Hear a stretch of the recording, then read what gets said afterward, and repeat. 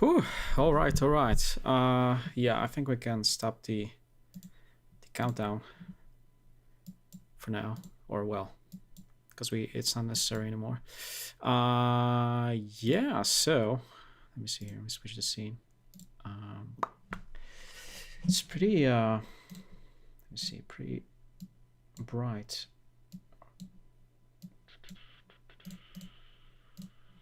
Sorry, that's just my monitor. Oh, okay, now it's good. Yeah. So hello everyone, and welcome to another installment of the stream. My name is Adam, other known as Imaginovsky, and yeah, so pretty nice Tuesday morning here in northern Sweden, and I was basically thinking about launching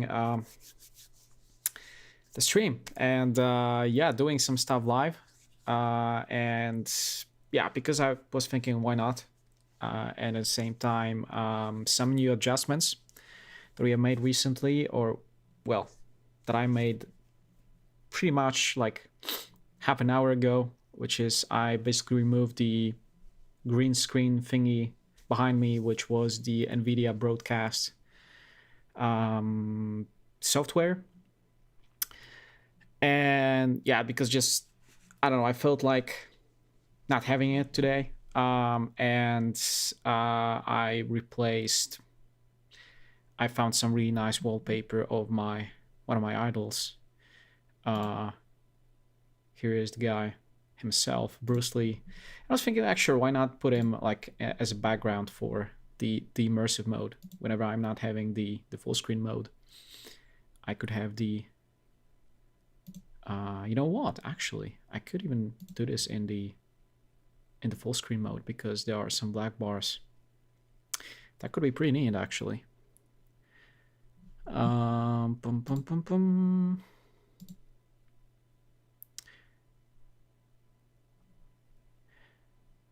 And I don't actually know. There was a request for feedback that I've read on the chat here a while ago. I don't know if I don't. It looks like the guy is not here anymore. So maybe a little bit later he swings by. Who knows? But in the meantime, I will just keep on doing my stuff that I usually do, and I will, in fact, just copy this beautiful picture of Bruce Lee and put it in the right in the back of everything. And let me see here. And I should probably have.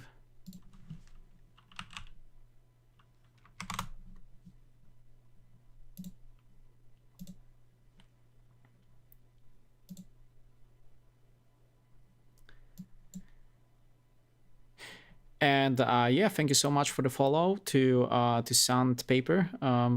Yeah, I just noticed. Let me see here. Awesome. Right. All right then. I will just adjust that a little bit.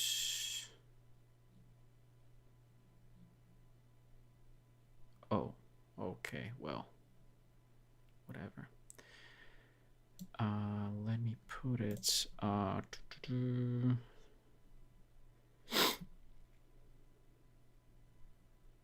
Yes, adjust in horizontally.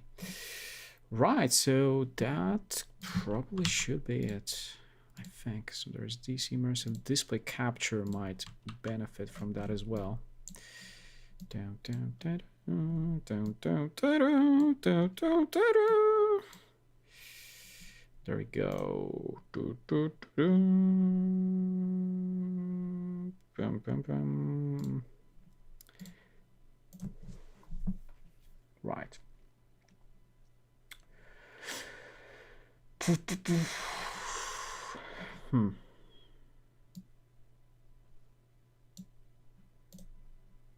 Yeah, I'm just gonna do that last adjustment. Yes, adjust horizontally. So what I'm gonna do now is I want to adjust my microphone levels. And actually one new experiment, which is that, well, maybe I shouldn't say this, but we are streaming at 8,000 kilobit per second, which is like, over the limit. But it was a hack that I've discovered on Twitch that allows me pretty much like go over the limit and, deliver a little better quality, I guess. So yeah, it seems to be working from what I see. And the stream seemed to be working just fine. You can, guys, let me know if you cannot switch to 1080p at some point, but should actually be okay. And there should be no dropped frames whatsoever. And that also allows me to stream to YouTube at a little bit higher bitrate, which is also always a nice thing, nice touch. Yeah, so I will also enable my Stream Deck on my tablet, my iPad specifically. Where is it? OBS tablet remote.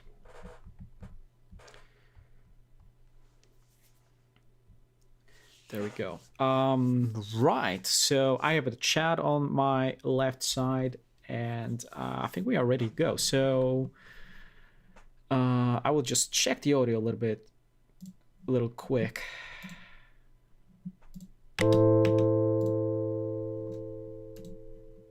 So let me just...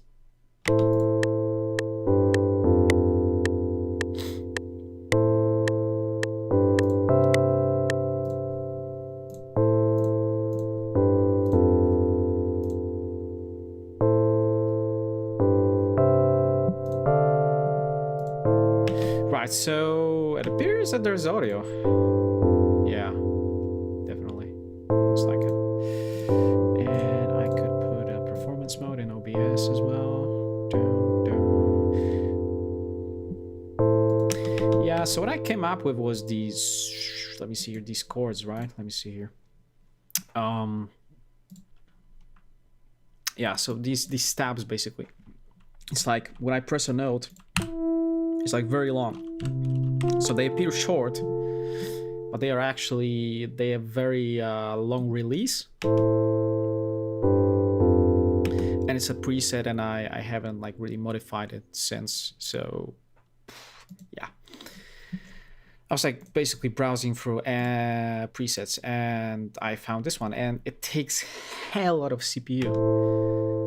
So it's like eating half of my CPU already. Because it's playing from this guy over here, Repro, which is called, let me see here, this guy, that I have got, but I haven't used as much as I wish to, basically. And all right, then let's let's maybe arrange it a little bit, because I do have this, and then I have, I think somewhere there's a bass as well.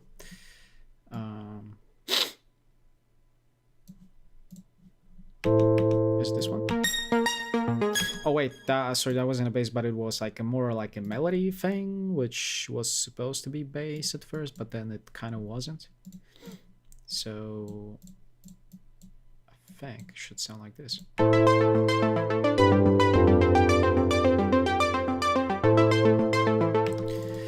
But I wanted actually to...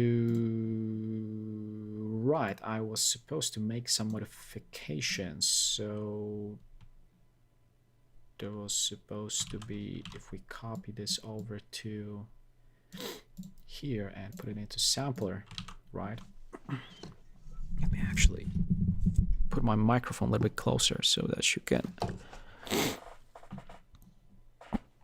hear me a little bit better, hopefully. Right.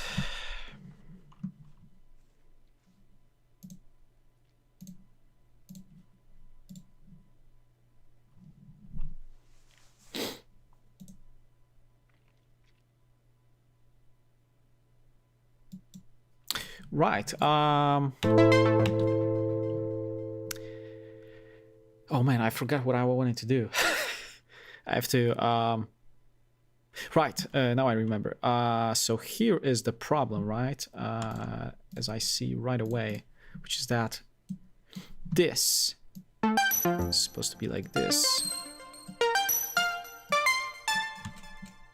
That should be the thing. And now we remove this and we put it in here. Just like that. Should be good.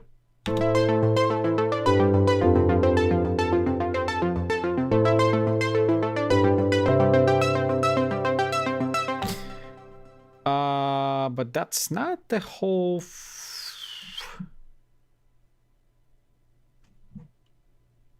What is happening? Oh wait. All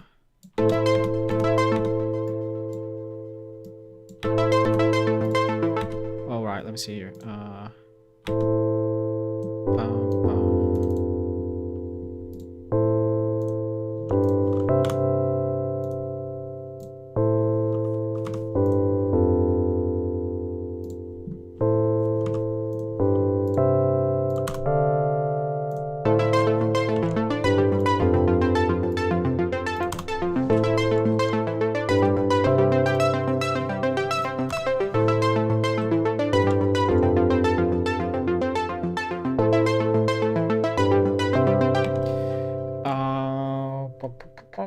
Right.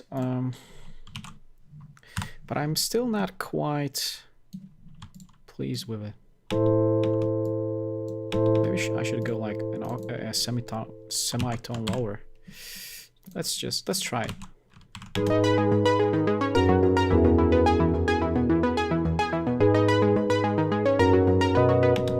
You know what? Right. You know what? Let me remove this for now.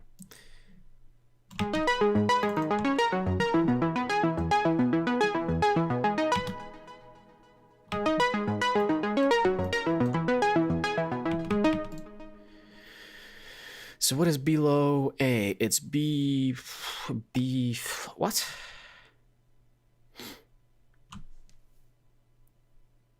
We are at, right, we are at A. So what it below A is G sharp, which in other words is A flat.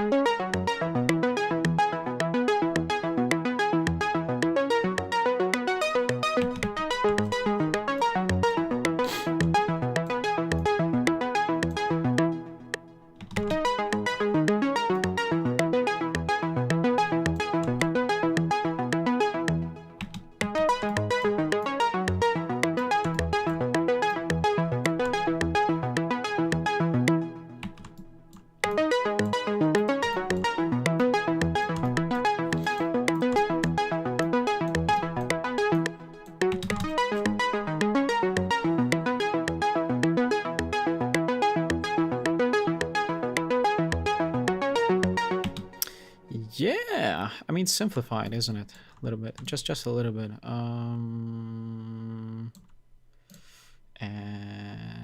right, so I want to remove pretty much everything that is here. And I want to move it like this.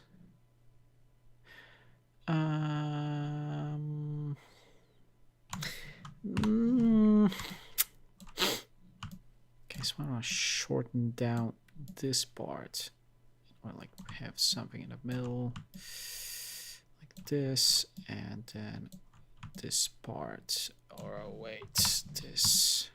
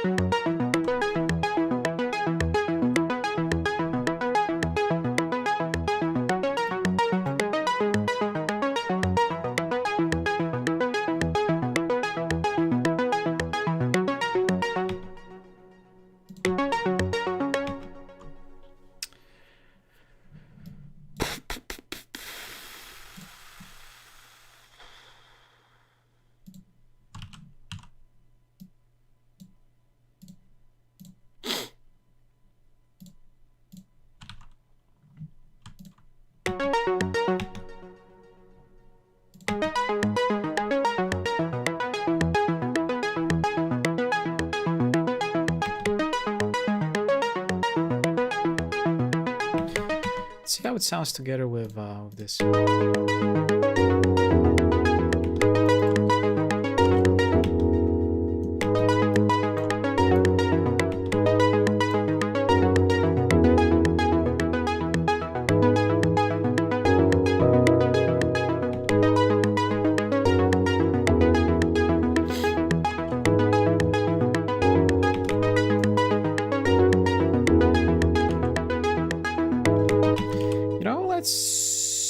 Let's move this thing over here, or no, let's move it over here.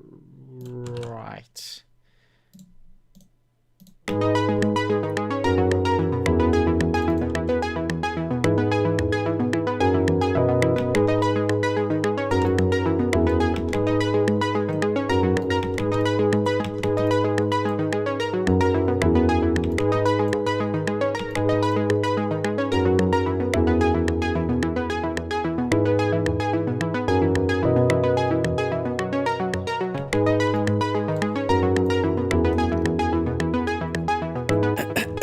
Sorry about that.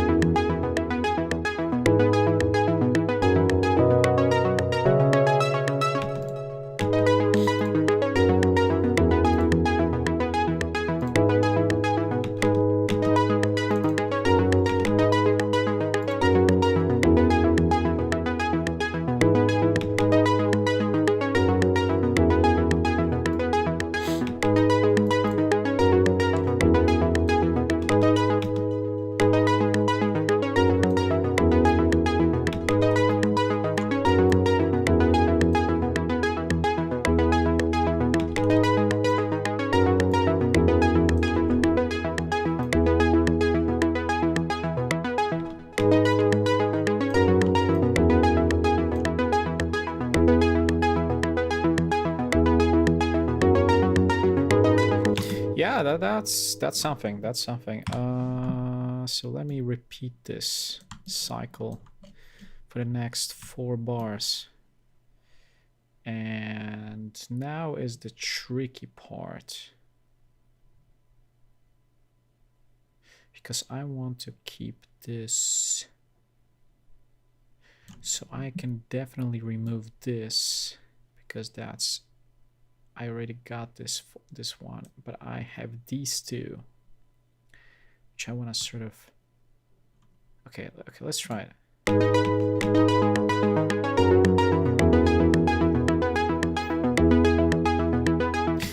Yeah, so this one is gonna go forward like this, I think, and then we gonna have something like this.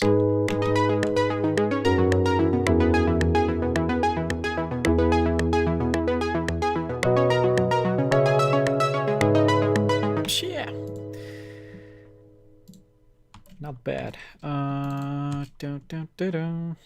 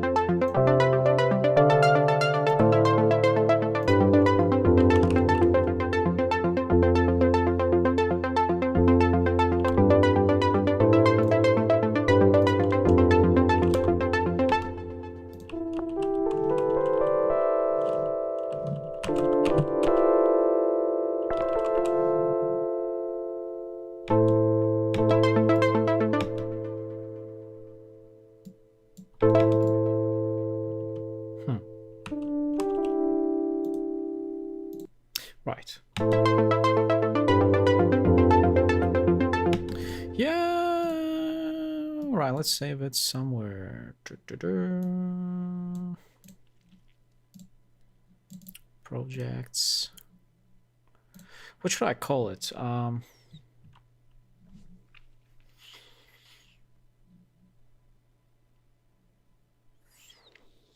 man. Oh man, what should I call this so that it's kind of What was the name of the patch in FL that I used in here? I can actually delete this one.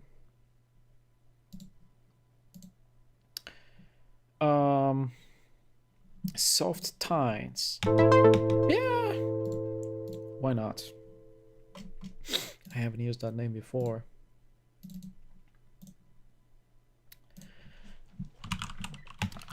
Soft tines. Sure. It's actually a good practice.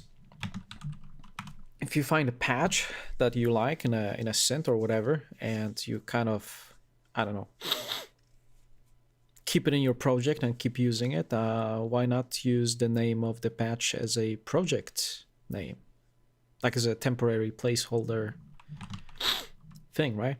I should actually keep and check my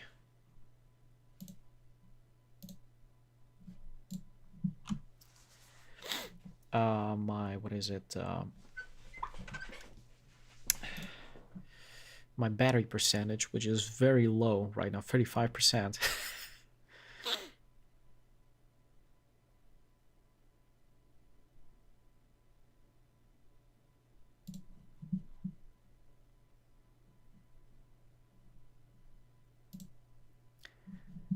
Oh, and deadmau5 has just finished the stream.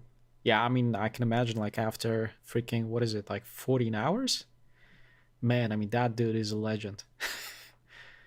You know, not just for what he does, but, you know, to basically, you know, share what he does for as long as 14 hours.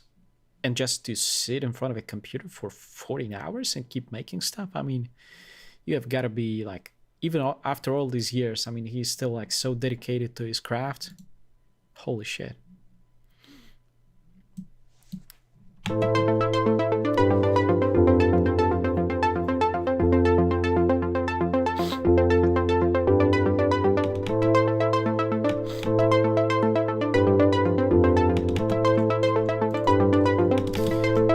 This one should be a little bit earlier.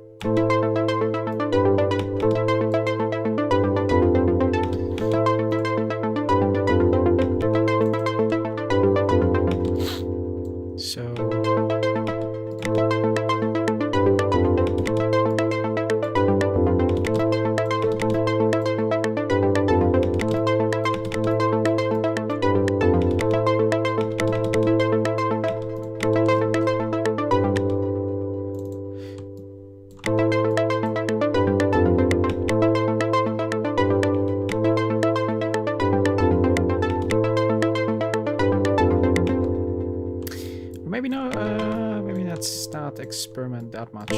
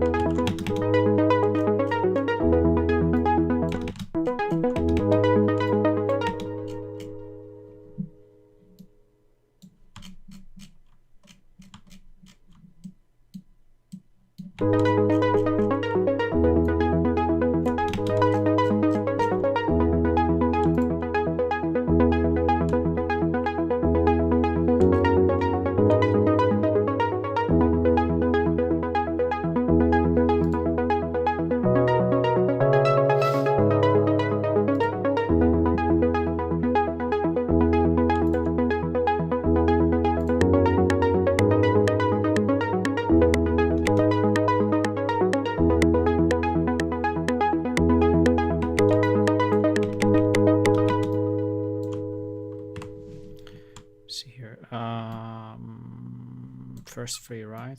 Something like this.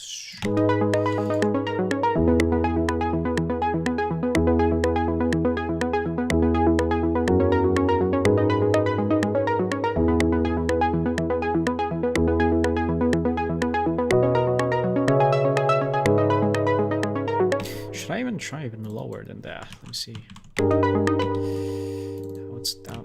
how that is gonna sound.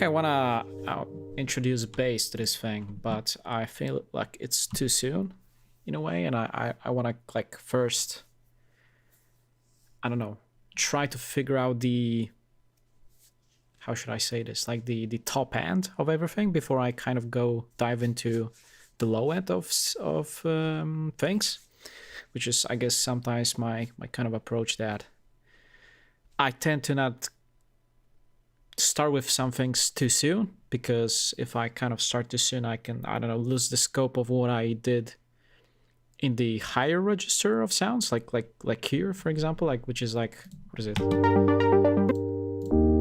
What frequency is that? Could be actually nice to figure out. Yeah, kind of 100-ish, 100 and higher, which you know, you could even go as far as say 150. Because I tend to roll off some of that stuff over here somewhere to make room for baseline, pretty much, which is not present at the moment, but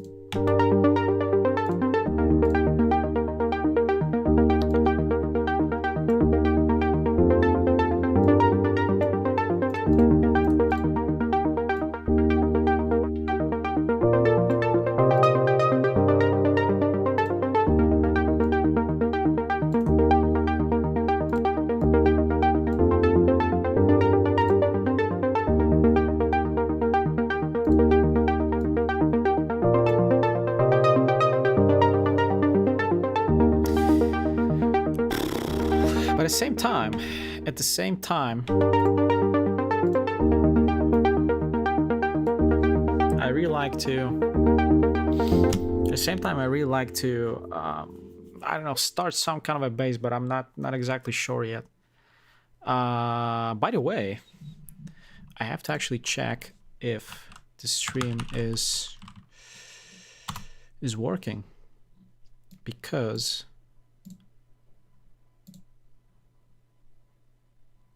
yeah, it's still going strong. Holy shit, I'm actually surprised. Then it goes at the let me see here. Holy shit, it still goes at almost 8K. Which is like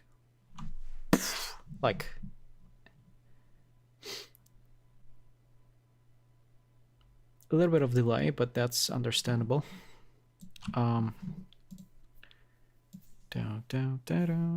Maybe I should actually move OBS to a different window, since I have a second monitor open.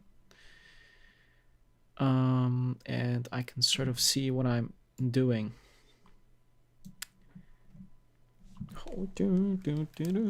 See here if I can adjust my hairstyle a little bit. Ah, that's better. Gonna be famous. Nah, just kidding. I don't give a shit. Yeah,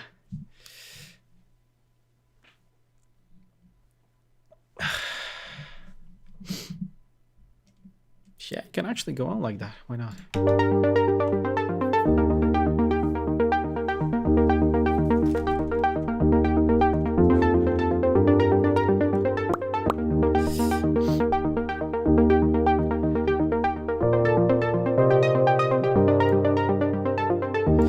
Actually, there was So maybe, let's stop this one idea. Let's go to an idea that I have started earlier, or also with Repro from Yuhi.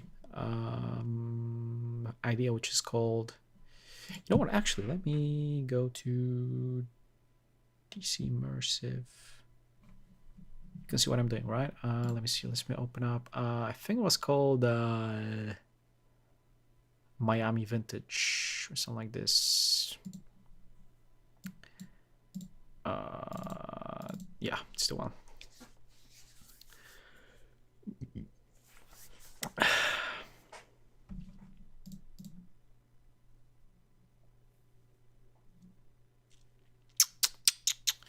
And by the way, how are you guys doing? I guess there aren't many people on the chat except like some,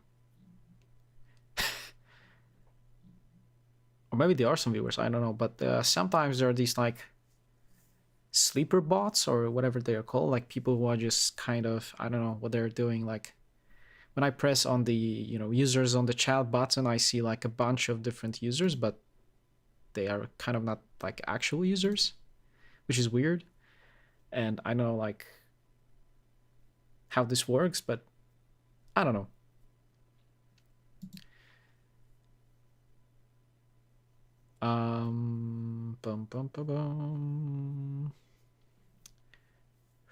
Yeah, so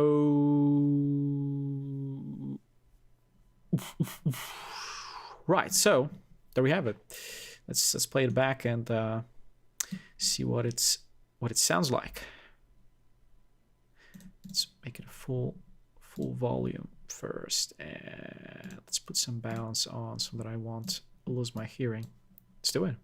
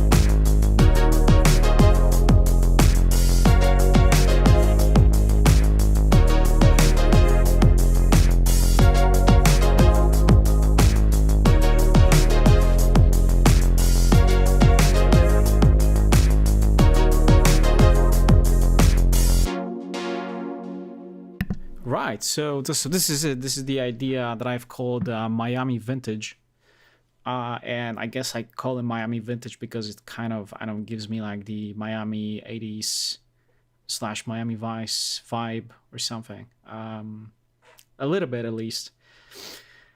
And then vintage because it was like made in this scent over here. Where is it? Keys. Pattern 7. Oh yeah, these are two different patterns. Yeah, so the first one is actually this guy. As I mentioned before, something that I haven't used as much as I would like to. Repro 5 from Yuhi, with an actually really nice skin. So this is what the original looks like, which is like, and then there is a vintage one, which is the same length, and there is the vintage slim, which is like a little bit shorter and just basically shows you the everything on the screen that that you need, as big as possible. Yeah, so I really like to explore a lot with different instruments. Basically, and yeah, that's basically it. Let's put it back into immersive mode.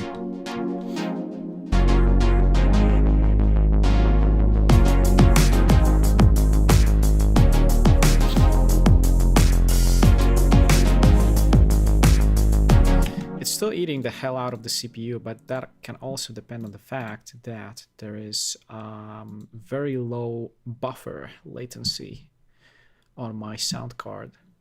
And by the way, how is my camera? Seems to be like a little bit laggy sometimes, but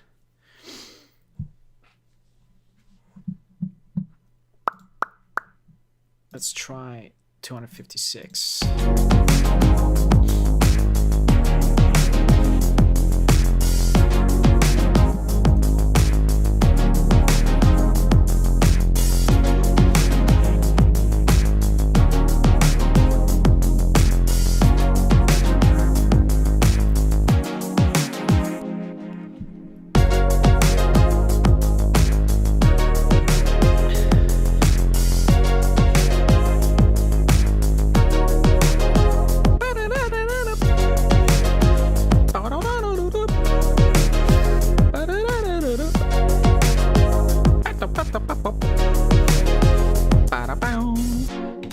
Yeah, I mean, I guess there could be like a room for some melody or something, but I'm not exactly sure yet. And in case you're wondering why I'm looking like sideways, is because I do actually have like monitor on my left side, and here is my actual working monitor, or the main monitor, and then there's one on the left. And I kind of, I don't know if it's a good thing, but I have OBS on that monitor over here, and I can kind of look at how things look like, which is like also a good control thing, in case I'm changing the scenes or whatever. Bam, bam, bam, bam, with my deck thing over here, sort of thing. Yeah.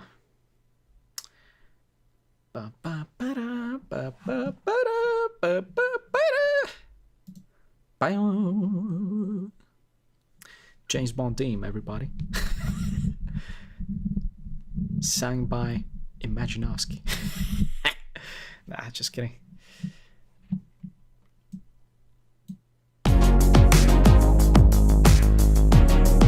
Yeah, I was actually thinking about separating these drums, but I think I'm gonna do that off stream, because it's not really relevant right now, and that's like a technicality which, I don't know, it's meant more for like leveling purposes, and obviously separation, because I want to have every single part of the drum, sorry, of the loop, separated basically, which can be done with some software here and there, or just slicing. But slicing also leaves the bleed of, I mean, I guess the kick could be done pretty clearly,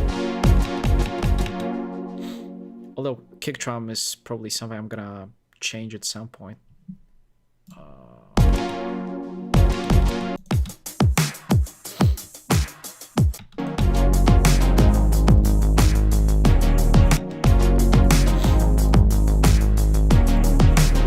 And then there is virtually, or like basically no sidechain whatsoever, which is kind of crazy, because it isn't too bad in terms of like, I don't know, like pump, or maybe like, I don't know, maybe it's just it's placebo or something. Yeah, it could certainly benefit from some. For now, it's just high pass here and there. And I usually have a clipper on, which isn't even, yeah, probably because it's so low in volume at the moment, and I haven't really reached the like, let's say if it will reach what is it, let's say -15 dB, then I would sort of shave it off with hard clipper. And well, I basically mix like it, according to the meters, it really looks like I'm mixing very, very low in volume, but then everything is kind of brought up here at the mastering stage, or well, master final meter thingy, mix bus, whatever, where I basically,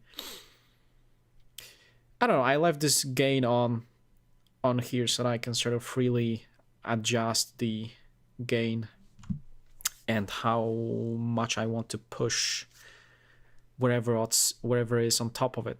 So in this case, a clipper, and the benefit of that is that I don't need to push clipper. Oh shit, you cannot see it. There it is.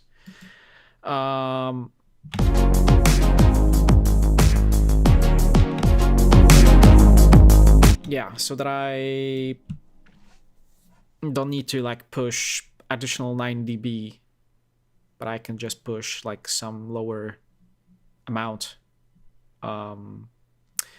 than that. So this is basically 9 plus whatever I apply on here,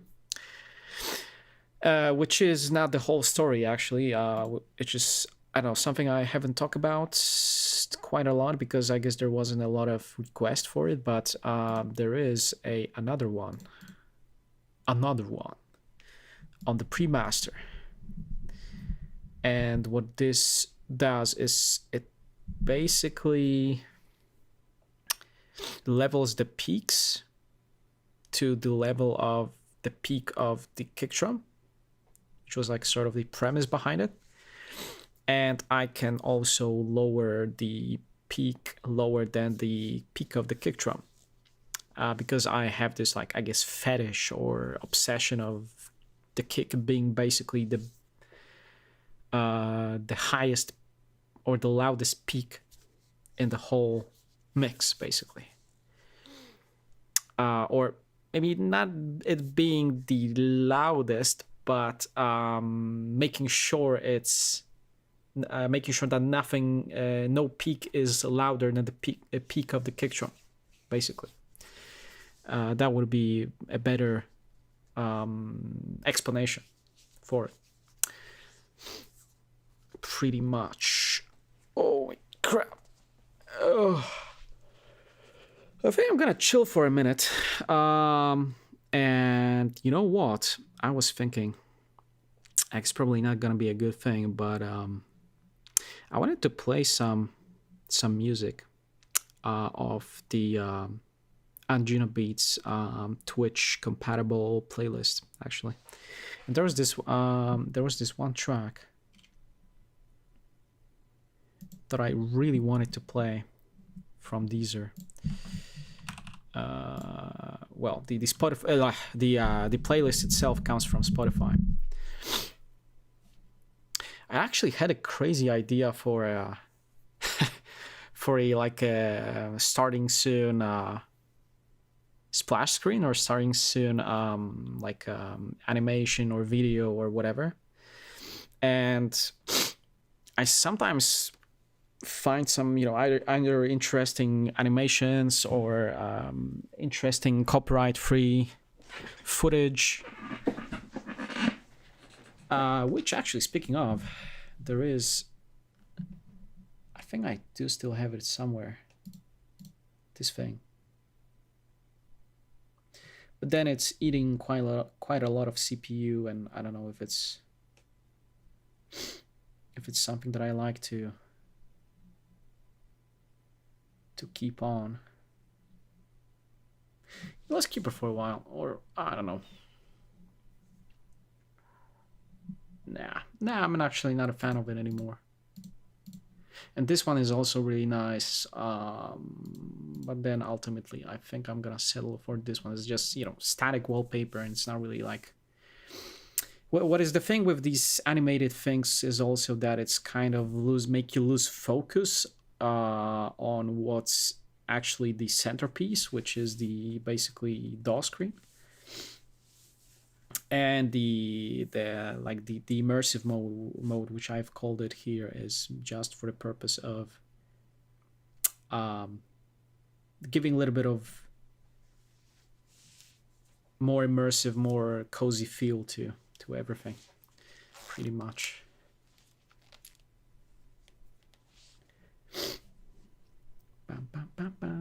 Yeah, actually, let me play some stuff.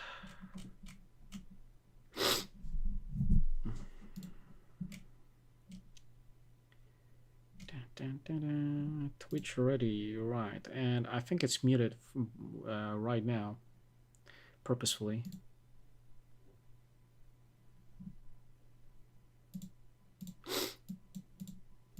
So you want to be able to hear it, but I wanted to find that one track that I really enjoyed.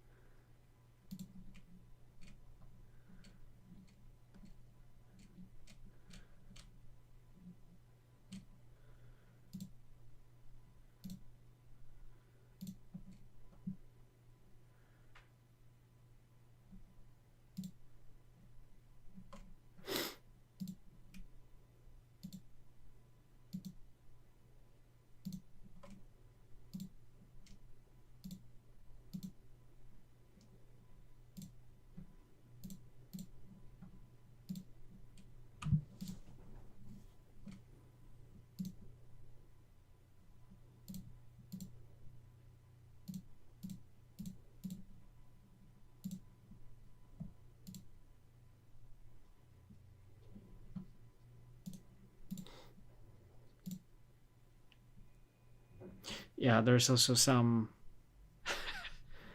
volume bleed from the headphones, I can imagine, but um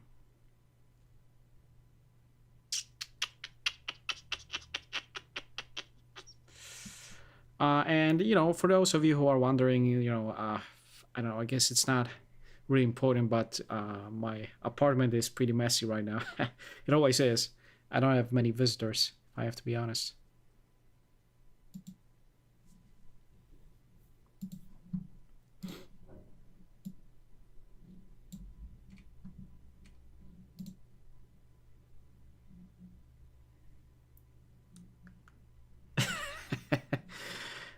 Yeah. Hello, give it up, punk. How you doing? Yeah, I mean, I guess it could be related to both of these things, but I don't know. I'm pretty lazy myself, so maybe that's why I'm not really. I should have. I usually have like a green screen thing behind me, but I kind of decided not to have it right now. Um, yeah, that's awesome. Yeah, it's a nice Tuesday morning here in Sweden, where I'm located as well. So hope you're doing well as well. Yeah, I guess I'm just chilling a little bit right now, and I was looking for some background music on well, I guess I could say Spotify, but kind of a counterpart for it, Deezer, which is like a alternative, and I'm just looking for some kind of like DMCA free track that I actually played some time ago on the stream, and I just wanted to have it going in the background, but I cannot find it.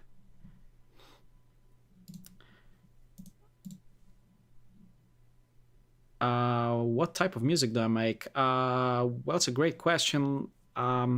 I guess first and foremost, I tend to lean towards like a blend of house music and trance music, and kind of experimenting with things somewhere in between there, like usually. But then lately, yeah, Strauss music. You could say that in a way. But as of lately, I also very much like to experiment with the sounds of the '80s, like synthwave, retrowave as well. And I listen to that stuff myself religiously on my free time, and even some amount of drum and bass as well. Specifically. Liquid drum and bass, which is, I guess, my favorite sub genre, or within the genre, so to speak. Um, see here.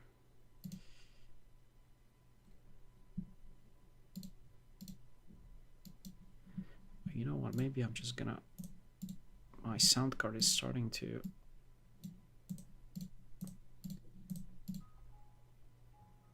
Okay, yeah, let's play something in the background. Should be good. Where's my?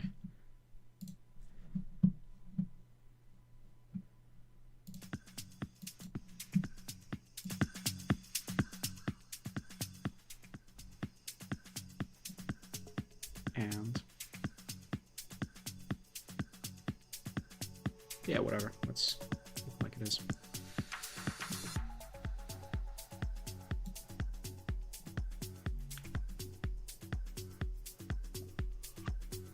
Oh, really? Cover of a Radiohead track.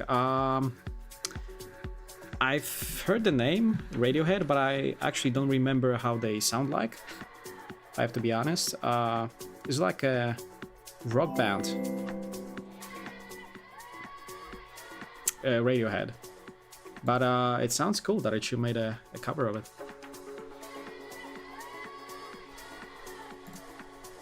Let's see here. Can lower the volume a little bit. Hopefully the background music is not too loud for you guys.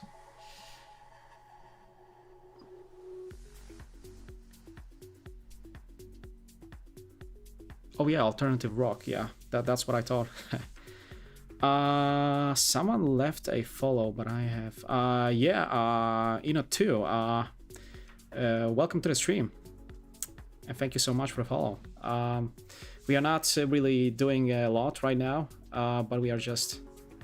I guess I'm chilling a little bit, and I guess taking a break from some production session that I was having going on at the beginning. Because, as a matter of fact, the actual uptime is, let me see here, yeah, over 1 hour already, so it's been a while. Not compared to what I've seen on, I know if some of you watched the deadmau5 live stream here on Twitch, which was ended a while ago, over 14 hours, which is crazy, I couldn't do that. I don't know, I guess at least I'm not ready to go for that long yet.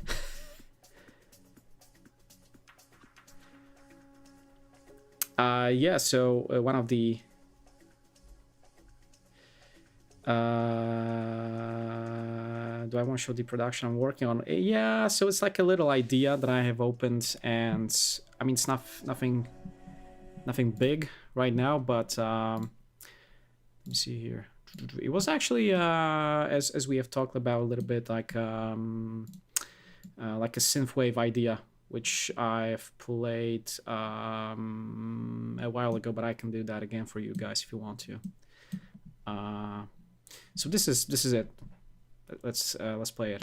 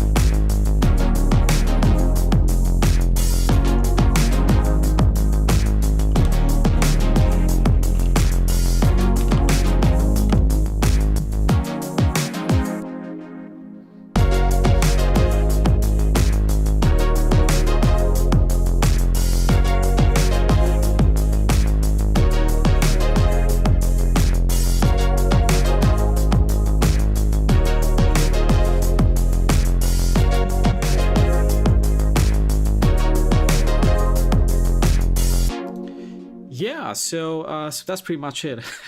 for the time being. Not a lot, but I'm still trying to figure out how I want to proceed before I sort of take the next steps within like the development of the idea. Yeah, so you have pasted, I see a link from iWAS, because I gave you a permit, and I see the link to YouTube to do some review. And I think we can actually go and do that. That would be nice. Let me see here. I'm gonna open it up first. Oh crap, let me see. Let me copy, paste.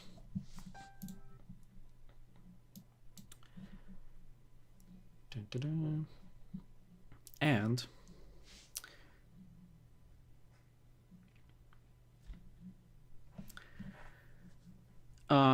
yeah, so this is it. iWAS Indigo for Swing Trap.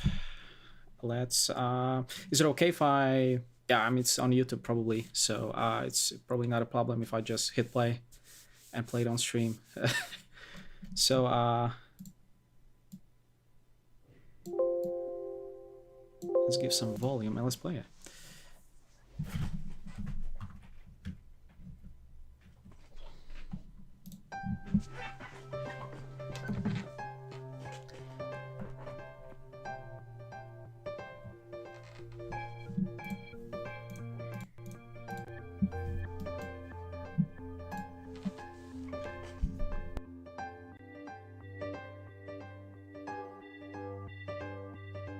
Roses are red, violets are blue, and I'm meant to go for you.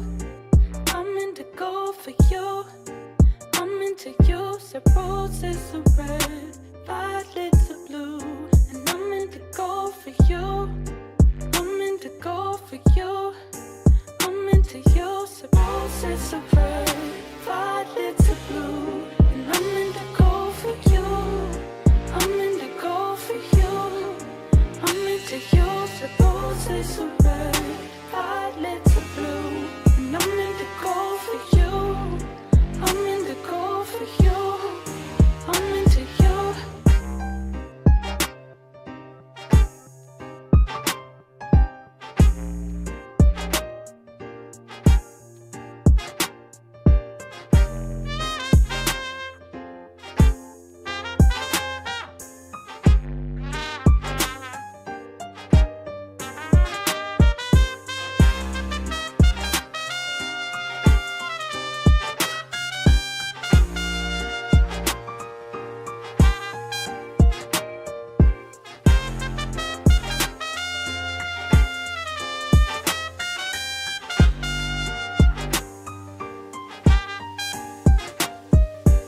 Roses are red, violets are blue, and I'm meant to go for you.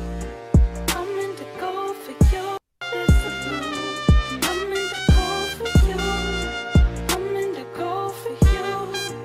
I'm into you. So roses are red, violets are blue, and I'm meant to go for you. I'm meant to go for you. I'm into you.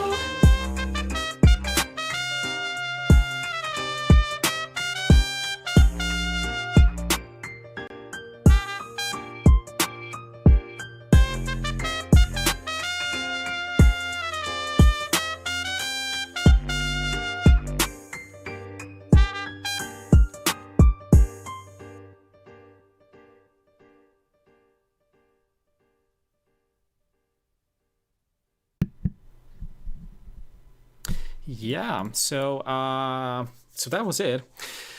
A track called Indigo for Swing by iWAS, who posted it here in the chat. And yeah, I mean, I guess the first thing to say is that I really like the idea.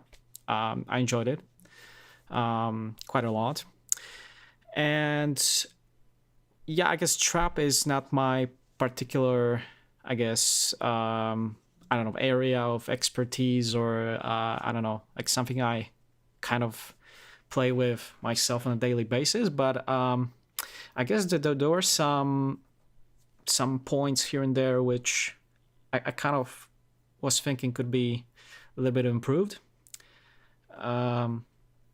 here and there to kind of give a little more, I guess, overall power, or kind of like a, I don't know, like a little bit better impression of things.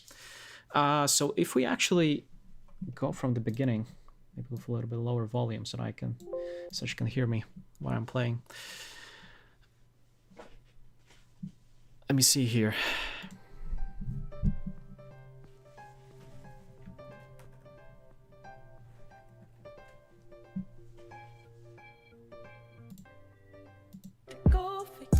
Yeah, so the first thing that, well, I kind of talked about is with different submissions and people that, you know, send me stuff, is usually that when it comes like intro section of a song, you could always like try to have like at least, I would say at least a minute long intro to kind of, you know, build that tension and do something like creative in the kind of intro section and kind of building up the tension before you actually get to the main part of your song, which is like, you know, when the kick hits, or the bass line with the kick hits, or whatever is the, I don't know, main hook of your idea.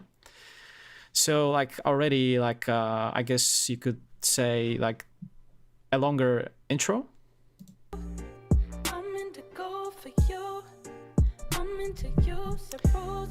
So the first thing that I noticed is, at least for my taste or for what I enjoy, is that the bass line is way too low in the mix down. Like if it feels like it's there, but it's like barely present, and there's no like this like feel to it, you know, like usually when it's the case with trap music, I think like there are these like, so like I was like obnoxiously loud but very audible 808s or bass lines usually, and I feel like it was that the bass line was kind of too low in there.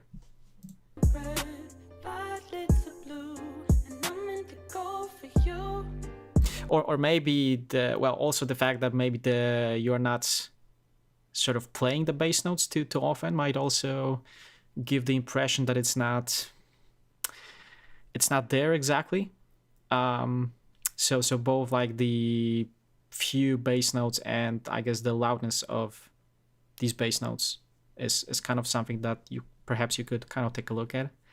At least that's kind of my take on it.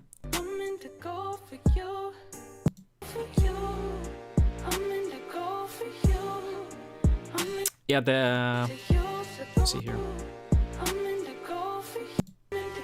Someone mentioned there was like a brass sample there somewhere.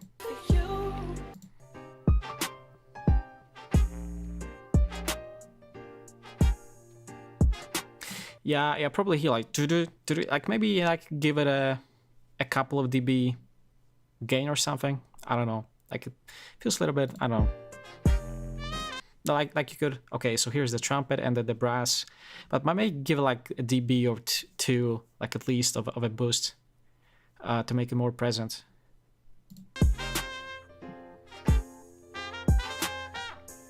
But then I understand that you don't want it sort of to clash with other, like, you know, the trumpet, the piano and everything, which is also understandable, so that these, you know, things are not really getting busy in there and, you know, clashing frequency wise and so forth.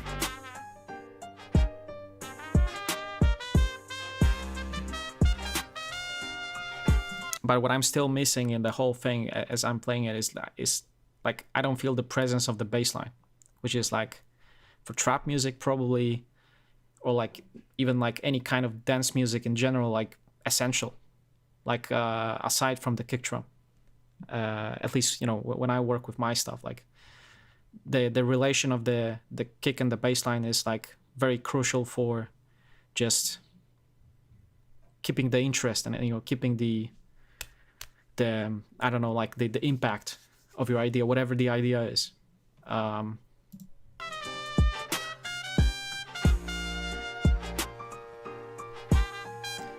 But because the kick drum sits pretty well, but that bass line is just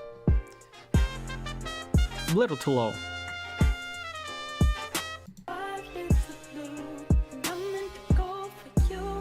Or just changing the arrangement of the notes, just changing the rhythm that you play your bass notes with. That perhaps the first thing, and then like the either volume or a bit of compression on top of it, it as well could also help. Or maybe just changing the bass sound and using like maybe something else altogether.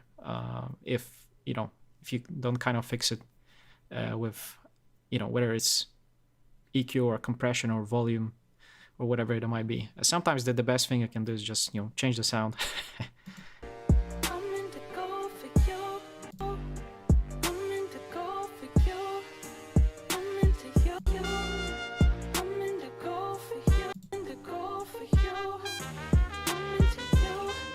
Because well, I don't know if that bass line would be there, like it would totally change the perception of the track for me, and it would feel like already like, I don't know, like 20 if not 30% better, if not 40.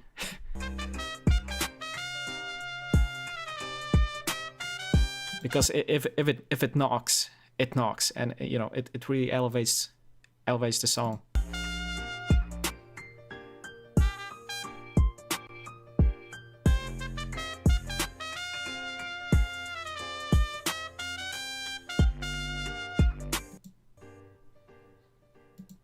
Yeah, maybe that there was, I think, like a piano melody going on here and there, like here, for example.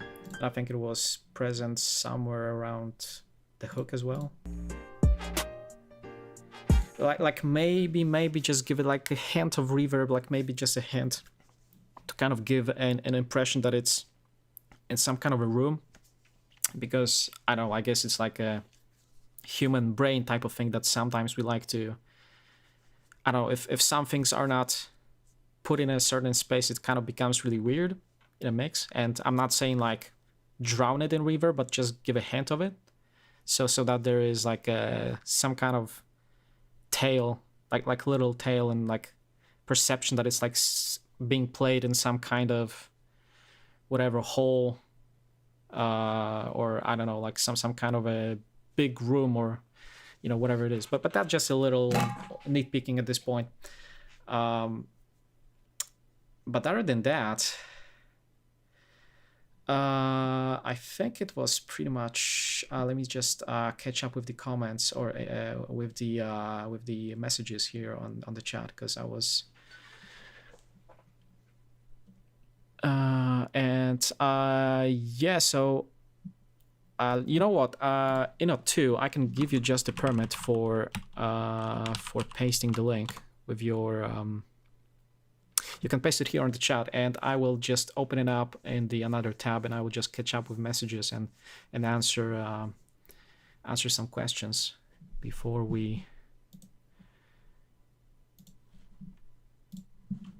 go to the next submission. I will just. Let me see here.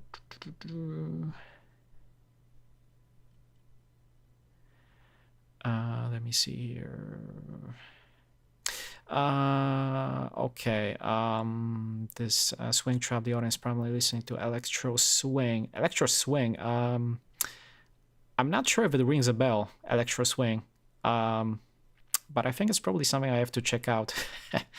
On the off stream, like what the electro swing is. Could be actually interesting to figure out what it is. Retro sounding samples from 20s, 40s. Oh, you mean the electro swing audience, probably. Yeah. So I don't know. Was it like any of it? Like the feedback I gave, was it like useful, or I don't know, like do you have any follow-up questions after what I mentioned, or was anything maybe not clear or something? Because otherwise, if it's okay, I could I will go to the next submission from too here in the chat, if that's okay, unless you have any Any questions? Or maybe he is already gone. Oh wait. Yeah, he's probably already gone. So you know what? Let's go to the next submission. It's still gonna be like on the VOD thingy after the stream as well. So yeah, so this is it. Let me see here. This track is private. A-Band still at work from Inno2. So I assume it would be okay if I just hit play and play it on the stream. Or you can let me know if I should just mute the audio. It's okay. All right then, let's do it.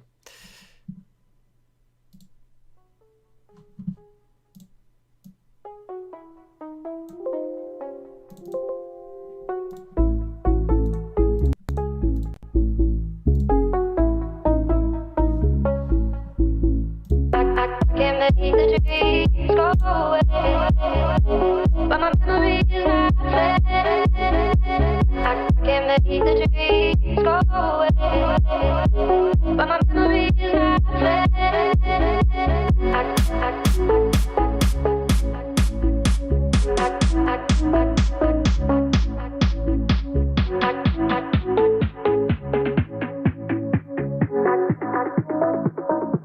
Just remember what I say.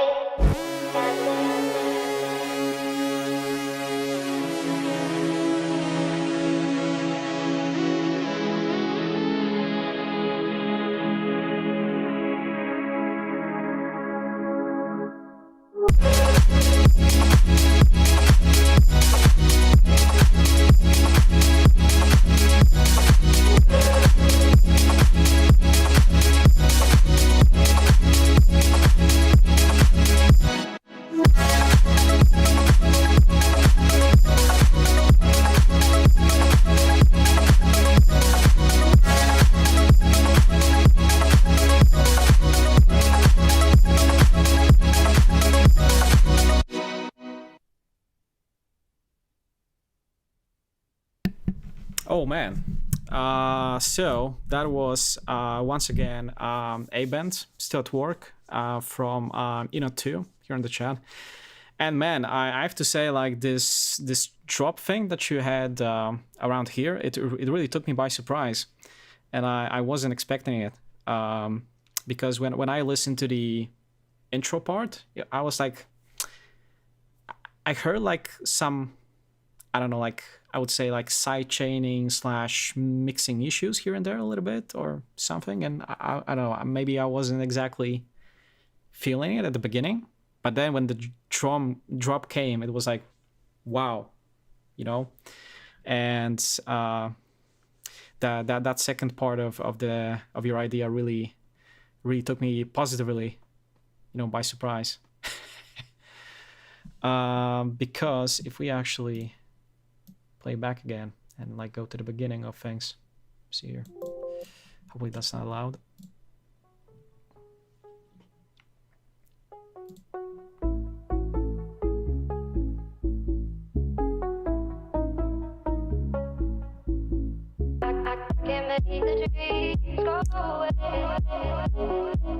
Yeah, because I don't know, like when you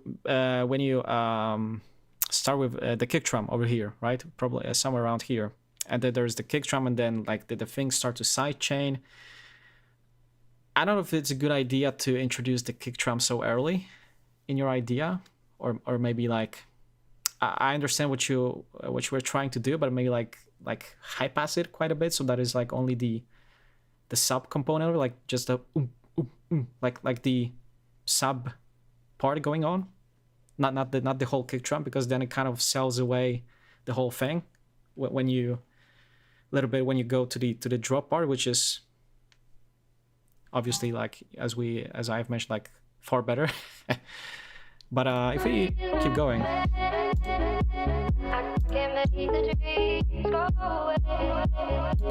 Yeah, so the sidechain part, right? Which is also something that I have talked with like many people who were sending their feedback. If you are sidechaining, try to just, if you actually do it, if you find it necessary, try to, like in some parts like this, I mean, I try to not sidechain the whole signal, like it whole at once. Like I assume you maybe use some kind of LFO shaping, ducking thing, or maybe like just a regular sidechain compressor. And but what is the thing with these is that they duck the whole volume of the whole thing, whole frequency spectrum, which makes it like this weird pumping effect. Just like, you know. And what you can do alternatively is try to not duck the whole frequency spectrum, but just do like a multi-band ducking, if you know what I mean. Like that there is like probably a lot of information about it, like when you Google or go on YouTube, like how to basically do multi-band sidechain or LFO, but just on a particular band. And not like 75% ducking, but instead what you do is you split the bands, and instead of ducking the whole frequency band, you just kind of make so you split the bands first, and then you just duck the band. Maybe that would be probably a little bit better if I could show it to you here somewhere. Like that there is like in FL Studio, that's just example. I don't know if the FL Studio is the DAW you're using or if it's something else, but in FL Studio there's this plugin which is called Frequency Splitter. Oh wait, that's not it. Just to kind of prove the point. This one, and it kind of looks like this. And well, what you can do with this, for example, is you can split the bands. So let's see, right now I have only 2 bands. So this is the whole, imagine this being the whole frequency spectrum, basically like 20 hertz to whatever, 20K. And you kind of split it here. Like let's say I want to split it in half. And then what happens is I can output the lower part of the audio, and I can output the higher part of the audio, which is like yeah, maybe better if I show it in Patcher instead, just to kind of visualize that a bit better. Let me see here. That's probably a better, if it, yeah, something like this. So yeah, right now there are 3 bands, but what this frequency splitter plugin allows you to do, it allows you to split your audio signal, whatever you feed into it. It's an effect thing, and you basically split it into 3 bands, and you can then just either duck the lower part of your audio, or the middle part of your audio, or the higher part of your audio. And that is actually the template that I have published on our Discord server. That is also something that is available, and you can download it from there and kind of use. So that is the first way, right? But this is just general idea. Do not duck the whole signal, but instead like just duck some part of it, and that's the general idea. Yeah, so it probably would be best, like instead of like me showing you, you can just probably if you use Discord, you can probably just go in there and download it off there. I think it's still available under some section. And you can download the so-called, I think it's called like FST file from there, and then you can load it into your patcher in FL Studio, and then you can have this view. and then you can basically put whatever you want, like I don't know, some kind of LFO tool, or maybe if maybe there's you know what, probably, but I can just show you just because. What I usually use is this guy instead, which is the volume shaper. But and what you can do in this is the same thing: split the bands like this, mid, high, or whatever, even low, and I can draw my shape like this. But this is paid software, so maybe that's not really like you know, valuable. But the idea, the general idea, is that instead of having the whole thing and ducking it like this, because then it pumps the whole thing, you kind of split the bands, right? You leave this higher register untouched, and you just have you just duck the low register. So that would be the kind of idea, the concept behind it. So actually, yeah, maybe last went off the track a little bit. But if we actually keep playing.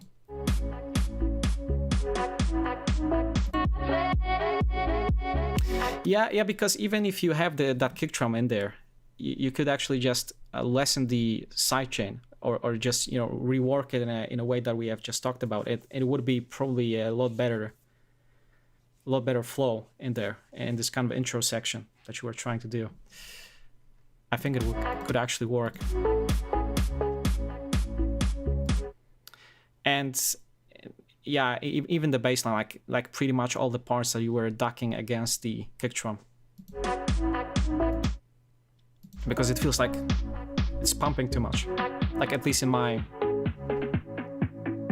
view.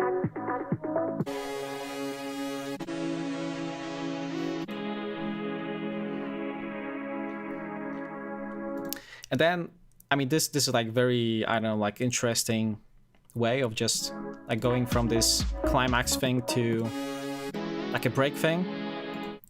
But then, like, I would say, like, maybe like extend this part by a factor of 2, if not even longer, to just, you know, build up the tension and go like in a like riser fashion, like, and you build the tension, then just boom, it hits you with this, right?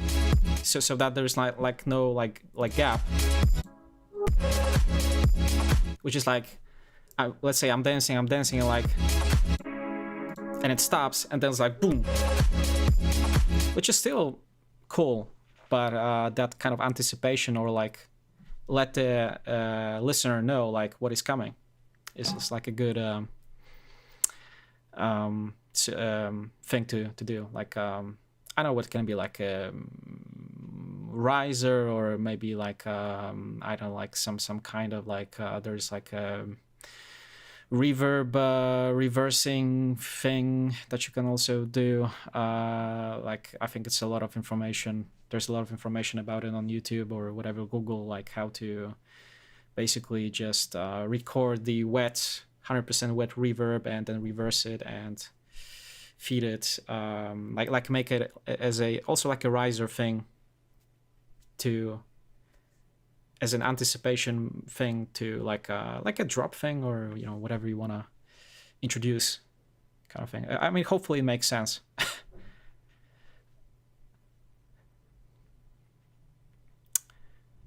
Dun, dun, dun. Yeah, so was it like actually Give It Up Punk? I think I don't know if it was Give It Up Punk or if it was someone else, but you actually there was someone who sent me their link, and I opened it up and I asked if they are still in the chat, and I think someone wasn't there.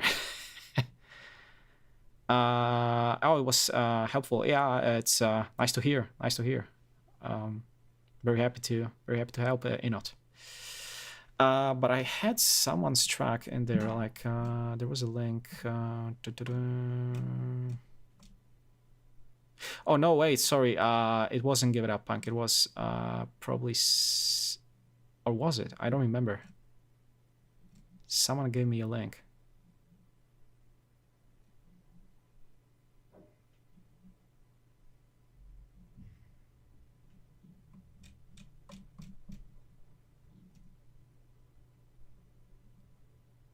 Yeah, but we have already listened to I Was. We did. It was this one, right? The trapping, but it was something after it. Someone sent another link, but maybe I was just.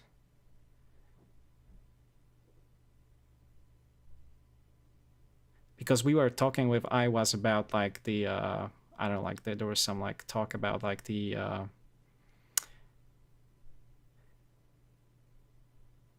yeah, but this, oh yeah, maybe we have listened to it and then I was given, okay, right, yeah, so he basically didn't respond to like when I gave the feedback, pretty much, which was the case, and then we just went to the next one, to the Enots one, right.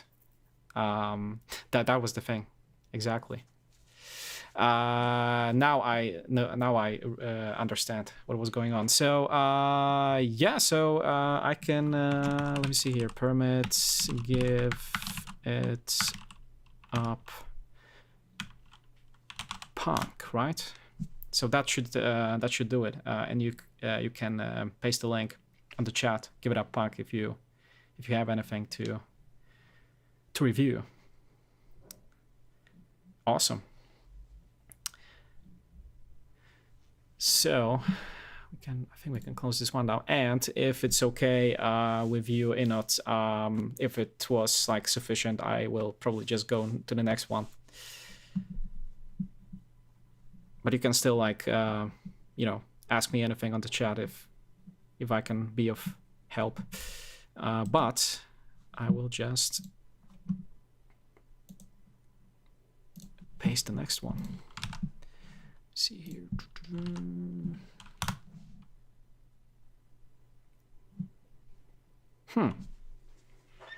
That's interesting. The track cannot be found. Possible it has been deleted. Maybe it's not the right link. Or yeah, the link from Give It Up Punk specifically.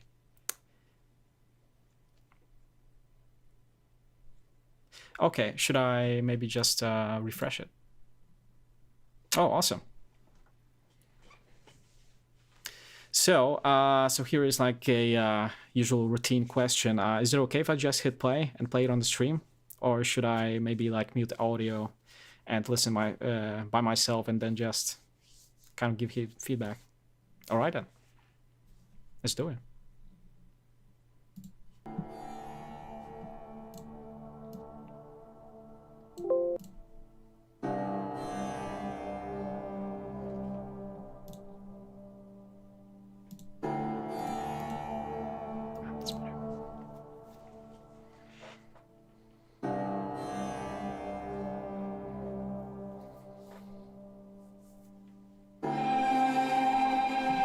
Oh yeah, and just by the way, the track is called Dust Demo, but yeah, let's just keep playing.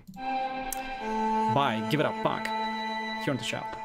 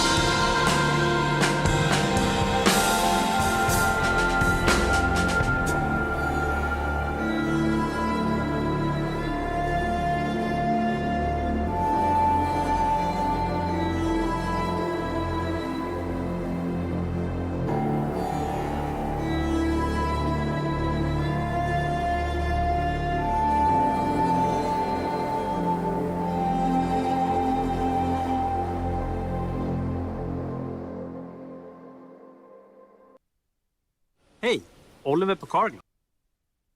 Yeah, that was just a commercial at the end. Yeah, so that was a Dust demo from Give It Up Punk. And first and foremost, man, like, what an atmosphere, like, what a mood.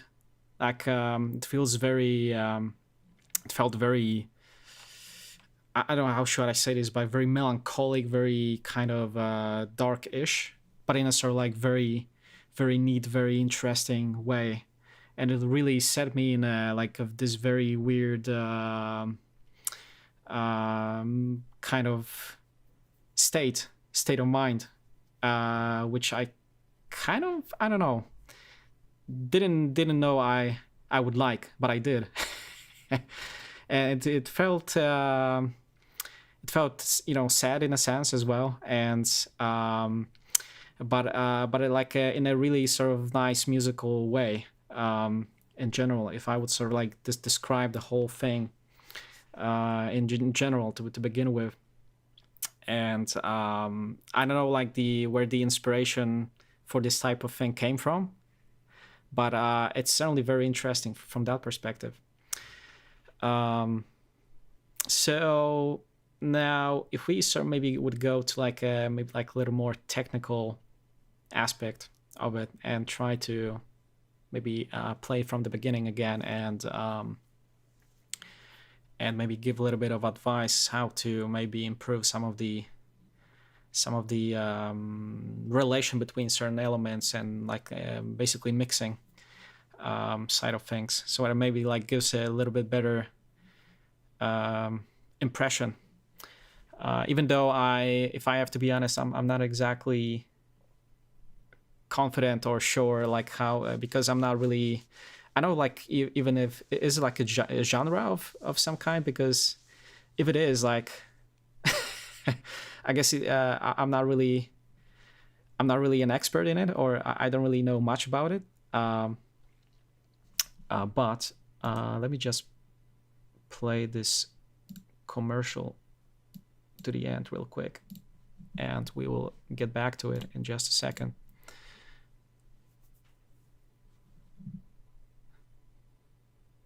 Yeah, 17 seconds.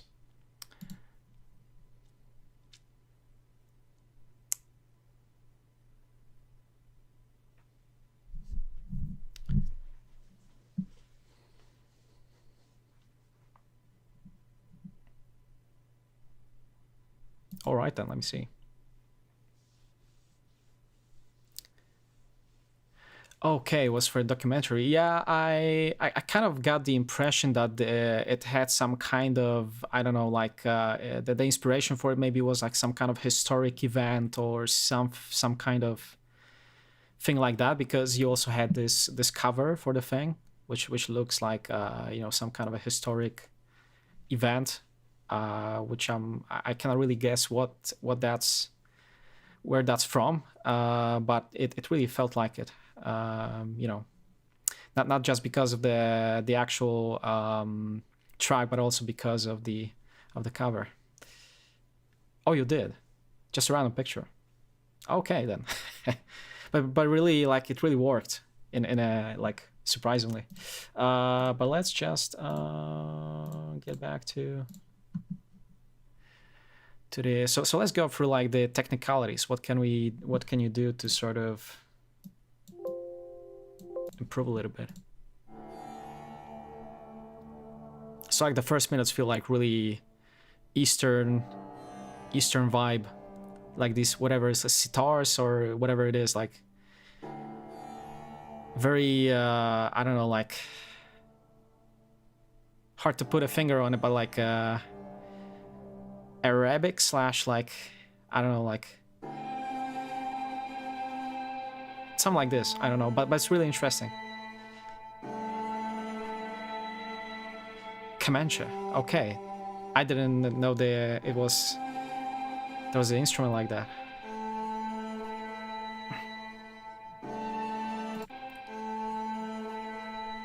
Yeah, and that there is like maybe just a nitpicking like this. There's like thing here.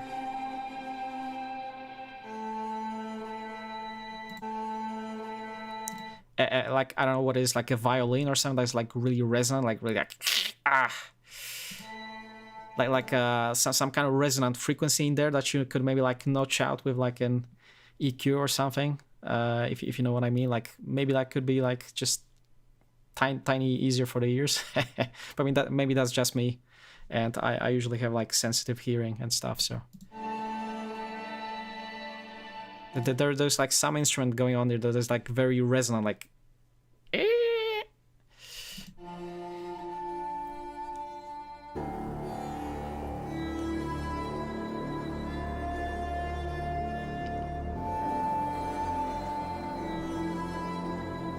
Yeah, I can still hear it, like here somewhere. Like. It's not like it's not about the instrument. It's more like about some resonant frequency in there that's just like scratching my brain.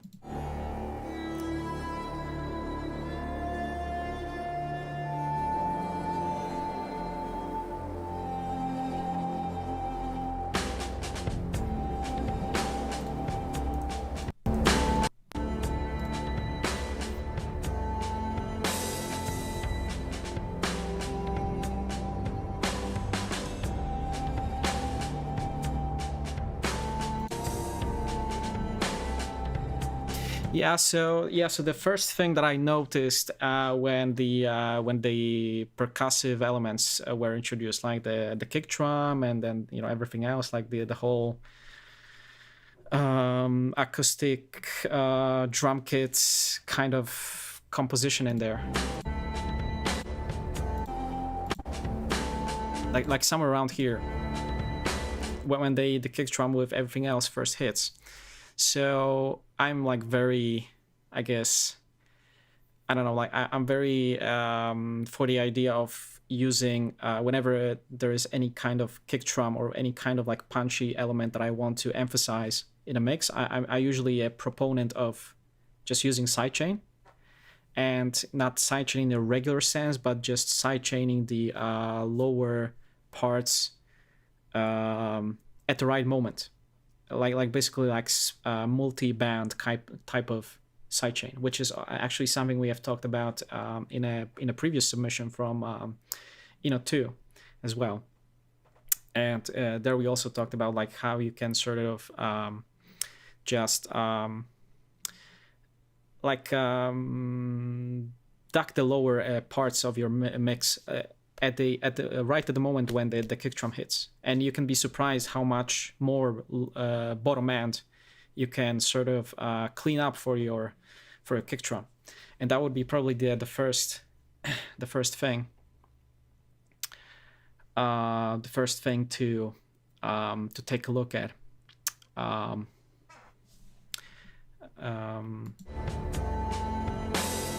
Yeah, but because I can hear the kick drum being in there, but it's just kind of like floating in the sea of like otherwise very pleasant, like very moody track, right?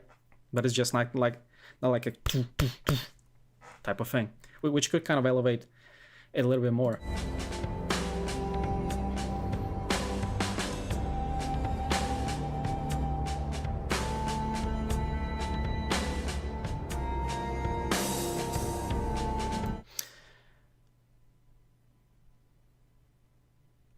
Okay, velocity data. Okay, it was played on a MIDI kit.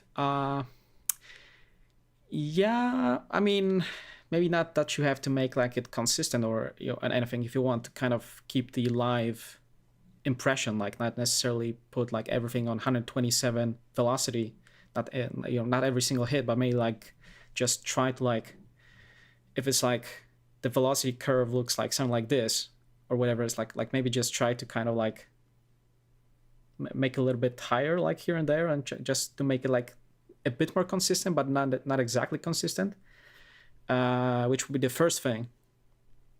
And then the sidechain thing, which we have talked a little bit about, and I maybe can like demonstrate a little bit how you might be able to do that after we are done with the review here, and I can go into the DAW and like present some of the possibilities how you can sort of duck the signal at the right time and make that room like punchy elements that you want to like cut through the mix a little bit better, basically.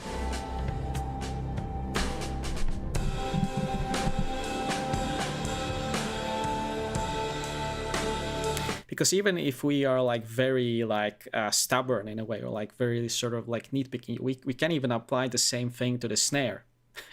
If you are like very stubborn, like I usually, I mean, not always, but there are some rare occasions where even if I want the snare to have more room in the mix, I can apply the same idea that we just talked about on the kick drum and do the same on the snare.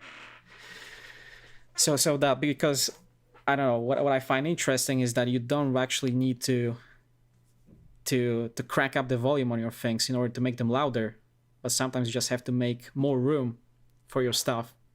And you can be surprised how much cleaner, how much sort of louder they become by just cleaning up your mix and giving more space to your kind of crucial elements, right?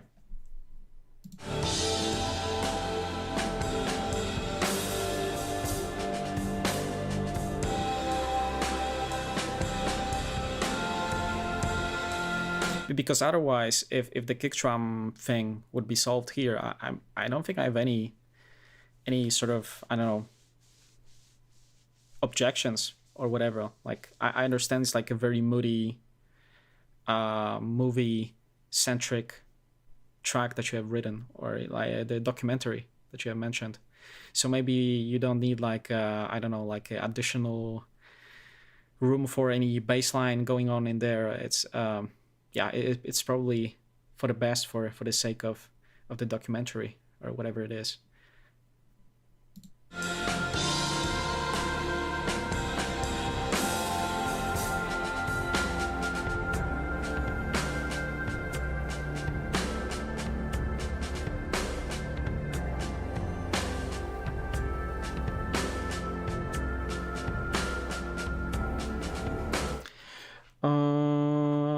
Mix master next to them, mix engineer was trying to gate rev. You mean gating the snare so that it's okay. So I assume it was the snare or like many getting reverb. Okay. Oh, you mean because it was like played live and then like you just wanted to like make the shorter tail for the reverb of the snare, if I understand correctly, or something like this. Basically, like shortening the each hit of the snare, right? Or something like this. Yeah. I mean, could be, I guess. Could be a thing. Yeah, because maybe it's a little bit. Or maybe just, yeah, I mean, because it's played live, maybe it's not exactly on the track, on the grid kind of thing, which is also understandable why you would use a gate to kind of shorten it.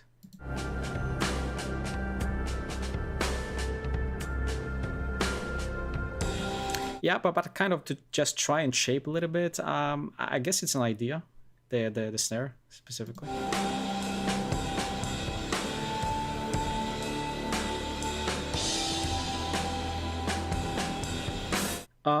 When you mentioned, let's see here, so getting the reverb of the snare, right? But then that something sounds muddy to you. Like, is it like related to the gating, or like I don't really get like what would be muddy if you would like apply the gating on the. I don't know if it's if the actual like if it's affecting like the mix sound in a way, like the how long the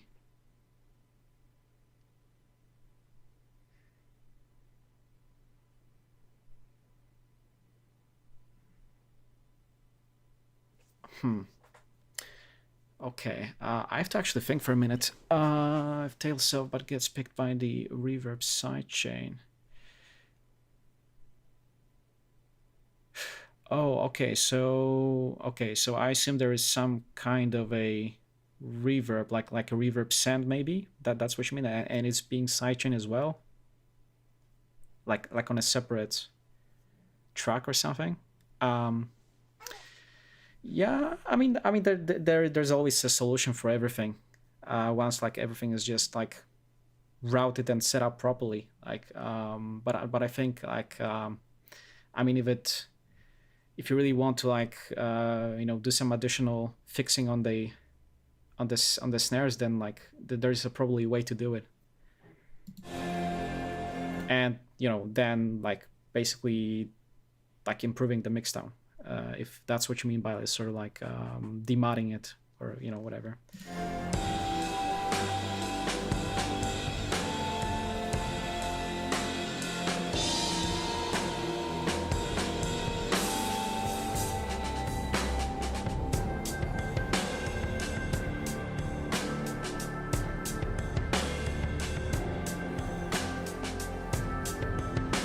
But what I would just say, maybe just try high pass that snare just a little bit, just to remove that very bottom end. If you have recorded it and you basically the microphone picked up frequencies below 150 hertz, and just kind of roll it off from there, and and then maybe just try to apply this sidechain idea technique that we have talked about for the kick drum as well, and so that it's kind of not really louder but just more present. If it's kind of the, I don't know if it would, I think it would,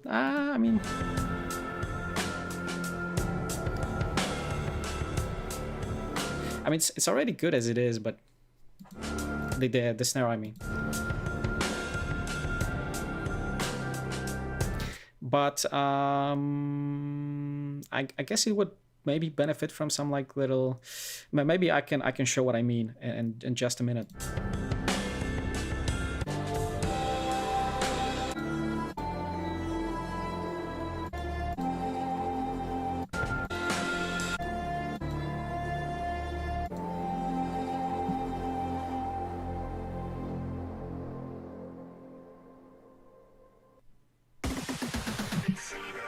Yeah, and the commercials again. So I don't know. I think I've covered pretty much everything that I wanted to cover, and that there is no more. But I wanted to go to this. Let me see here. There was a little. Maybe I can just save this project and open an empty one.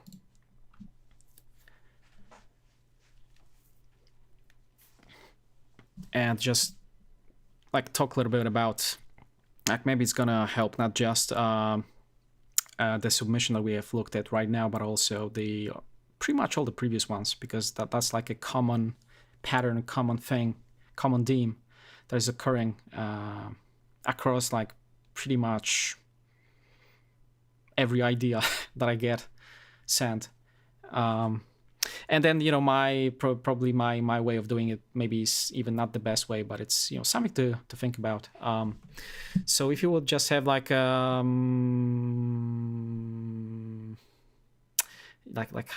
we do this, like something that to build some kind of a, just for the example, some kind of a groove, drum groove, that is kind of reminiscent of I actually did that yesterday.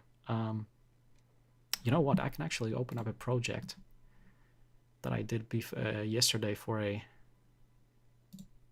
lab at university, because I'm actually attending this music and sound design program at university, and I was supposed to hand in a part of a lab thing yesterday, and I actually did the very thing, not exactly, but the concept is very similar and might actually help too. So if we actually play this, hopefully there is volume. Yeah. So there's like not much going on, but it's enough to like demonstrate what I mean. So if we have, for example, this bass line which is played here.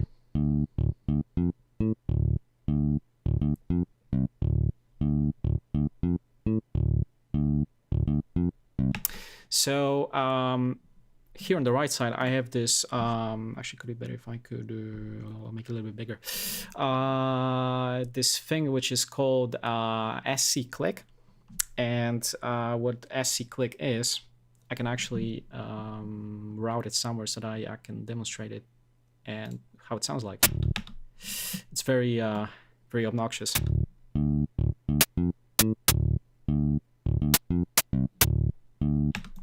So what this thing is pretty much white noise, and white noise that I made with a very basic synthesizer here in FL Studio. And so this is the shortest possible white noise that I could create with this synthesizer. And what it basically acts as is a very short trigger for all of your sidechain plugins, compressors, whatever you want to call it. And what I sent it to is actually to an equalizer. So let me see here. I send it. So there was the bass line here, right? And so this is the thing I send it to. And what looks like an equalizer, and it's actually a very, very neat equalizer from Tone Boosters, a company that makes a lot of kind of plugins that are similar to something like FabFilter, except they're a little bit different and cheaper as well here and there. But it also can act as a multi-band sidechain compressor. So here's what happens if I have maybe just a kick drum on. So this is like sounding like kind of like something you would hit on the actual what is it, like drum kit playing live, maybe. I don't know. I'm not a drum player, so but it sounds like it. And there's this. And there's our sidechain click. So here's what happens.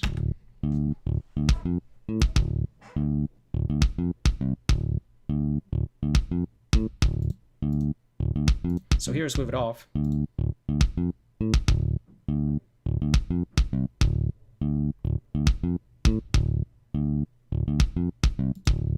And with it on. But maybe I can enhance it for the sake of proving a point.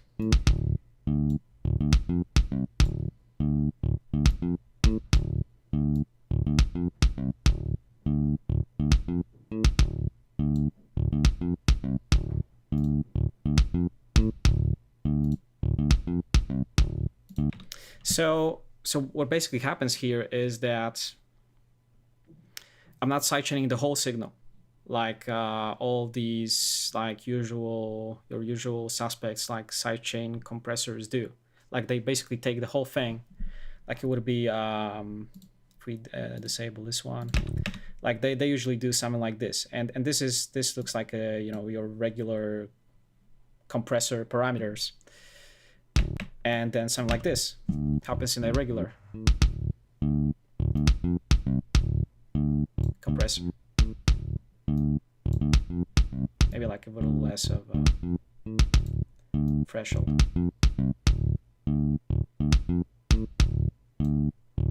But then when you have more elements, like maybe not just a bass line, but many more elements in your mix, then it's starting to get very pumpy. Like, as we talked, not in the recent submission, but the submission before that, which is like a more dance track kind of thing, I think, somewhere, or like a trap from someone. I think it was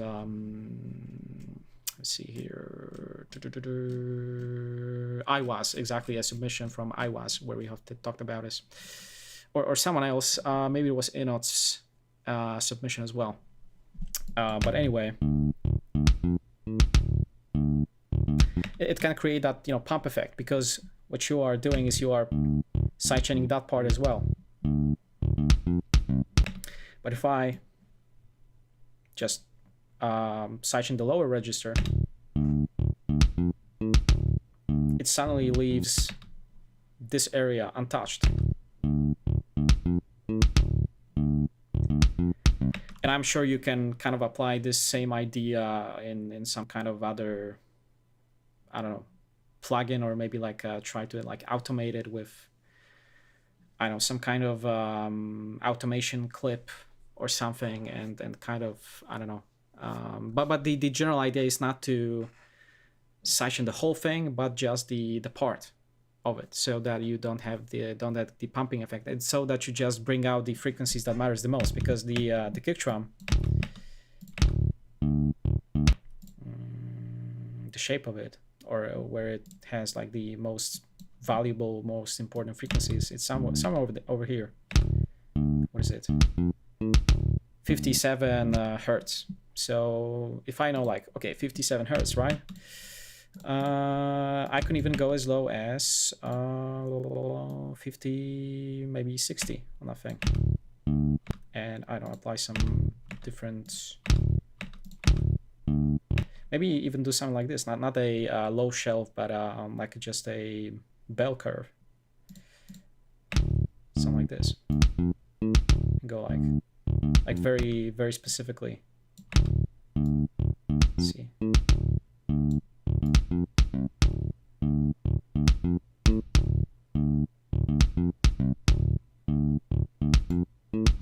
And that's probably something you could do like with a like any type of equalizer that you have, and yeah, maybe not this one, but the reason I use this one is because for like the sake of either sidechain compression, or even like what is it, like dynamic EQ, I think it is called as well, which is like in this probably most used hyped EQ, which is Pro Q3 from FabFilter, which is, I guess, good in its own regard, but I never enjoyed the dynamic EQ / sidechain compartment in there, and I find it far more usable in here, because you have actually all the regular compressor parameters, and it's still a freaking EQ. So that's why I love this thing so much, because I can still adjust attack, release, ratio. I have threshold. I can even gain compensate for some reason if I would find it necessary. And then there's this like distortion thing, which I never use because I don't really know how it works or why I would use it. But it's there nevertheless. Yeah. And yeah, by the way, oh man, Shibol B, welcome back, man. How are you doing? I actually noticed you were typing some stuff on the chat, but I didn't say hi. So my apologies to you, sir. Hopefully you're doing great. Distortion plugin. Maybe if you like give me like a bigger context, or like what specifically you need it for, or like, I don't know, some particular application. Maybe I would. Yeah, Saturn from FabFilter, right? I've tried it, but I wouldn't say it's my favorite for like many like reasons, unless you maybe already have it, and it's still a great pick. But nowadays, I don't know. I mean, it depends on the context. I use different ones for different contexts. depending on what I want to do. Like if it's a drum percussive thing, whether it's like a bass thing or whether it's like a more, I don't know, like keyboard slash key synthesizer kind of thing, like really depends. Harmonic distortion. So I assume you mean like in the mid slash higher register type of thing. Not really, maybe like not like a bass thing, I assume. So I've have talked about the volume shaper, which is like maybe a little bit off topic, but the actual thing that people tend to call, let me see here, the famous volume shaper, right? Which is usually what people associate with this. It's like people what usually see, but now this thing is part of a bigger package, which is called Shaper Box, and it's not just the volume LFO thing, but it's actually the whole bundle, like within the one freaking thing. And I actually remember after some time I got this Shaper Box thing. I got actually this drive compartment of it, which is called like a drive shaper or something like this. And I actually got it for free, even though it cost like $30 or something when you like upgrade it in your Shaper Box bundle. And what it basically is pretty much the like your regular distortion, but you can kind of just apply the drive the way you want, but also what you can do is you can do weird shapes, and if it's tempo synchronized, so you can sort of like, depending on what it is, you can sort of like shape your distortion in a nice, interesting way, and not just like apply to the whole signal at all times, but then if it's like a snare thing, you can kind of shape it like a snare, and whatever, to sound like this. And it kind of like, maybe just like, ignore it altogether and just use it as a regular distortion. And then there is what is it, soft clip, hard clip, soft square, hard square, rectify, soft hard. And these one that I actually used on a drum bus once upon a time. I think it was either Skewfold or Signfold, which sounded very neat, but just in a very, very little amount. And yeah, there are then like the more extreme ones, triangle fold, extreme fold. Is there anything else? Oh man, I really liked this one that I've also used before a lot, but maybe not as much anymore. Let me see here. Waves Factory Spectre. Which is also like it kind of looks like an equalizer, and there was a time that I used this religiously, but then I found that I don't know, like I don't get enough gain from it, or maybe I don't know, like maybe it's not like distorting in a way that I would want it to. But I don't like, as soon as I got the drive shaper thing in the Shaper Box, I suddenly started to use that one, the previous one, more. But this might be like a nice alternative, and basically also like a as I said, equalizer kind of thing. So I can basically boost whatever the hell I want. When slow register, mid, high, and I can sort of like sweep and find what I want. And then I can choose my type of distortion over here. Maybe I cannot see it here, but let me see here. There we go. Yeah, exactly. So I click here, and then I have a solid tube, I think it's called, warm tube, regular tube, tape, something called Class B, diode, digital, and like many different algorithms basically. But I always use Solid because I don't like the other ones. Solid is like the safest pick for me. Whenever I use this thing, but that does not happen a lot lately. But it's still like I personally think it's better than Saturn. Even though Saturn is still awesome, but it's FabFilter stuff is like generally, I'm not saying it's bad, but it's like overpriced to me anyway.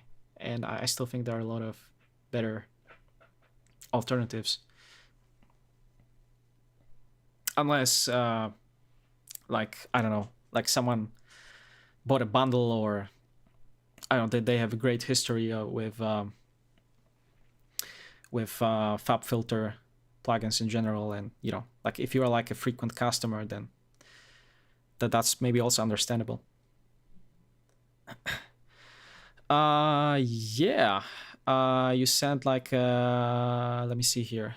Did you whisper like a link or something?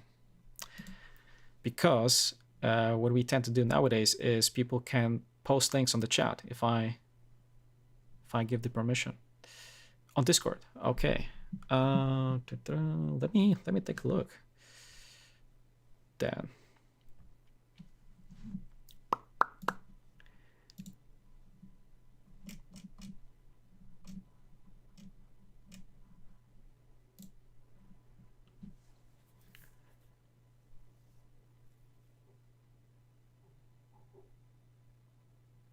Oh man, I've actually got, holy shit, there have been some new people joining the freaking Discord server. Holy shit, how nice.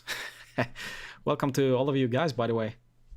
I didn't realize that people who were watching were actually joining the Discord as well.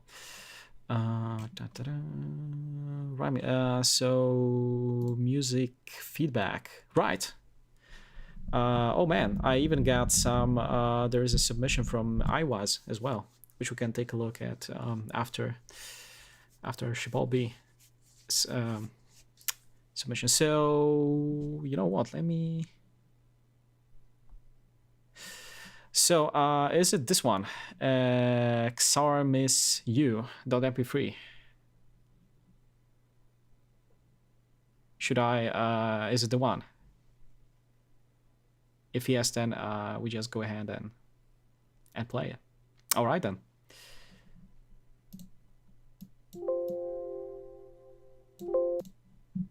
Let's do it.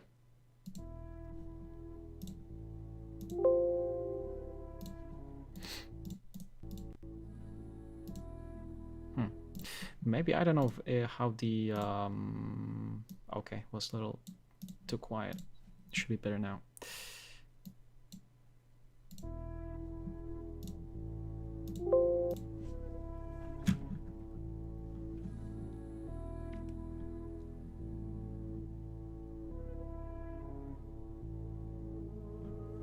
Okay, I see.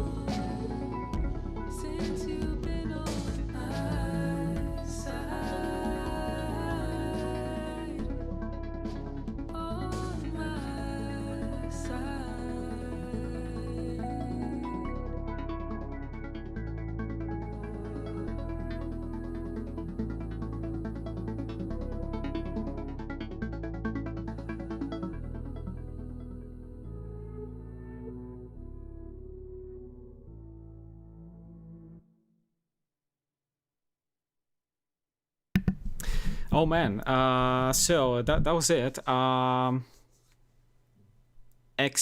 or XAR, Miss You, from a submission from Shabal B.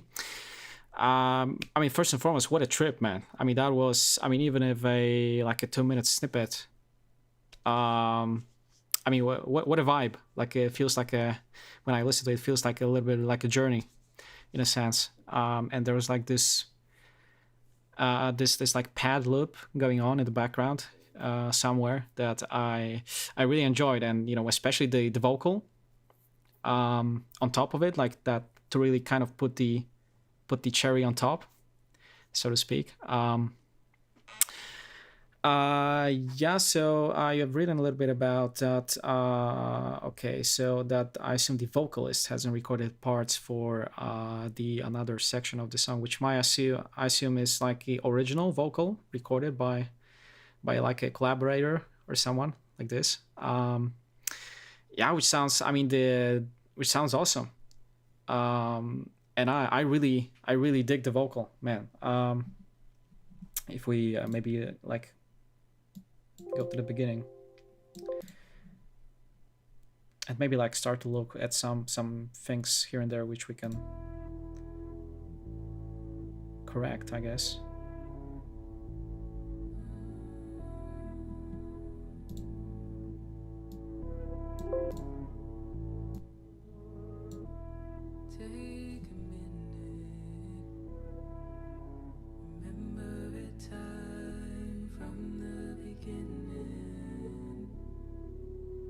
Yeah, so the like the beginning, I assume, well, maybe like it's still work in progress or something, and there's like still a lot more arrangement to be made. But the intro so far feels like very moody and like not that just 2 elements, but I love it so far.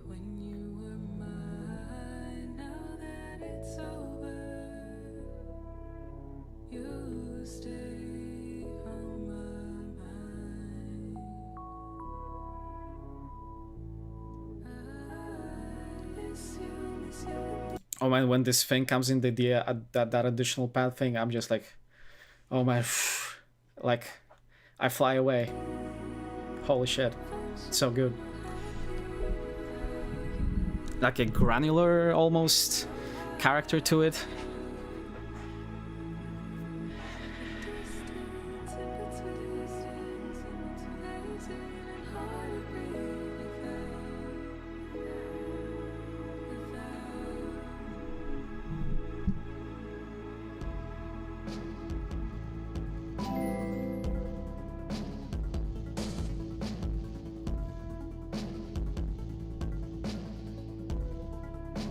Yeah, the drums, right? Like when the drums were introduced, I don't know. I was like, I have to be honest with you. I was a bit skeptical when they started playing, because like they felt really distorted, almost like it was like hitting some kind of a limiter or something a little bit too hard. But maybe that was intentional. I don't know. Like whatever it is, I would like. The first thing I would do, maybe that's just me, but I would just ease off that effect, the like crashing, distorting effect on just a little bit, because I don't know, but I don't know, maybe that's intentional. I don't know. It feels weird.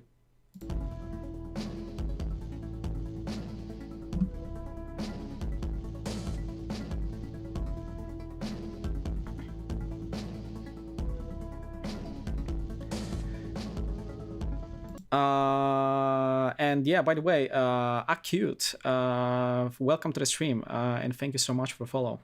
How are you doing, sir?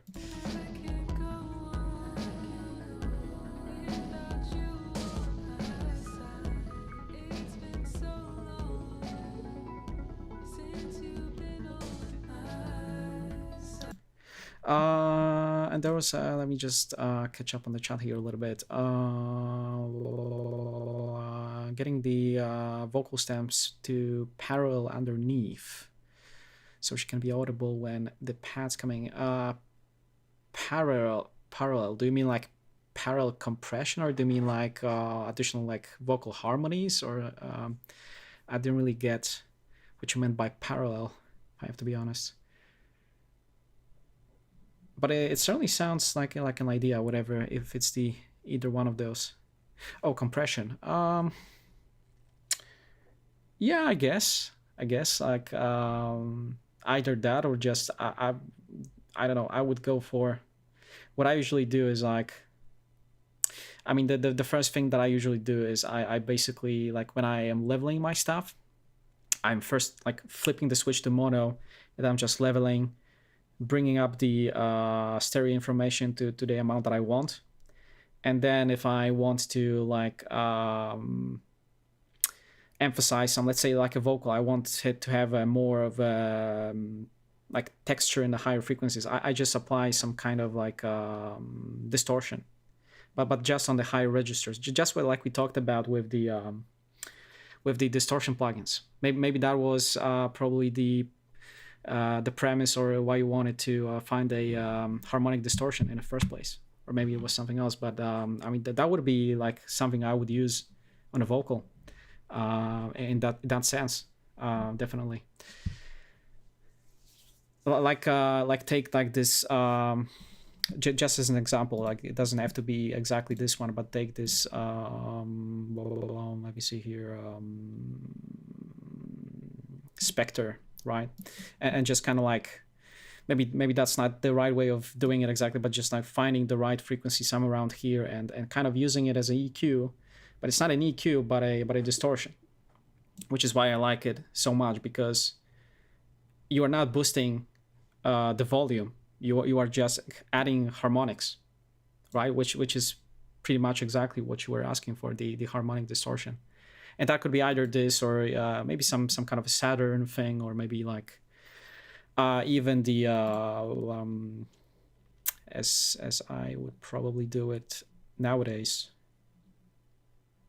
Where is it? Shaper box and this drive shaper thing, and kind of split the bands here and say like, I don't know, whatever I find interesting, kind of boosting the part so that it's but then in a reasonable amount, obviously, and then kind of like checking the output volume as well, so that I'm not fooled, like, because sometimes when things are, you know, louder than they are in the before the processing, you know, we kind of get the impression that it's kind of better, but so there are, you know, like hundreds of different solutions for that kind of one thing, which is vocals, I guess. Hocketing, I actually don't, honestly. Sorry, what hocketing is.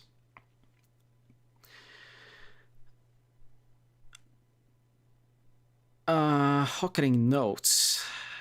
That sounds so that it sounds like crying. I guess I'm not. I mean, well, English is not my first language, so apologies on that front if I didn't get the term correctly.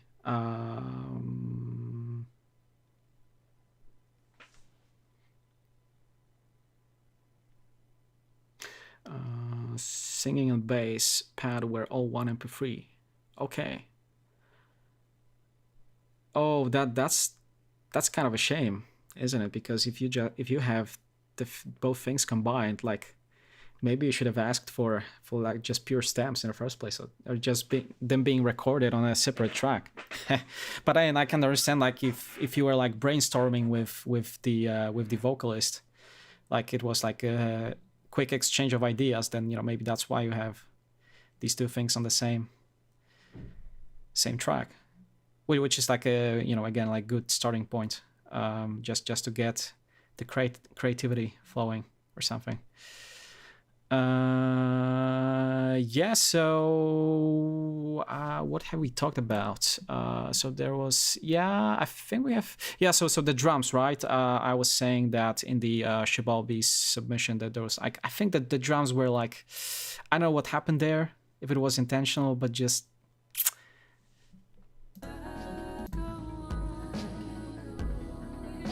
I don't know, that kick drum, I don't know. I don't know what I should think. It's like a question mark on top of my head, like, whoop. What is going? What is it? What is it with the kick drum?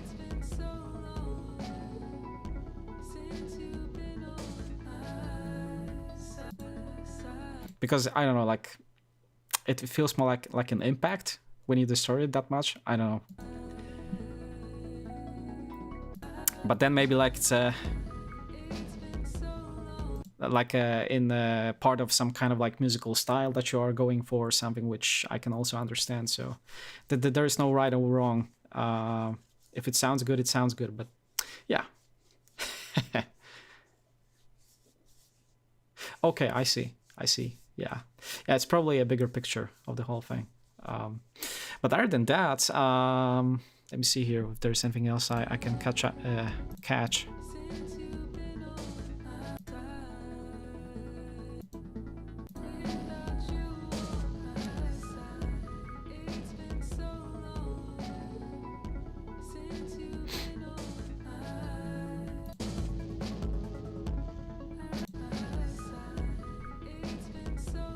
Yeah, so there's like maybe just a last thing to say about it is that there's this like piano melody here and there going on sometimes.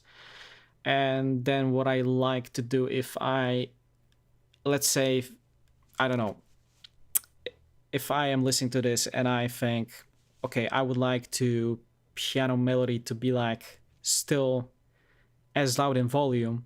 I don't want to kind of put the volume knob up or kind of not, basically make it louder, but I want to kind of make it a little bit more present in there at this kind of perceived volume where it is right now. Maybe just try like a bit of compression, but not the kind of compression that will like make it like the enhance the transients, but just to kind of squeeze it a little bit to if you know what I mean, to kind of like make it still there. I mean, basically,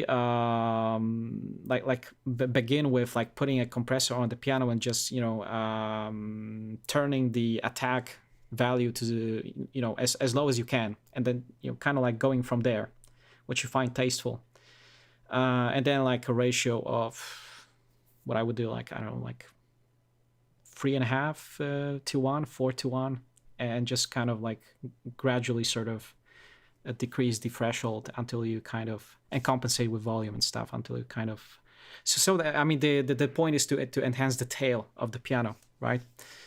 And then even if you apply, like surprisingly, even if you do it after your reverb that you have put on your piano, then you are even enhancing, increasing the tail of the reverb as well, and then it's getting like very even moodier without actually increasing the peak volume.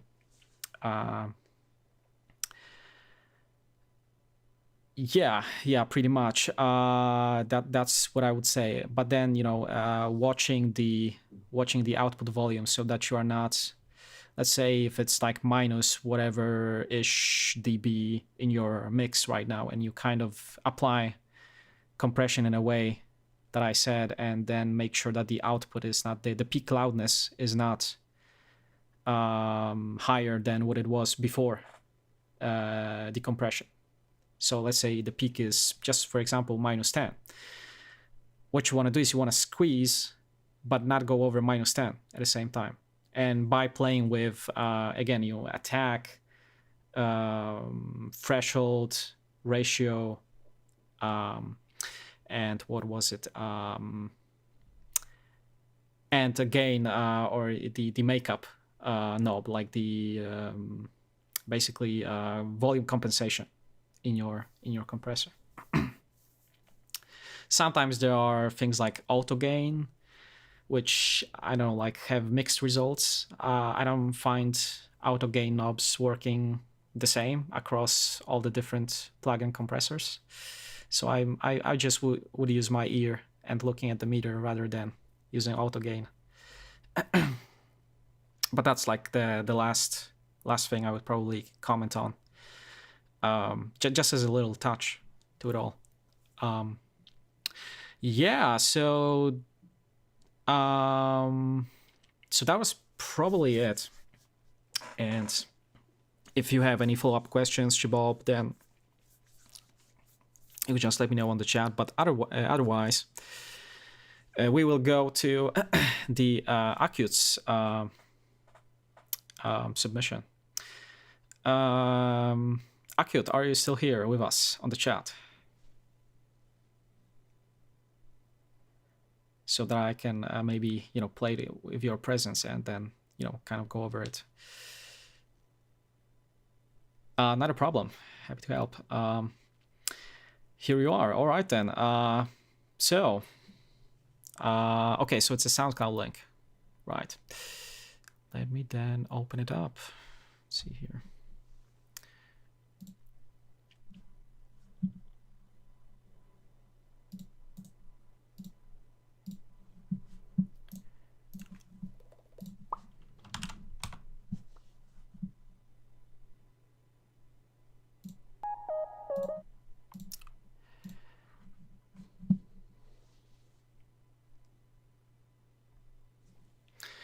All right, so just a quick question: is it okay if I just hit play and play it on stream, or should I mute it for some reason, or should we just dive into it?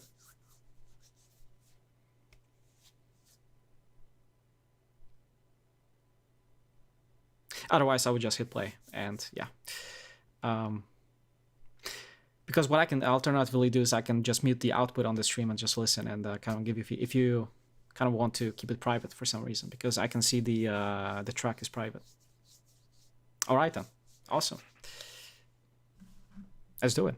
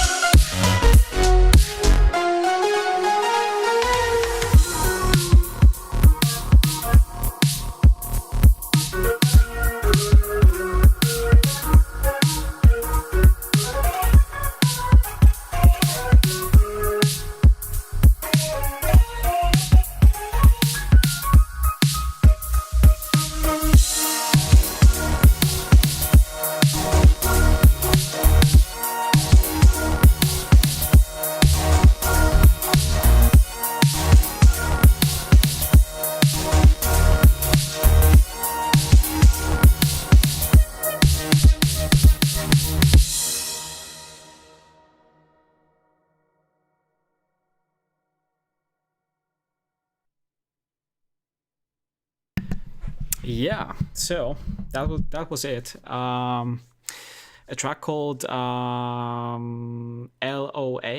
Draft 2 from Acute here in the chat.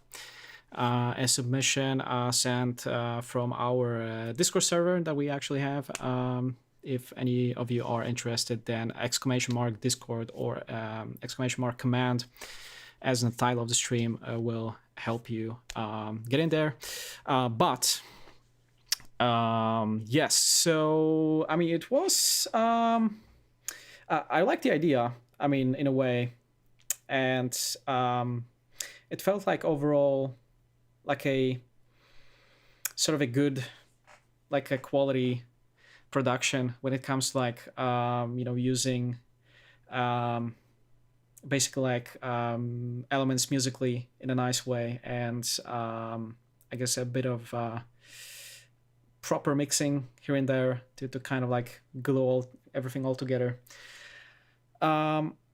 So maybe if we like go from the beginning and kind of like digest it, or but one by one, what can I sort of comment on here? Let's see. Yeah, so the first thing, like a number of submissions before, like basically try to extend your arrangement parts like a bit more, like an intro thing that you have here.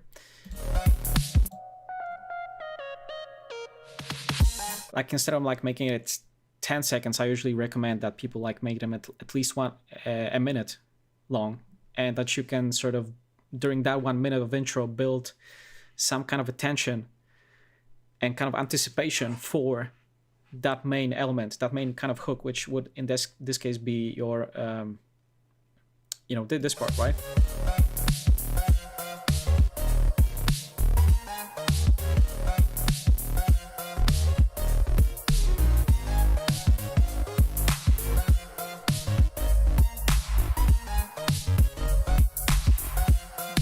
But then again, I didn't really notice anything like mixing wise and stuff. Maybe like if I would be like really nitpicking, I would try a different kick drum. Or maybe that's just me. Like the kick drum feels little weird. I don't know, in a way.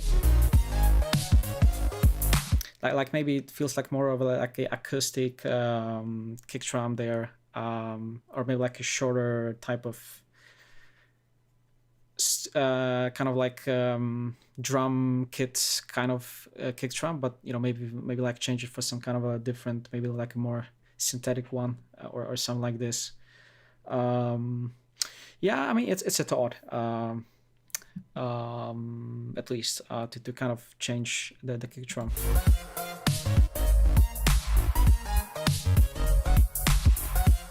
Because then I feel like if you would change the kick drum and then you would like place it properly in the mix, then it would like give like a bit different impression to the whole track, I feel like.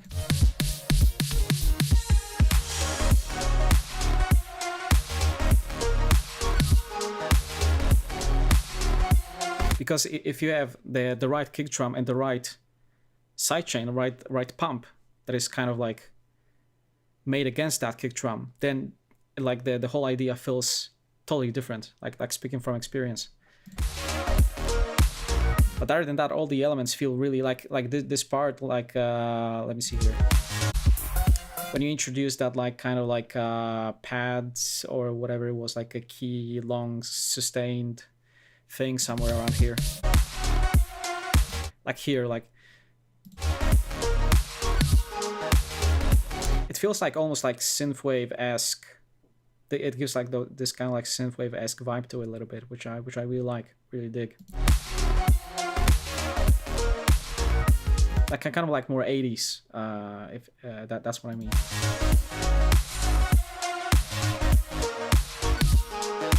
But then also like the kick drums that they used back in the 80s, they were also like very like either like from a like acoustic ones or like more like basically like from drum machines and stuff. So then yeah, maybe like try one of those like TR-808 or 909 Roland style drums, maybe, or something like this, or just browse through the internet, like Google like synthwave kicks. Maybe that could be the way to find the right kick drum.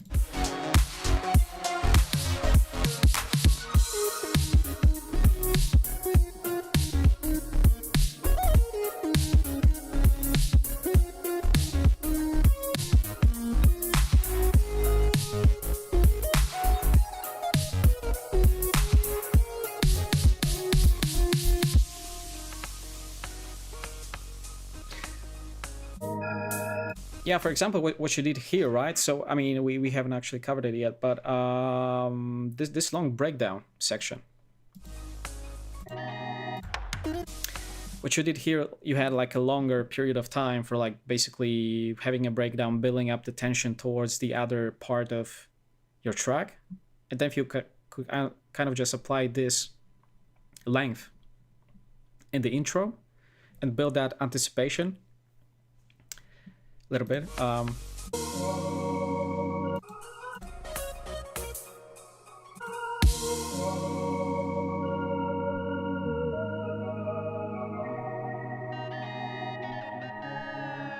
And like maybe take this pad that you made here and kind of put it in the beginning, and then have the pad as something that you kind of, I don't know, use in the intro, and then kind of add something extra on top of that pad in the breakdown section. Like I kind of make the intro the stripped down version of the breakdown, and then kind of have a bit more in the breakdown to kind of signify that it's kind of, a little extra, not too much, but, something.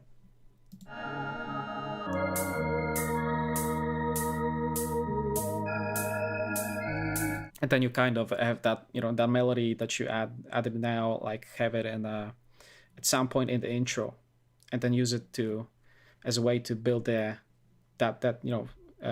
previously set tension. And then comes the main hook, and then it plays, and then there's the breakdown. And if we keep listening.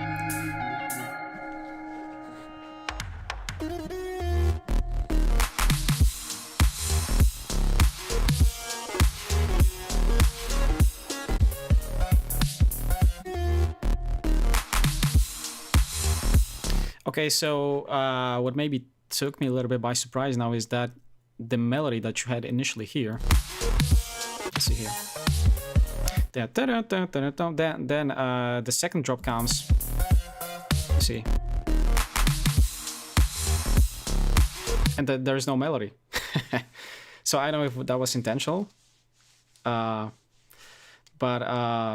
I don't know, like usually when you have the second drop, you kind of usually kind of add more stuff, like in a sense, rather than kind of like stripping away stuff, or maybe like reverse the role, like use this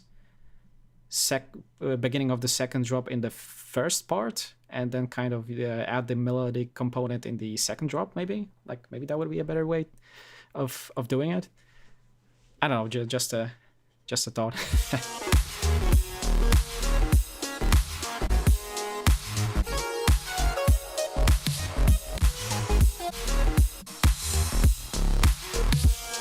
Okay, but yeah, I mean, melody comes a little bit later. Okay, now I get what you did.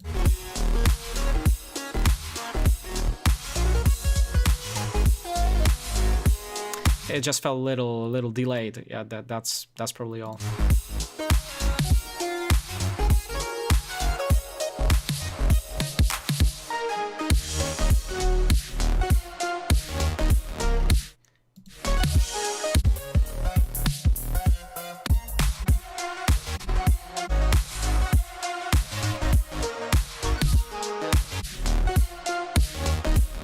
It feels like there's like a different kind of layering on this melody. Like when maybe I was, I don't know, like wrong observation, but like here the layering of the melody feels different, and here it's like little different as well. Like maybe like little extra of something, which I don't know, like maybe is a good thing as well. Like a nice touch.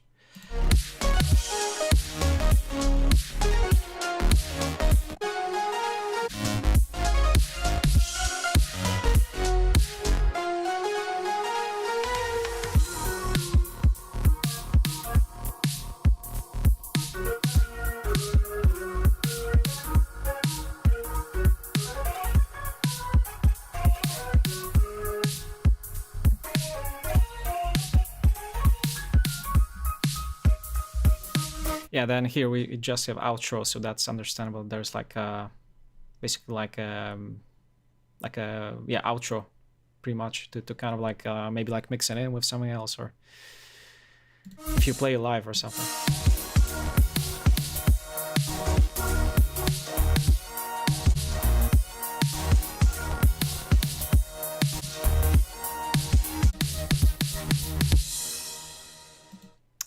Yeah. So yeah, so I would probably begin with, like, generally speaking, begin with the changing of the kick drum, and then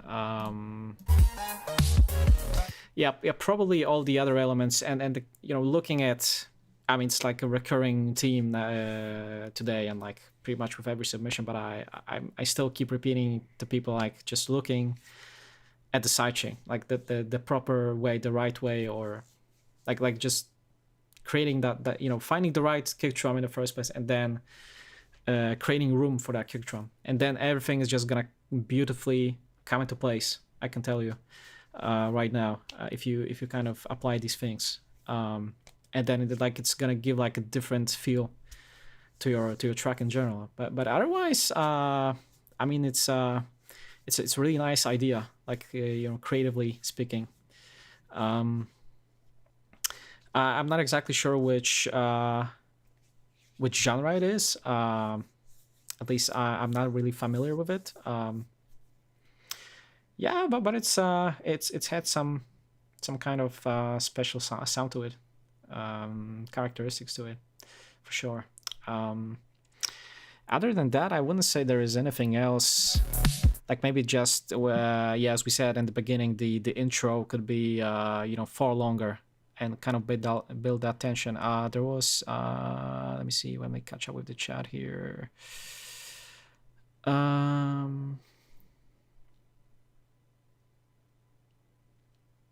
Okay, so there is more layers sitting in the first, but in the first drop, you mean? Okay, push the instruments more up front, the second to emphasize it. Strip back instruments. Okay. Yeah, I get what you mean. Although, do you mean you stripped back instruments? Was it in the first drop or was it in the second?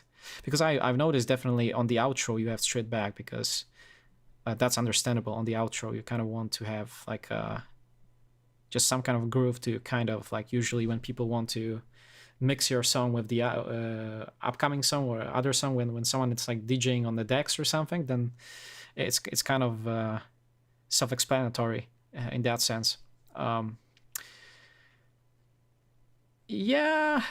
Otherwise, I don't know if there's anything else. I think like the kick drum and that you know, sidechain correlation with everything else will really fix a lot of things for you in this idea, and then you can sort of look from there how to kind of keep building on that idea. But otherwise, I'm not really sure what else I could add. But yeah, I hope it was helpful regardless. And I think we will end on that one as it is.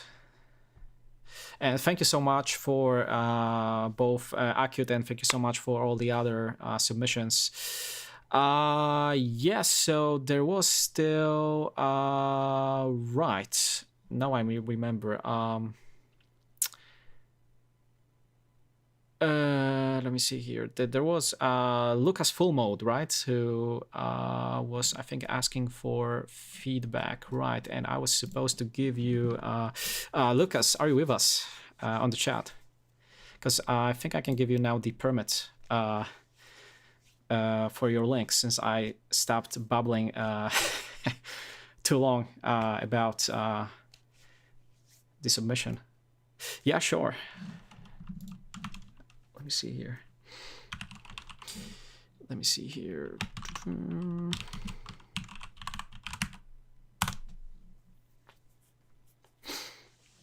Yeah, you have got the permission, sir.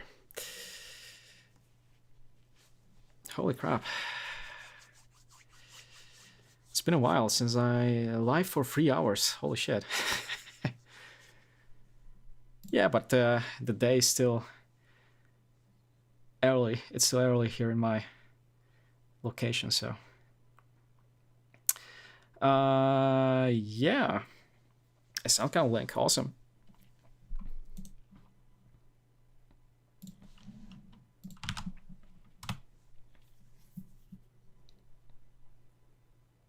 All right then. Bum, bum, bum.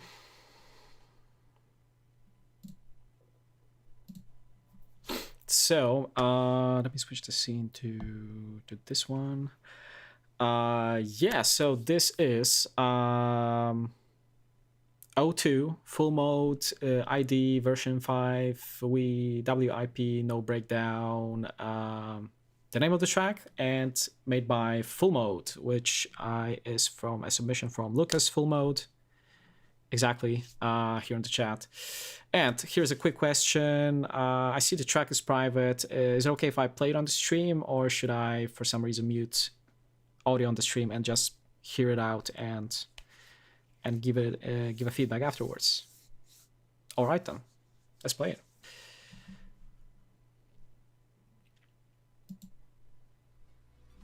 Let me see. I'll just make sure that there is a sufficient amount of volume.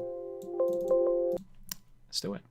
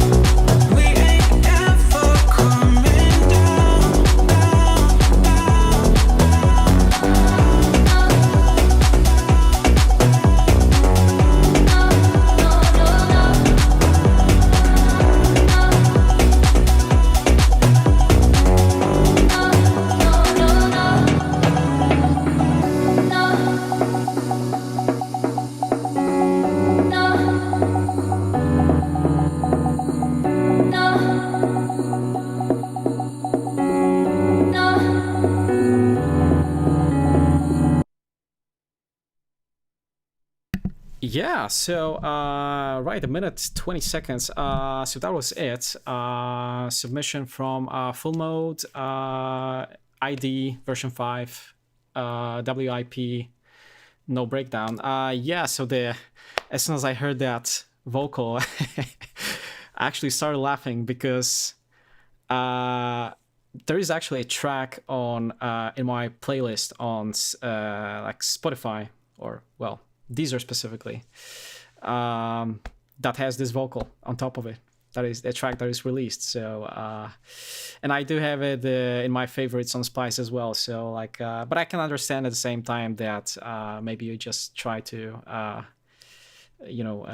get the creativity going. So, maybe that's kind of like a placeholder for now. Yeah, the track that I was talking about on my playlist, it's probably like many years old. Many years old. Yeah, but nevertheless, let me see here. So, man, I mean, I really like the drop. It really feels like I don't remember the genre, but I think it's like some kind of house type of thing. And the overall vibe was really interesting, really good.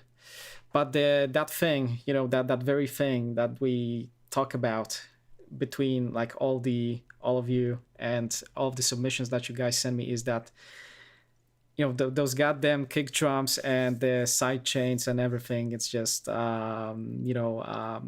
every single time I get the submission, that the first thing I talk about is the sidechain and maybe the kick drum as well. And I don't know, maybe it's not that I get tired of it, but maybe like we should do like an episode at a stream at one point where we sort of like talk about this issue, and so you guys can kind of, I don't know, I guess understand it maybe a little bit better, and so that I can maybe help you in that way. We have covered it a little bit previously, so if you watch VOD, you can get some useful trick that I've showed in the DAW. But anyways, if we play it from the beginning, I can maybe dive into like more technical sides of things, and kind of break it down a little bit.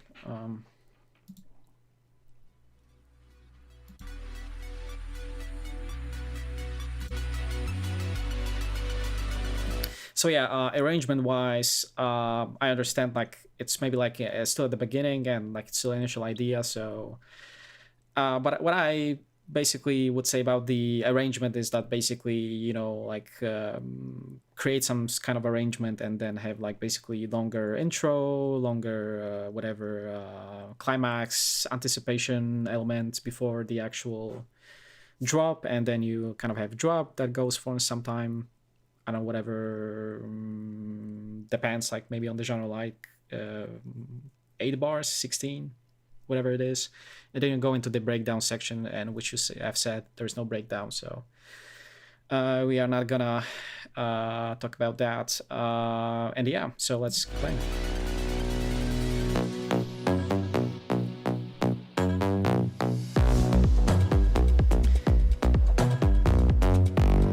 Yeah, so this is basically this.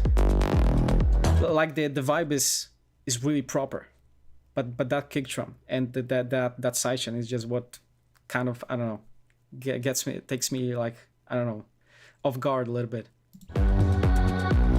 Because if you would have that proper pump, it would just completely change, like we have talked about in the previous idea, previous submission from the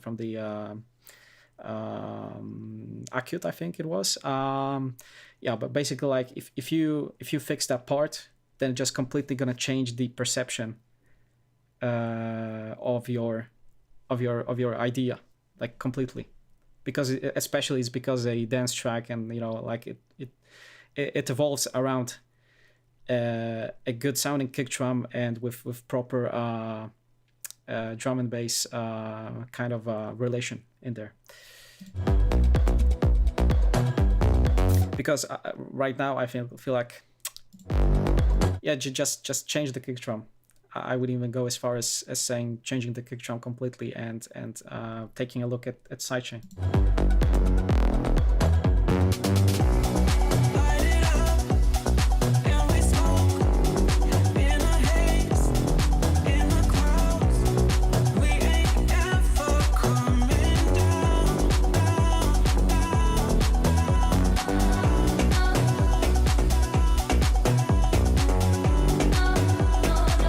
But other than that, it feels like overall well balanced, and I wouldn't say anything about the.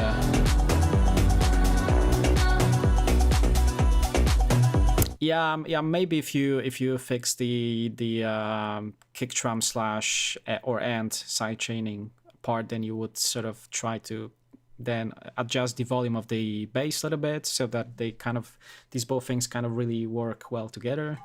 But for now, I wouldn't say it's like anything that, like leveling wise, yeah, it's just the most important factor is to place that kick drum in the right way, and then you can sort of adjust everything accordingly, so that it kind of feeds off the energy or the level of the placement of the kick drum, if that makes sense. Hopefully.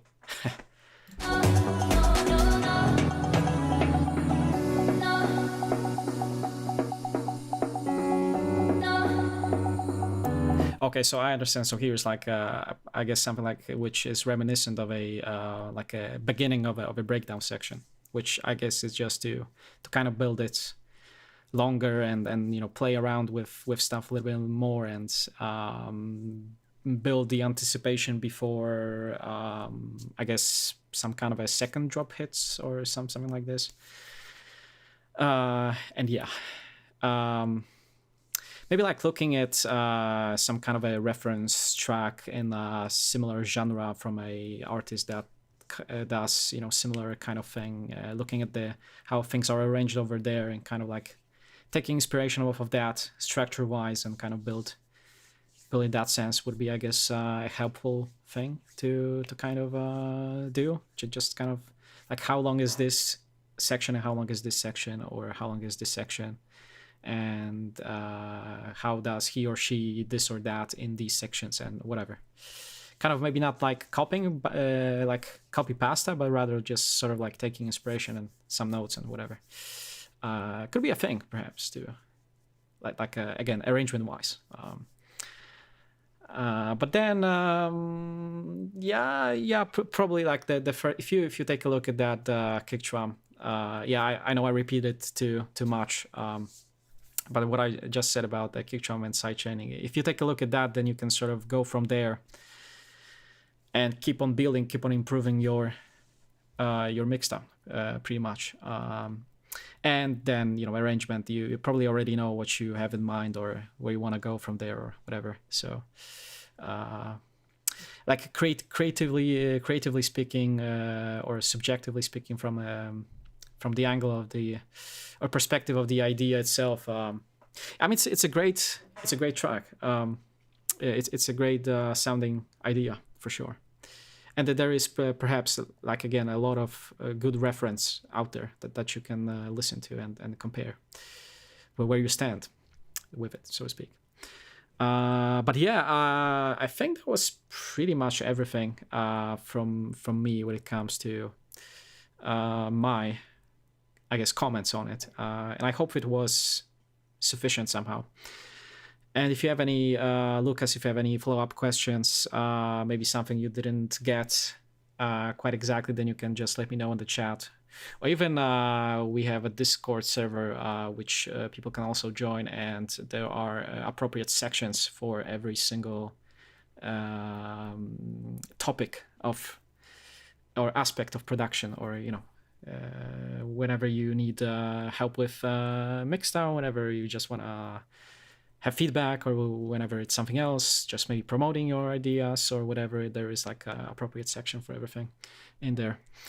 And I try to take a peek in there at Discord sometimes off stream, and you know, give people some useful notes about some stuff as well, which is I guess the intention behind the Discord server as well. So anyways, so that was it. That was the submission from Full Mode, and thank you so much for the submission. That was really awesome. And holy shit, there were so many of you. Holy crap. Let me see here. I just have to, like, because I'm curious, I want to take a look at the counter on the on my Twitch profile page and see how many viewers I have. And gonna be like, there are 3 people, yeah, so awesome.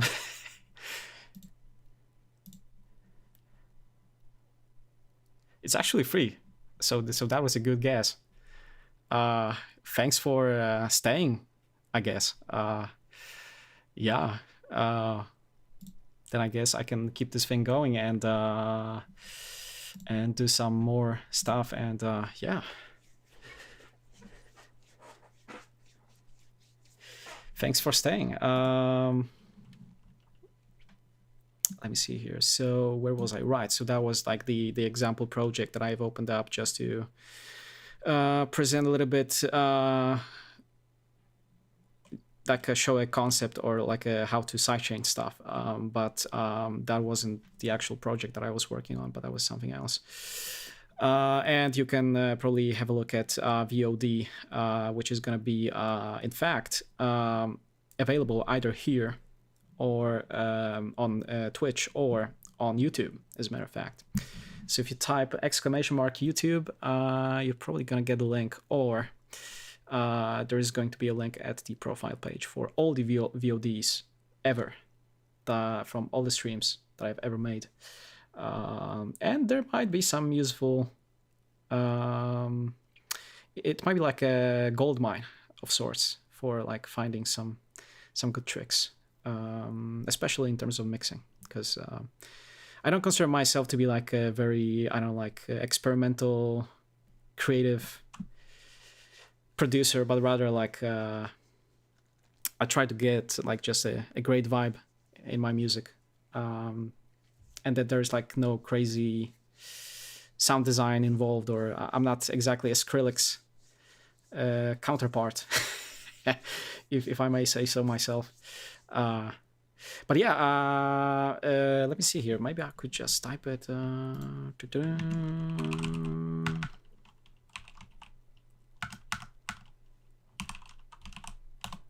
think it works.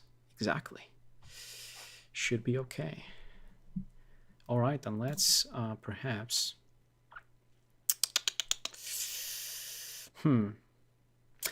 There was actually an idea that I have started today's stream with, but I think I'm just gonna open an empty one, because I feel like starting something from scratch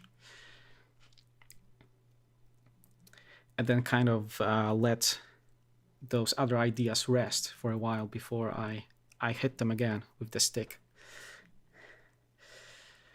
Because sometimes when you listen to one thing for too long, no matter how amazing it is, it can become mediocre at some point if you listen to it for too long. So maybe that's why I'm gonna start a completely new thing from scratch. And I will launch my trusty and dusty Splice, because why not? Because I pay for that shit every month.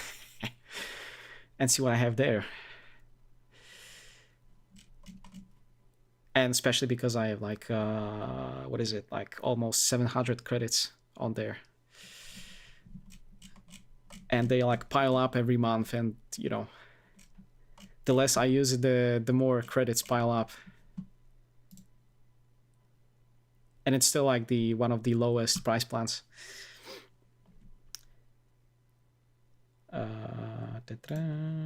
You know what? Sure, why not? Let's go with view like this, and let's see.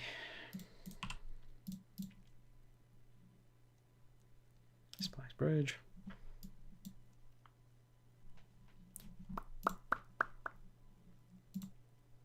Let's see what we have here. There's anything interesting. Route it appropriately.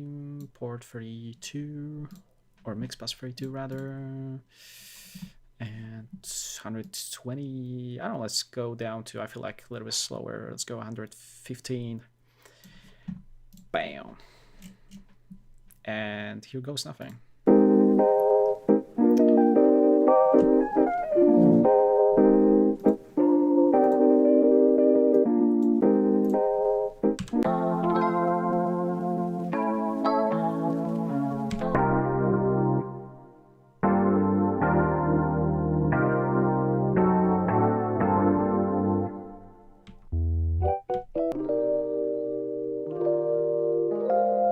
Yeah, sometimes I just like to kind of like sit in front of my computer and just like sit and think or look at, I don't know, anything else, and I just kind of like use up and down arrow on my keyboard and just kind of flick through these like I would flick through kick drums. And so, oh shit, this is nice, and then I'm just gonna like drag and drop it into my sample pool, and then just kind of like build a pool of ideas, if you know what I mean. I guess it's like one of the ways I tend to come up with stuff recently.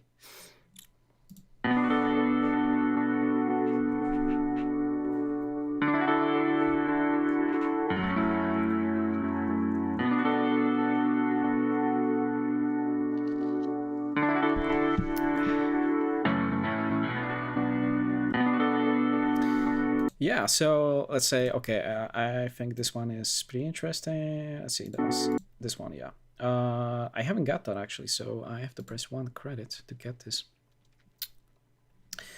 And then I can drag and drop it, and there it is. And I just kind of keep going.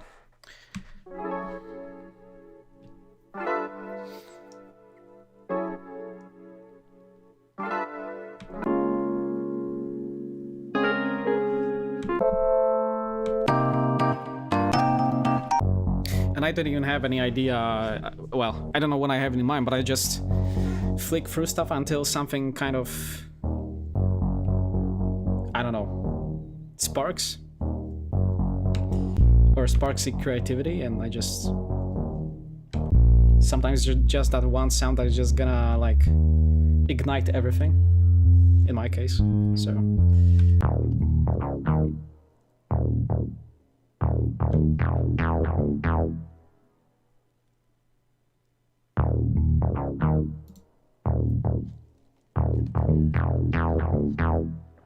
and no matter the sound, you know, no matter if it's bass line or synth melody or chords, whatever it is, like I hear, like, watch these YouTube tutorials or like YouTube videos sometimes, and or interviews with artists, and people sometimes ask them like, how do you start your tracks? And some are saying I start with bass line, some say I start with a drum groove, some say I start with whatever, blah blah blah. There's no right way of starting your song, your track, your idea. No matter what it is. I mean, I wouldn't really put a finger on what is the right way. There is no right way of starting a track. If you find something that is interesting, I mean, it can even be, I don't know, sometimes watch a movie or watch some kind of like inspirational video or something on YouTube, or I don't know, like go out to nature, and like even that thing kind of sparks creativity, and there's like something going on in my mind, and then I kind of like go to computer and like play it on a keyboard or whatever. And I mean, there are a million ways of getting to a great idea, basically. Yeah, I'm talking too much.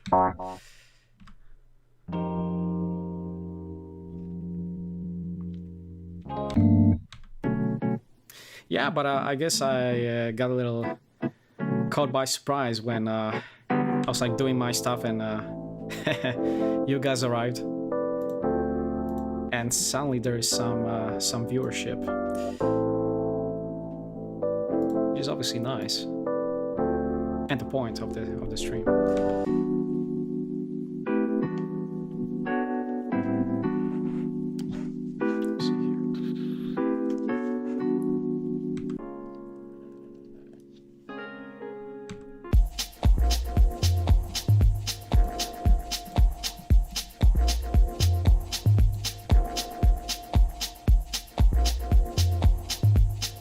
Oh man, I could have this loop going on in the background the whole time and just smoke a joint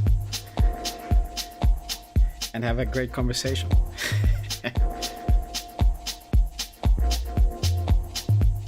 Feels like a techno sort of ecstasy type of thing.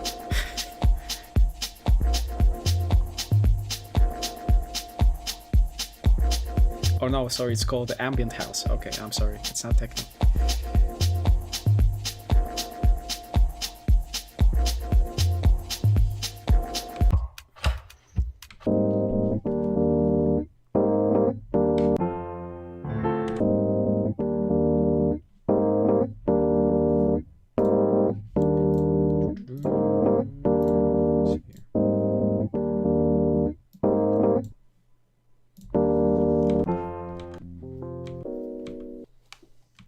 Nothing you can.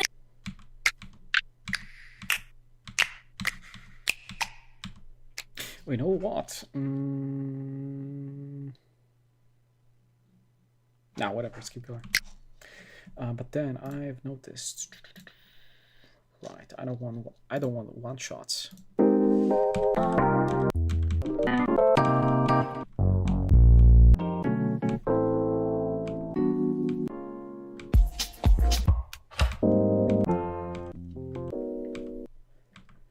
thinking you gotta.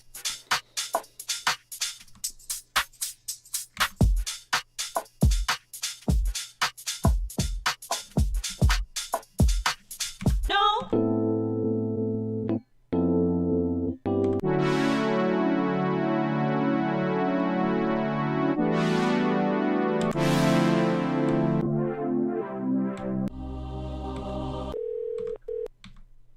Yeah, I love you.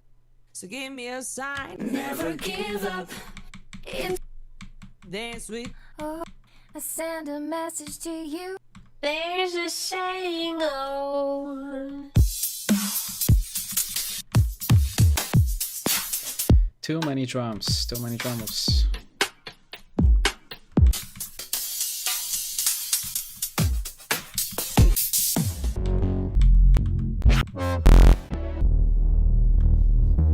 Should probably lower the volume. Probably too loud.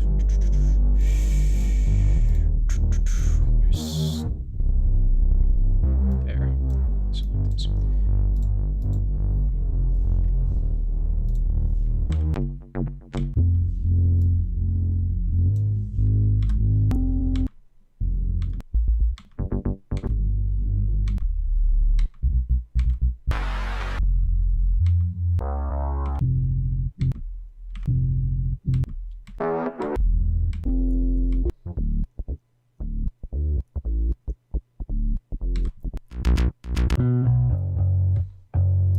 Or I will even go as far as...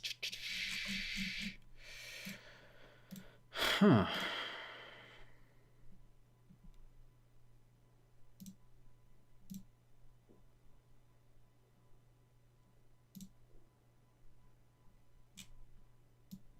Let me find something that I don't have or haven't found.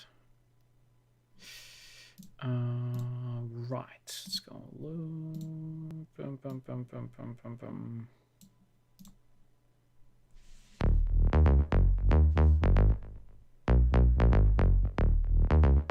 But then what I find really annoying is that I can't add them to favorites. Why I can do that?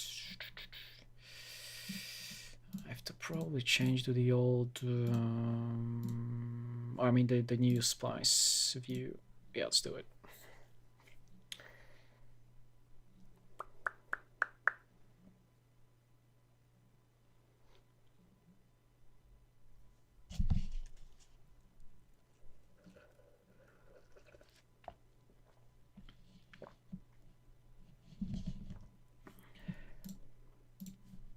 There it is.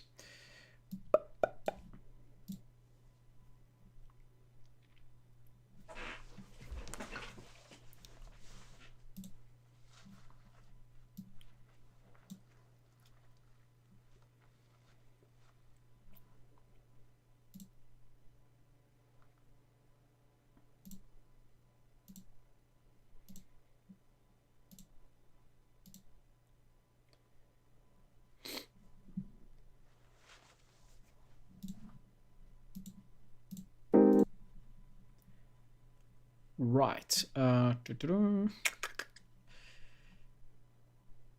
as I was saying, sure. I mean, I don't like. I guess I consider myself to be a synthwave head, in a sense. Like, I wouldn't say addicted, but I used to be more of a, I don't know, like general house/trance music person. But recently, I listen to synthwave more than anything else, and my playlist Spotify playlist consists entirely of synthwave tracks. Maybe I should do like a share your playlist section on Discord as well. I was actually thinking about that.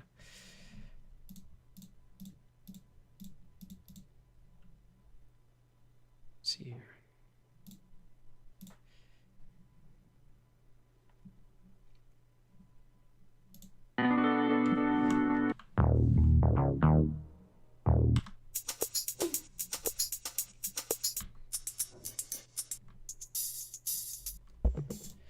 Right, but that is still...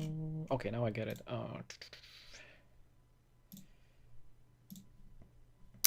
Oh, I see now.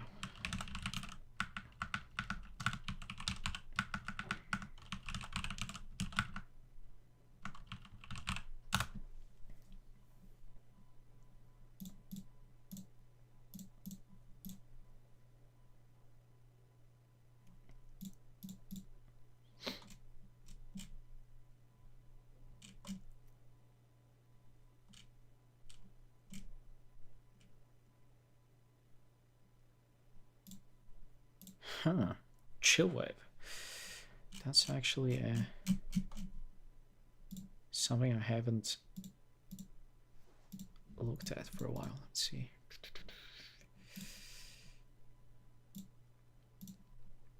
$2,500. All right.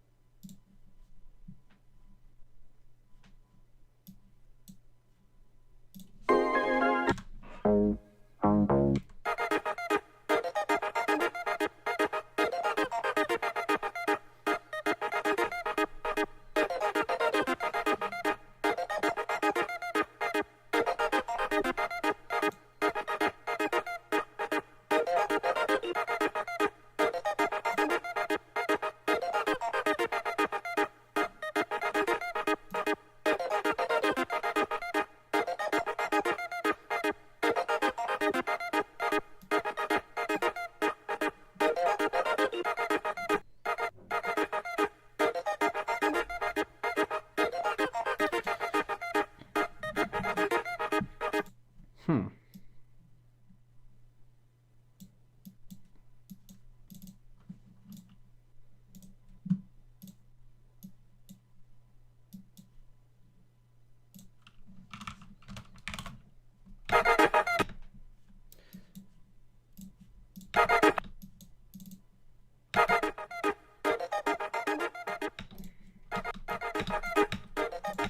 All right. You know what? Let's go for sample manager.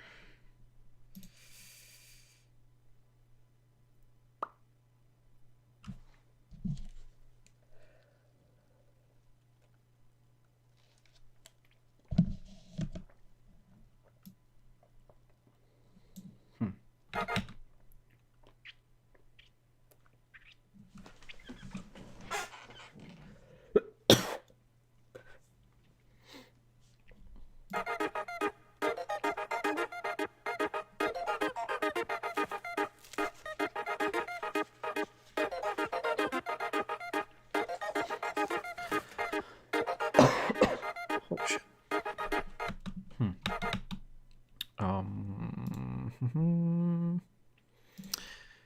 8.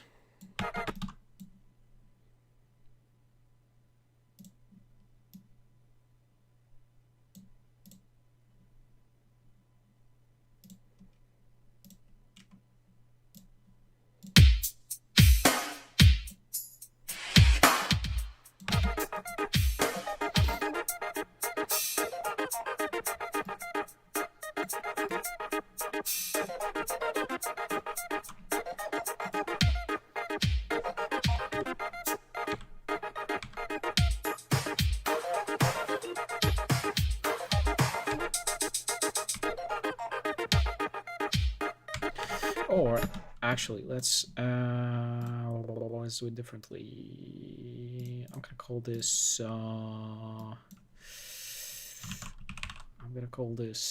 drums, and then I'm gonna clone this, and I will make a dedicated one for bass.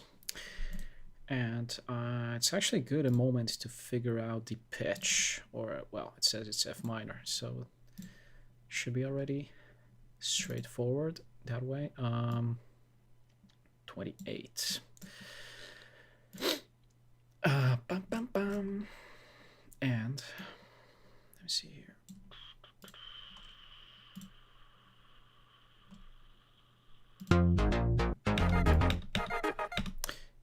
Huh. Pitch F. All right, and I still need a trigger. Where is it? C5.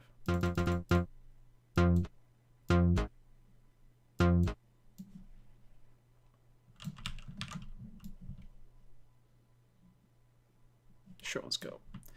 8.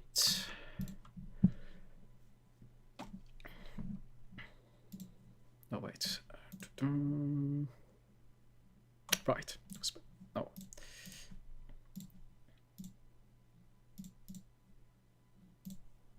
What am I doing? That's it.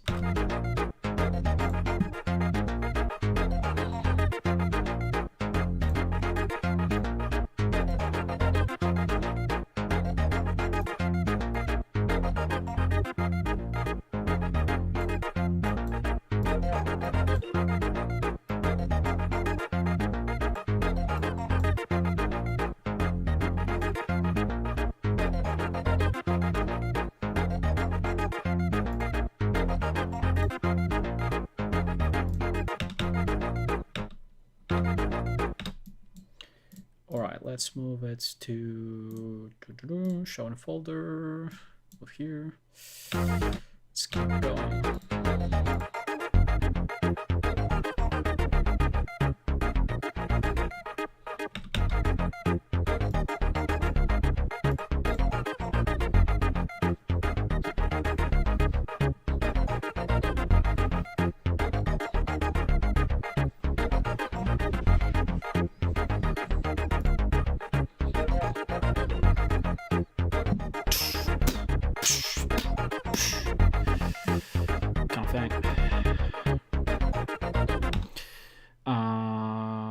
Yeah, actually, I could take. Sure, why the hell not? Let's do kick.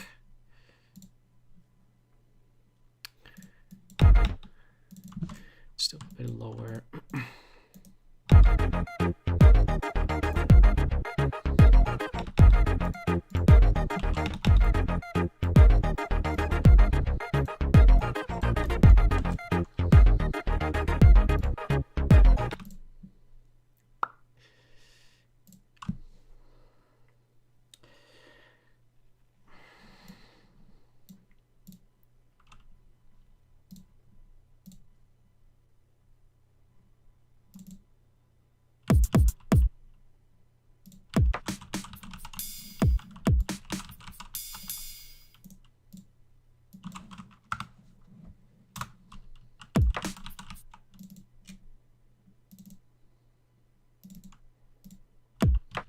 Oh wait, I forgot to unlock these now.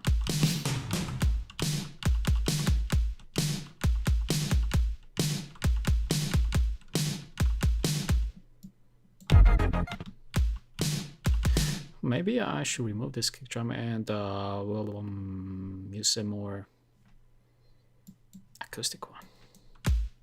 But then I should make it quite loud or something to begin with. Maybe try a different one. Whatever.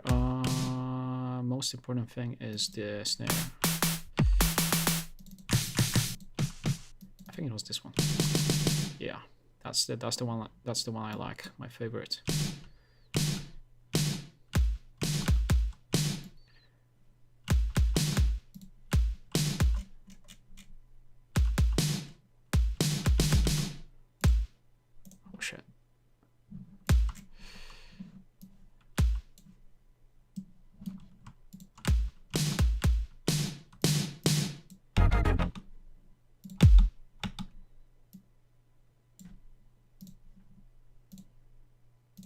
Yeah, let's remove this for now.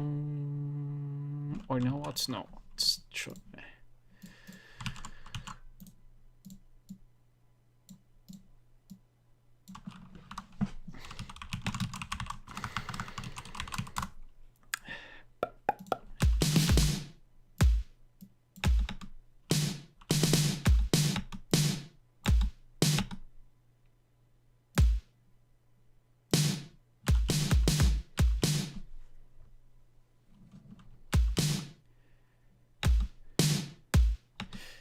So it's pretty straightforward right now, but it's meant to be. Let's see here. All right, something like this, and should make a compartment for it there.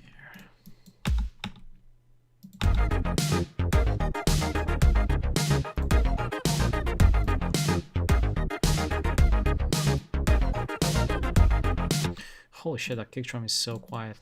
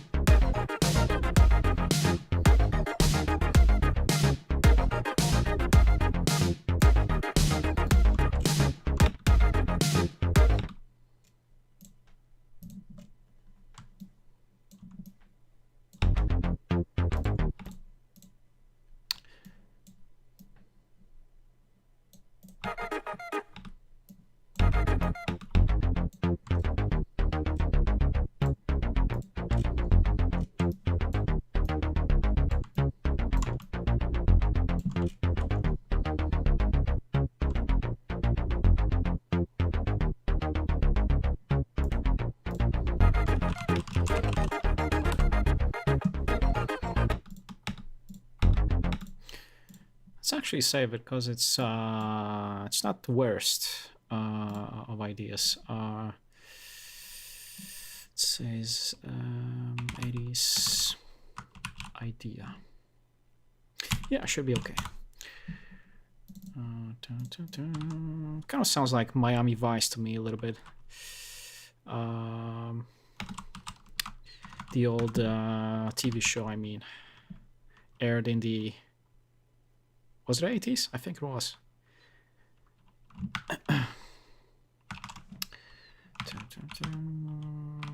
Yeah, bam. not exactly Crockett's theme, but I guess it's getting there.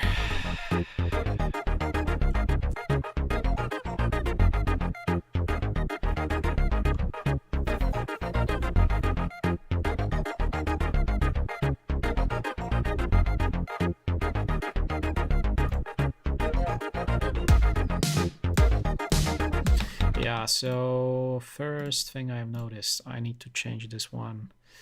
This kick drum to something completely different. So keep the, wait a sec. This is the one. And I want to change the kick drum. Yes, I do.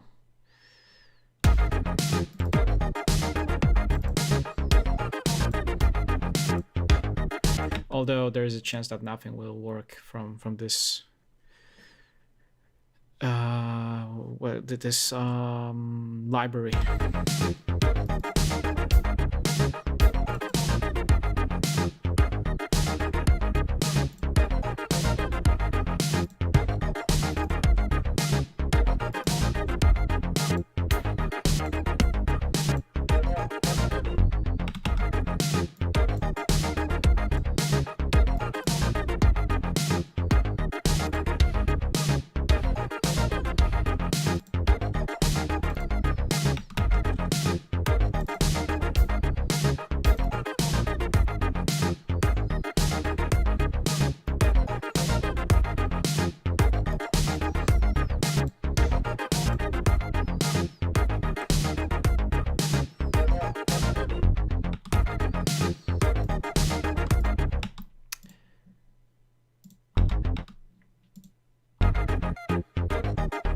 Yeah, so I was actually thinking about some kind of a pad, chord pad going underneath, but in order to do that, I would need to figure out, so that was F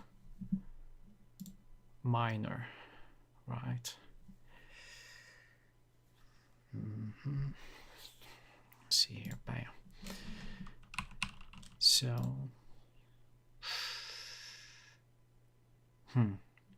how should I approach this? Let's see here.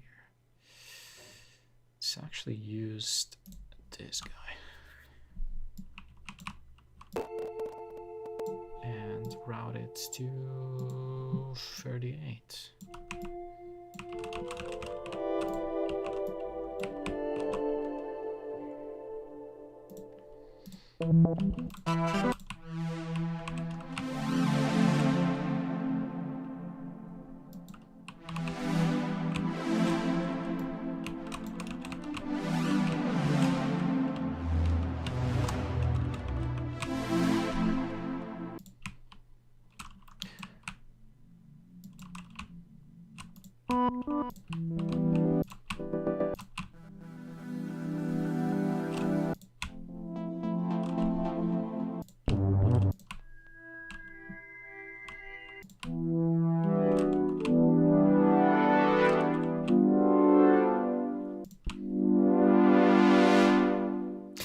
Okay, let's begin with some kind of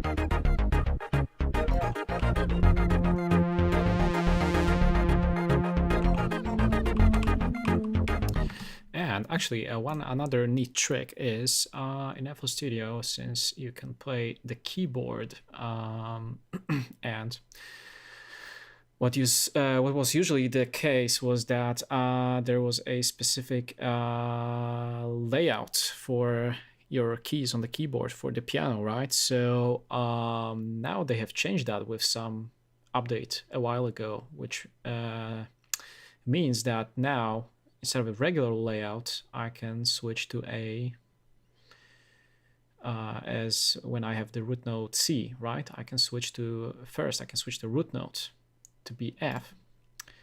and then I can switch the root node, the layout to be a, let's say, a minor natural Aeolian layout. So now whatever I play is within the constraints of F minor, which is pretty flipping awesome, if I may say so myself.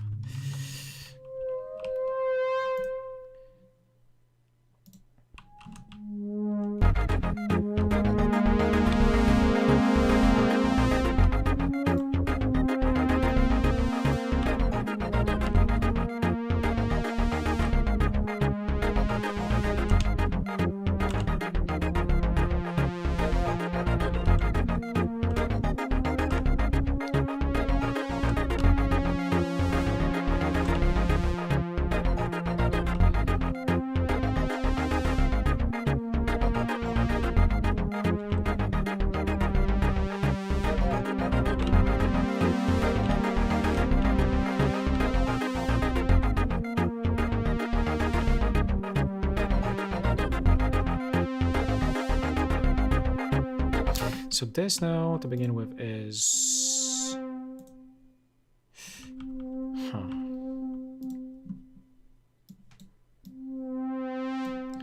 Let's go like a little lower one. A little lower velocity, I mean. Let's put it in here. Okay, so that should go... Let's see, something like this.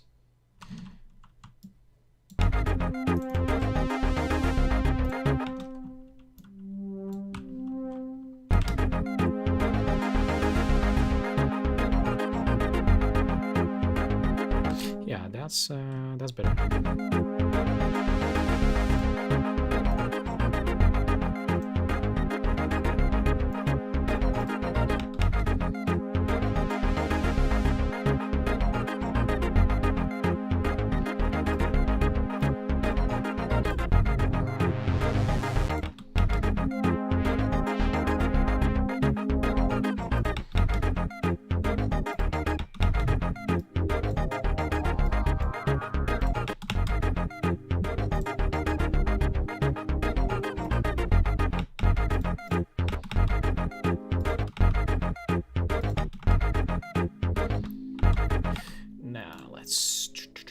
Let's replace it.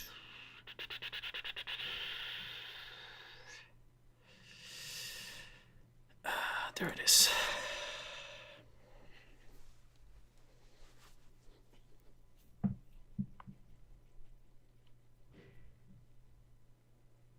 Yeah, I think I will probably finish this pad for this particular idea and then hit save.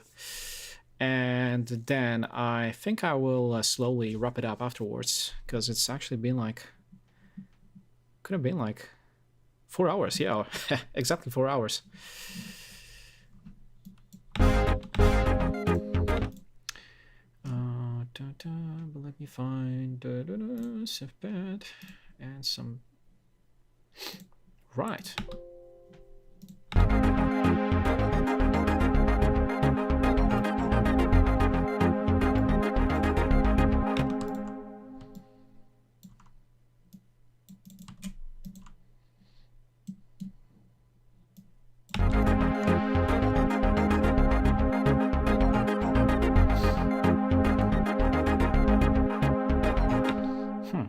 Okay, so these are 2 good notes, but I think I'm gonna grab my MIDI controller and freestyle a little bit.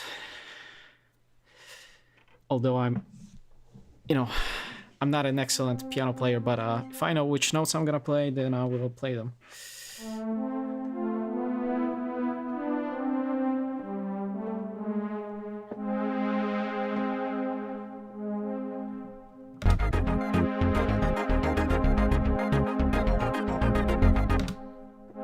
I was thinking like a lower register. So, let's see here.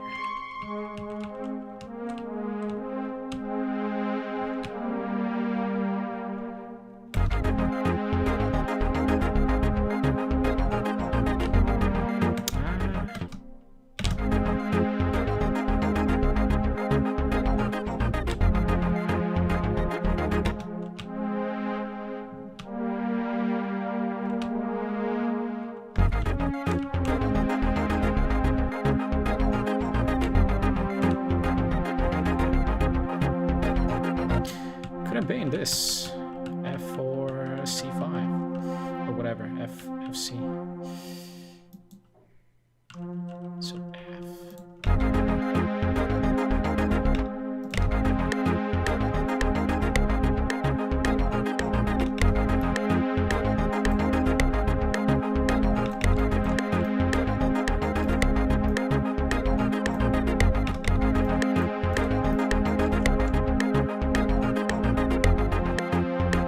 Nah, not really. Or maybe just like something like this.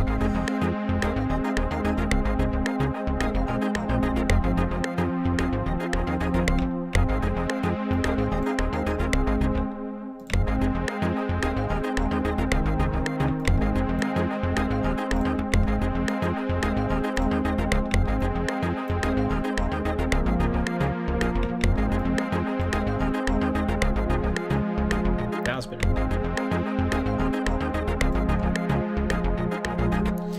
That's what I was looking for.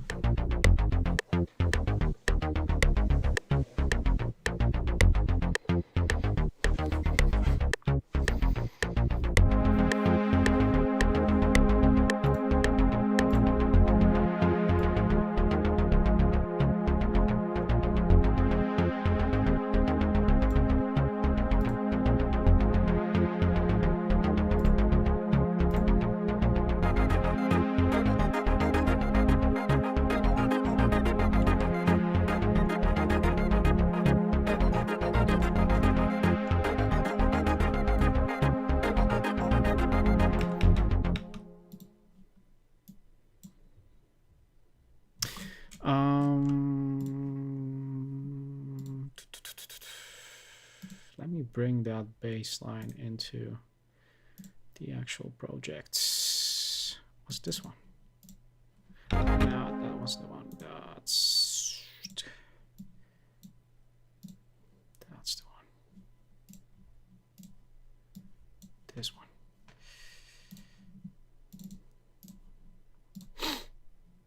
If it was a little bit pitched as well.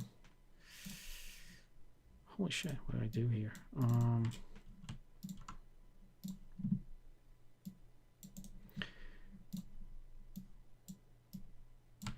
So 100.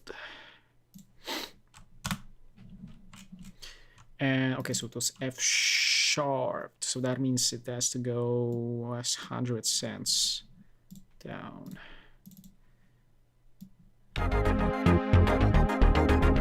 Exactly.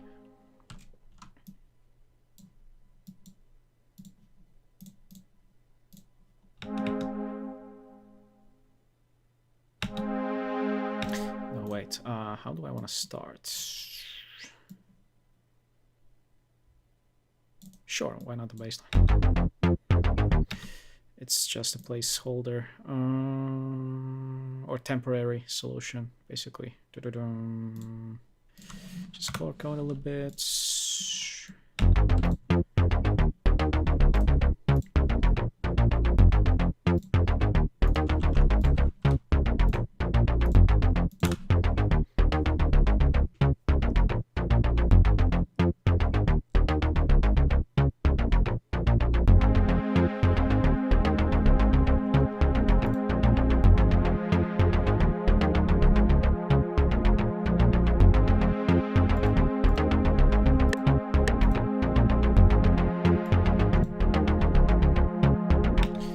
Then I want to cut off. I don't want to cut off. I want to cut off something before here.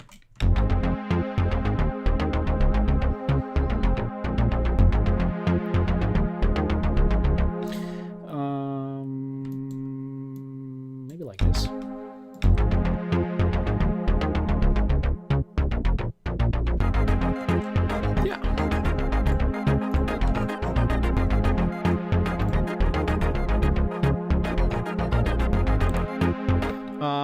hello, Coxid. How are you doing? Welcome to the stream.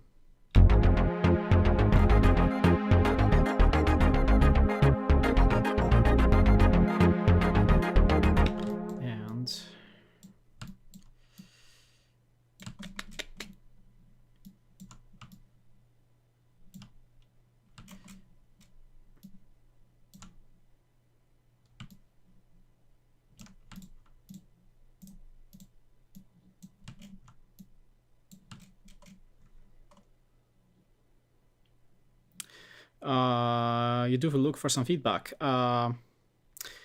Yeah, why not? I can give you the permit for the link on the chat if you want to. Yeah, I was like thinking about wrapping up for today, but I can actually save this project, have a look at your submission, and then I can call it a day afterwards. Because I've already been live for like past 4 hours, to be honest. But I can still take a look without a problem. So I can actually finish this thing off stream later. So let me actually just hit save. And I can give you the permit on the chat and we can have a look. Let me see here.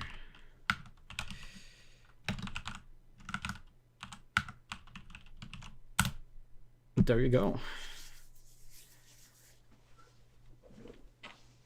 Okay, it's a YouTube thing. Awesome. Let me see here.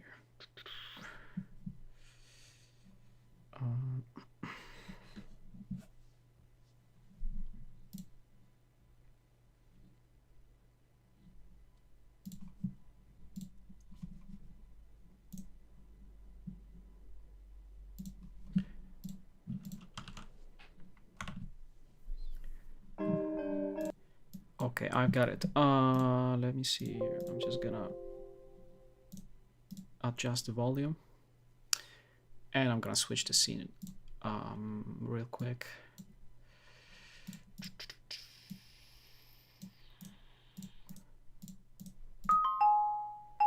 That's good. Let me see here. All right then, so yeah, so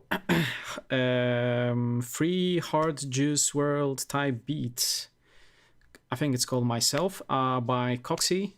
And yeah, we will have a look. So let's adjust the volume and hit play.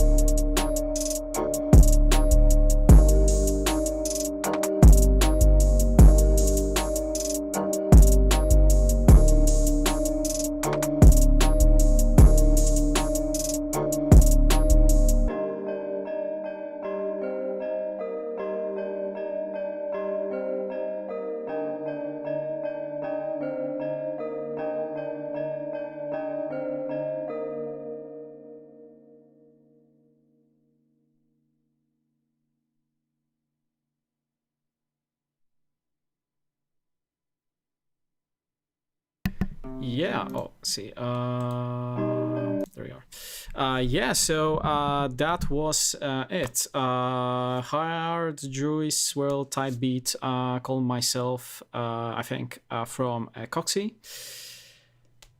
And yeah, so I assume it's like a trap type of genre kind of thing, which isn't like exactly my cup of tea, but I really enjoyed it.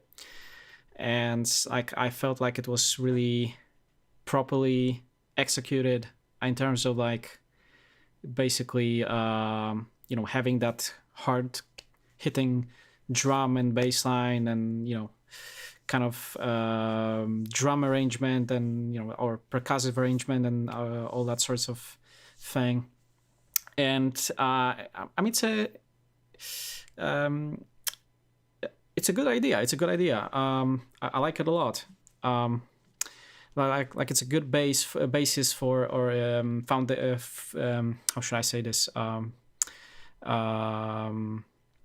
Like a good base for some like kind of like bigger because you have like 2 minutes 37 seconds, so I assume you could like sort of basically make it longer and kind of build more stuff on top of it basically, or just make it a little bit more interesting, a little bit more of your own, if I may say so. But it's I mean I really like the core is certainly there, and you have that kind of as I guess necessary for the genre hard-hitting drums, so to speak. So if we maybe begin at the beginning and kind of scroll through the track a little bit.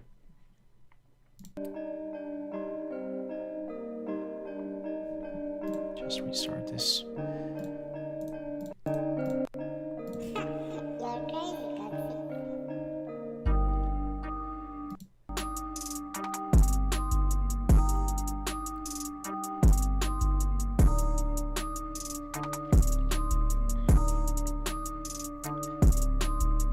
Yeah, so I don't like in terms of like leveling of everything and like mixing wise, right away I can say like it looks, or it when I listen to it like appears to be really solid. And I usually don't tend to say this pretty often, but I actually like how you have managed to kind of just mix it down so sort of properly.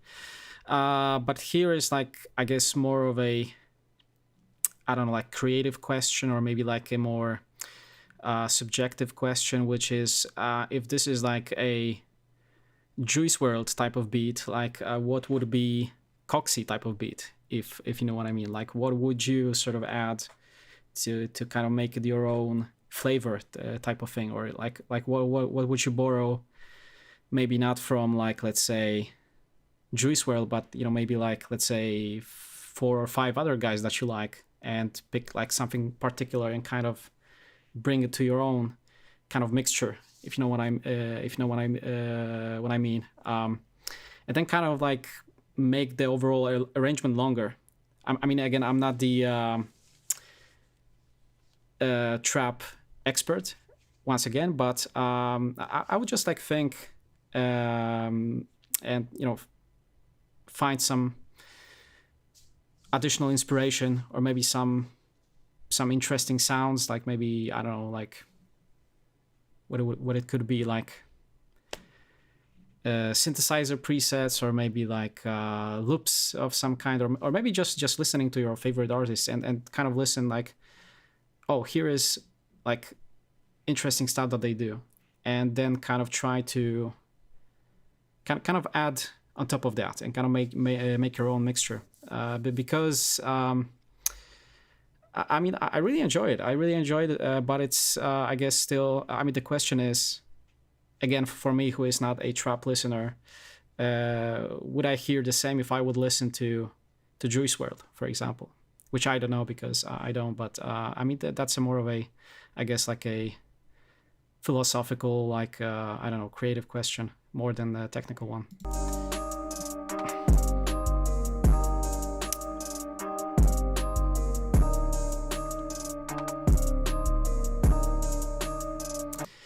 Yeah, so I guess if I were you, like, I mean, if I would be in your shoes and if I would take the same drum arrangement, because I like the drum arrangement, drum programming, and processing whatever there is. I would just probably, like, it's probably just me, but I would just take, not because I don't like it, but because I would try to make it my own. Just basically throw out everything and try to kind of make it my own, in kind of like a more like a creative sense, and kind of look from the perspective of not what Juice WRLD does, but maybe what both him and maybe, like, let's say 2 or 3 other people like him in the similar genre do, and kind of like take what's best from all these things that they do, like little things, and kind of make it into your own mixture once again. So maybe because it feels like probably I don't know. I see those like type respectfully, like those type of beats on YouTube, where people make them and say like, oh, this is this type of artist type of beat, and this is this type of artist type of beat, and like here I can sell it to you or whatever, and you have a good whatever foundation for I don't know whatever. I don't know, using as a background in your video or whatever, or something like this. Like really, I mean, you did a really great job. But then knowing how to sort of technically is not the whole story, I guess. But let's keep playing. Let's keep playing.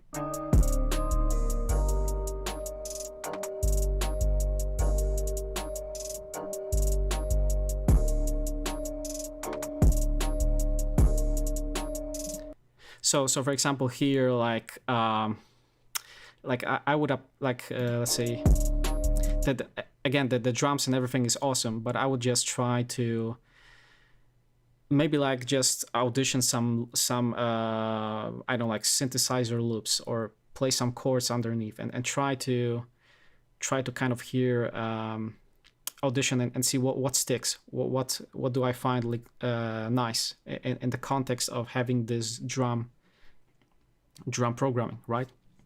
But doing something completely like out of the box, basically.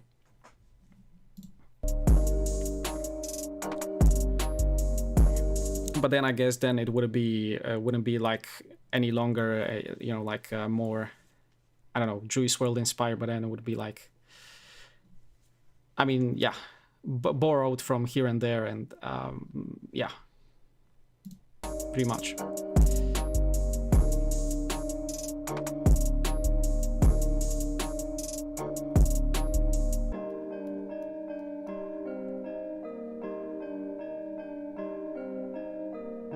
But then again, also it's a question of like going for a certain particular type of mood.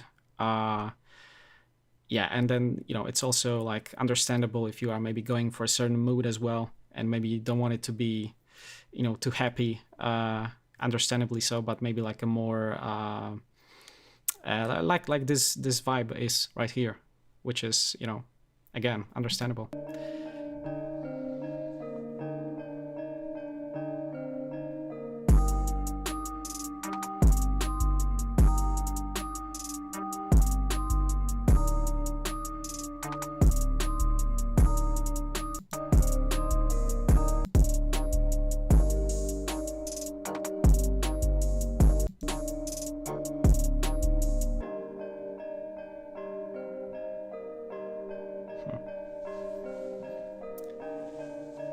Yeah.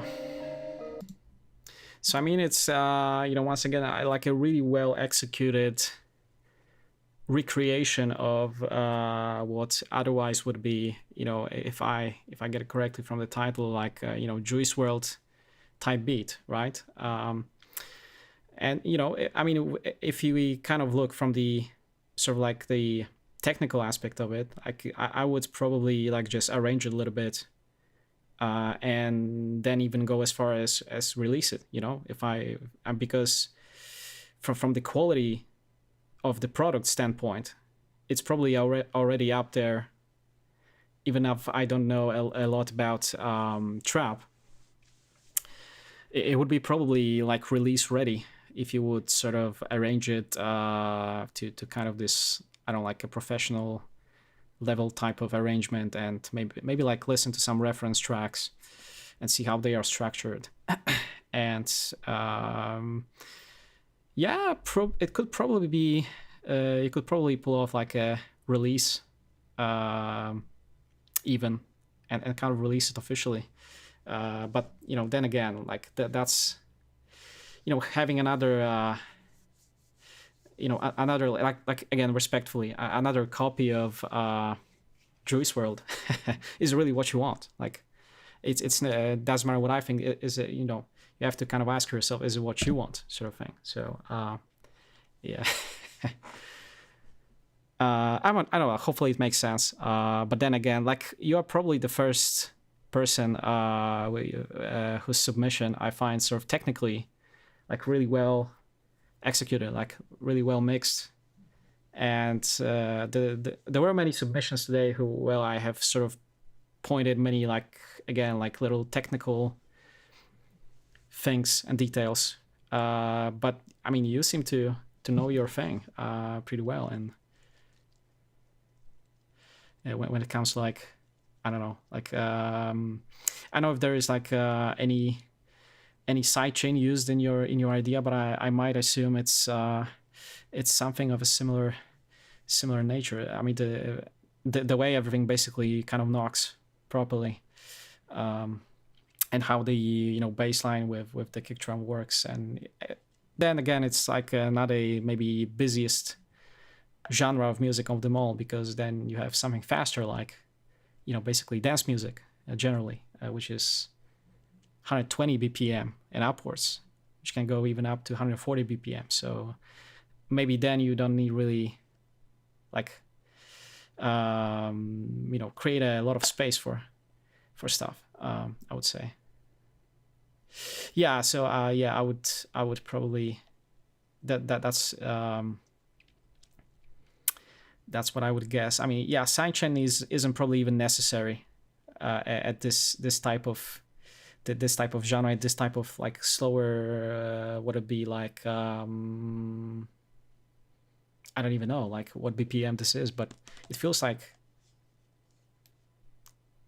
somewhere around 100, if I'm not wrong, or maybe a little bit faster. I don't know, but you probably even don't need a lot of sidechain, just a proper sound selection, as you say, hear yourself. Yeah, but other than that, I would just explore. I would just explore more musical ideas and find just kind of develop your own way of gluing sounds together. Oh, 155. Okay, then maybe I was thinking half tempo or something, because I was like, like when I was like listening to it, but then it could be like, you know. So you can, I guess, think both ways, like count as a half tempo or like full tempo, whatever it is. But then I don't think I have anything more to add. I mean, I really enjoyed the idea. I mean, so that you don't get me wrong, like, it's a properly executed idea. It's just to kind of add your own statement, your own flavor to it. I would say it is something to kind of keep working on, I would say. But otherwise, really great job. And I don't have like any sort of extra thing or feedback to add, if I have to be honest. I hope it helps, regardless the things I've said. So I don't know.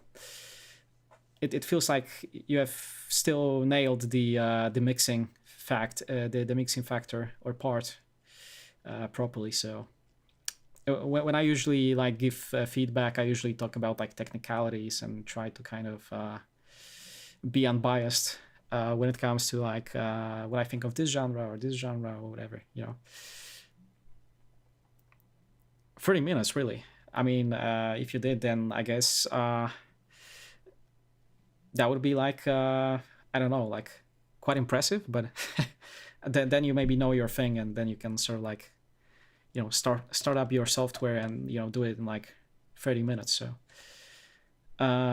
maybe it depends on the workflow as well. And as you have said, you have maybe you have like your own packs with kick drums and everything, so you have probably like selected everything already, or you have like a good selection beforehand. So of like, let's say, drums or sounds of any kind or whatever. Like there were like let's say like these bell sounds, or whatever else there was, whatever other kind of synth or plaque or whatever it was. Like it feels like you kind of know what is necessary for this type of beat or this type of flavor, but how can you sort of go for your own flavor is maybe more of a question there. Yeah. So that was pretty much it. If you have any follow-up questions before I wrap up, you can ask me here in the chat. Otherwise, thanks so much for the submission.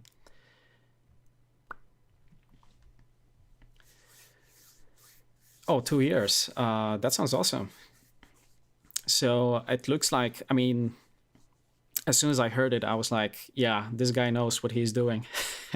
It's just to kind of think of the more kind of philosophical aspect of it, and kind of like find inspiration, and as some of the people say, make your own sound or whatever kind of thing. And there are like a lot of questions like people ask themselves, like, how do I find my own sound? Or, I would say like basically experiment, throw a lot of shit against the wall and until something sticks, as I tend to say it myself.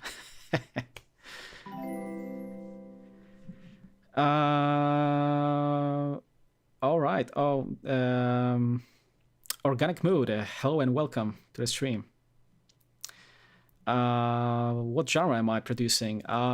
Well, usually when I started, I was more of like I would say blend, or like a bridge between house and trance music, which is like my usual, I guess, signature thing that I like to do. But then I really tend to like stray away from it and go for like different things, like synthwave recently, which is actually the idea that you're looking here at the screen was something that I made kind of quickly on the stream, and also a little bit of drum and bass, and a bit of everything that I get inspired by and that I like to listen to, and kind of experiment and kind of borrow from every single one of these, and then kind of just make weird mixtures, I would say.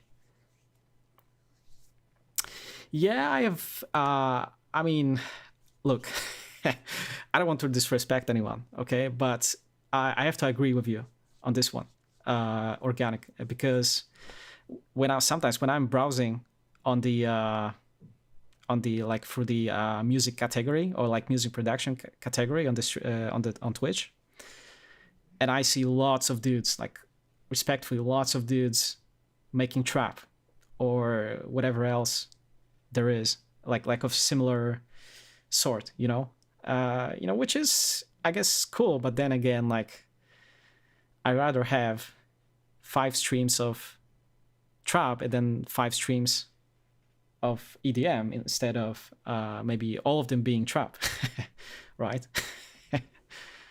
So, and then usually, like, I would say 90% of the streams that I open are kind of trap, kind of, I don't know, half beat or whatever it is, type of oriented stuff.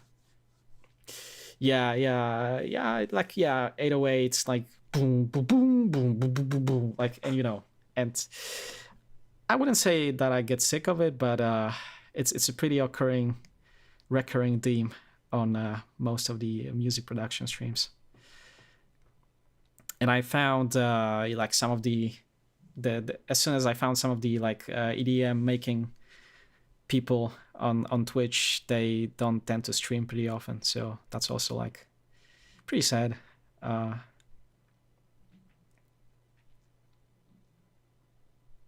Oh really? Organic house. Organic, is it actually like is it actually like a genre, organic house, or do you mean like deep house and like I don't know, like like I don't know, like more moody type of stuff, or is it actually a genre? Organic house, that's interesting. Like yeah, there are so many types of house these days that I lose the track. I don't even know. You could probably count like at least 10 different subgenres of house, I feel like, nowadays.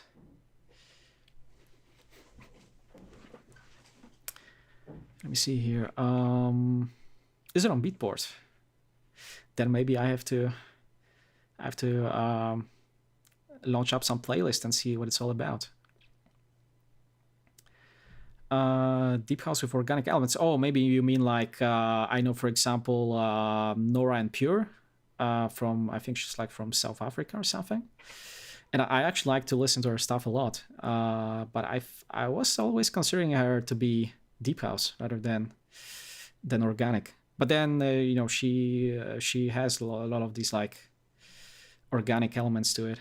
Like I don't know, nature sounds and like I don't know, waterfalls and shit. Oliver Koletsky, never heard of him, but I certainly have to check it out and write it down. As a matter of fact, sometimes people give me hints of the music I never listened to before, or artists. So I usually like to write it down. Thanks for the tip. Like for the information, by the way. It's always for me, like it's more about like whenever I'm exploring and discovering new artists, I usually recently do that a lot with synthwave, actually, and you know, sounds of the 80s and retrowave, as they also call it. And it's the kind of thing that I'm, I guess, more into recently, as compared to like regular 120, 128 BPM type of thing. I do come back to house music, or like, I don't know, a blend of it. Like, I think someone said like Trance, which was basically someone's description here in the chat for me doing a blend of both worlds, trance and house, a little bit, like basically borrowing one thing from like one thing from the first one and the other from the another one, basically making like I don't know, something of my own flavor, I guess. But again, like I don't like. It really depends. Can be 120, can be 130, 132 BPM sometimes. Yeah, sure. Take your time, organic. I was actually thinking of wrapping this stream up, but since I think there are some viewers left on the chat, and it feels like I don't know, a nice conversation. I think I will. I see no reason why I wouldn't take another or some extra time, basically, to have a chat with you guys and hopefully deliver some entertainment of sorts, or I don't know. I could actually use.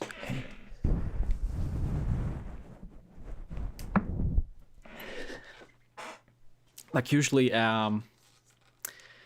whenever I have exclamation mark feedback in the title of the stream, or anything that you know, any title that says feedback in it, people are like swooping in, and I actually get some viewers when I type this particular phrase in the title of the stream, or if I make the topic of the stream, one of them at least, about feedback for the people. Yeah, because I agree that I never sent any stuff to anyone to kind of technically review, even if I was thinking about it. So yeah, I mean, I can understand why people look for someone who they can, I guess, trust a little bit, and I don't know, give like a proper criticism sometimes, you know, kind of like an honest review and like a deep insight into kind of the stuff that they do, and all again in the kind of purpose of just kind of, I don't know, like like teach stuff, or like, I don't know, so that you can learn or improve or whatever it is. There's never anything personal in it, just, you know, just for the sake of improving quality of the music overall, I guess, is my agenda in it all. So,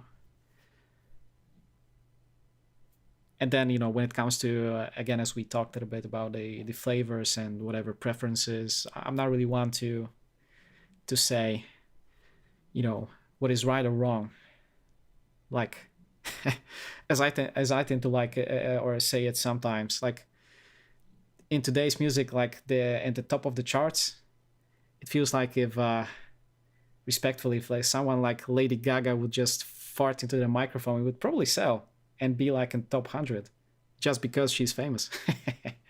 So, you know, I mean, who am I to say, you know, someone from top 10 in Spotify does something the wrong way, you know, like if it sounds good to you, then it's all good.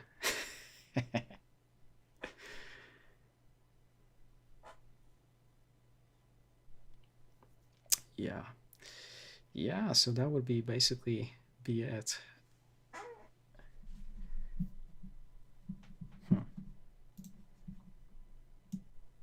Yeah, maybe like, let me arrange this one a little bit before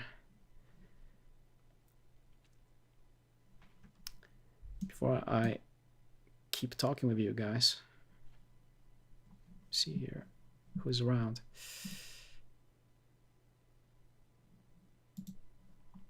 Awesome, looks like. Looks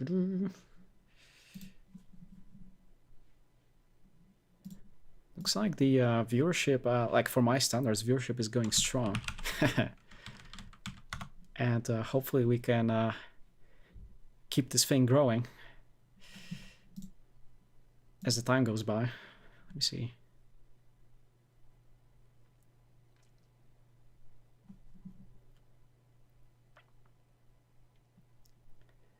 Yeah, so I think I may be gonna just do like the finishing touch on this thing over here, and later on, I think like Organic Mood went for like a break or something, and then I will just say some last words before wrapping it up for today. So let me see here.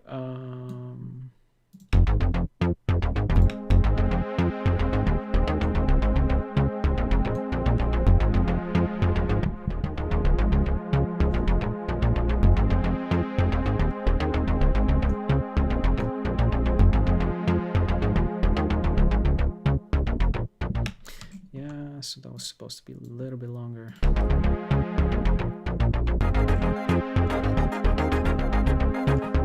Color code a little bit.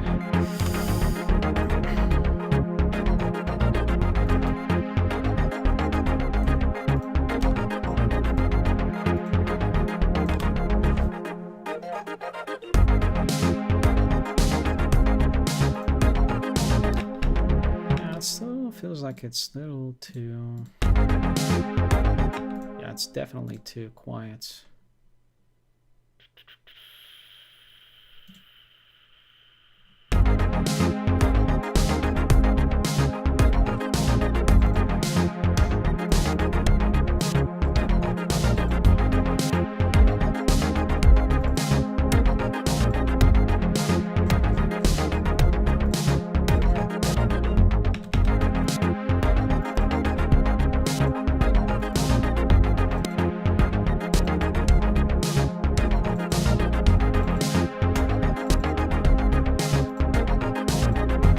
Or screw it, let's just go for my the usual one that I use, because I cannot find anything interesting there. Yeah, pretty much just leave the snare. And oh wait, huh.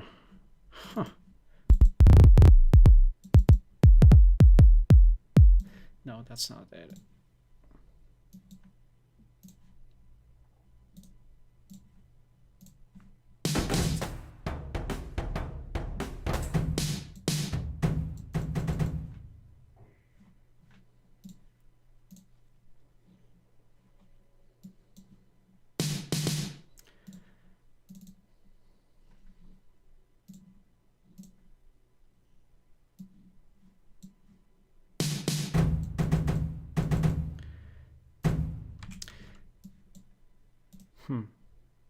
Or maybe I should import like a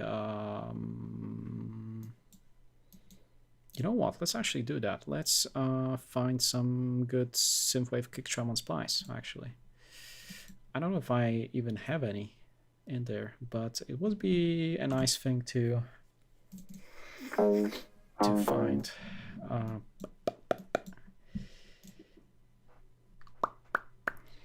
Instruments.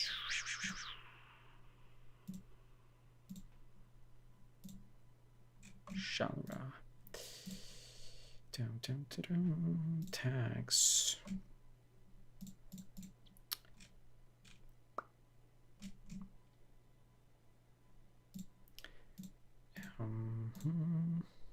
Drums, right? 88. But then most of them are loops, which kinda sucks. I just want the kick drum, man. One shot.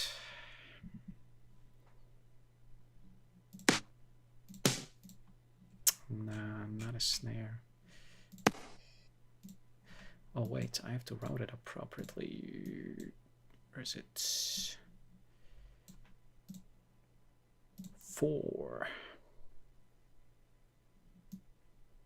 There it is.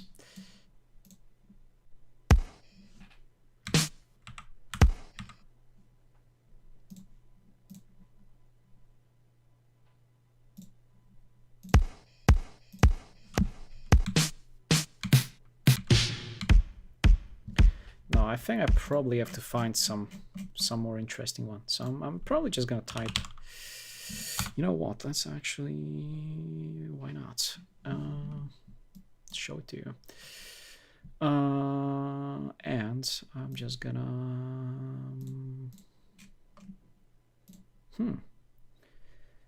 3.7 thousand kicks. That should be enough to find something. Oh yeah, of course we should start by one shots. Yeah, some of them probably suck, but oh damn, I wasn't expecting that one. And what I'm gonna do now is, because I can't really trigger this thing. Wait a second.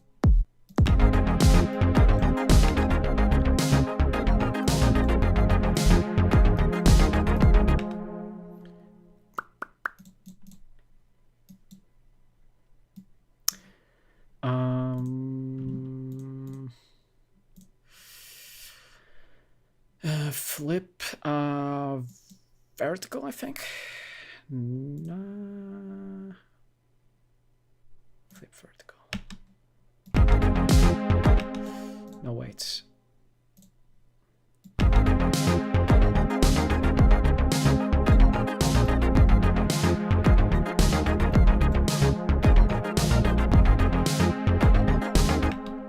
Oh, why is it delayed though? Okay, because it's okay, I see. The kick itself is delayed. Well, whatever.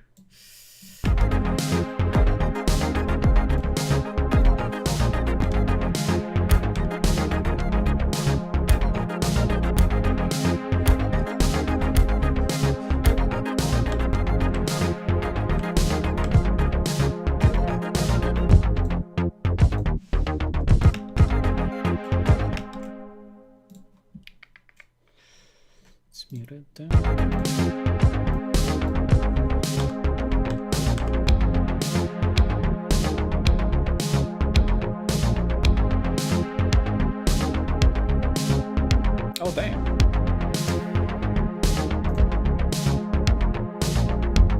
This one is actually not too bad. And I already have it. Nice. Let's keep looking.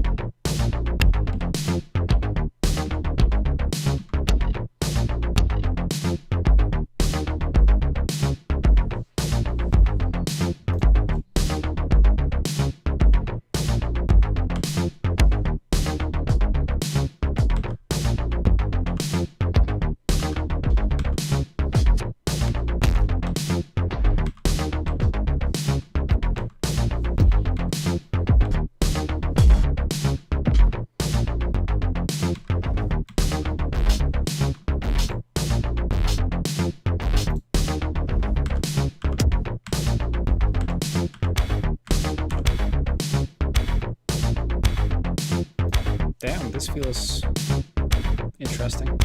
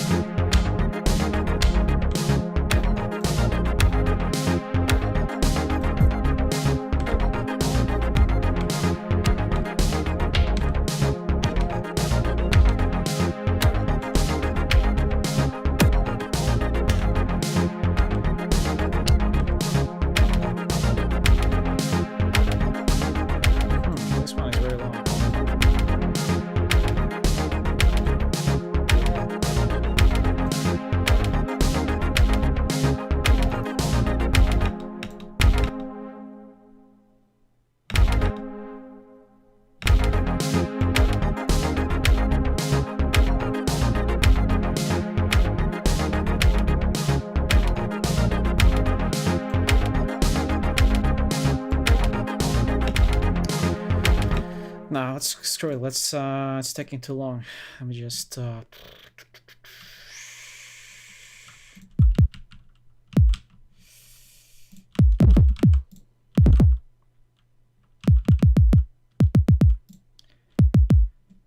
no patience on this thing. I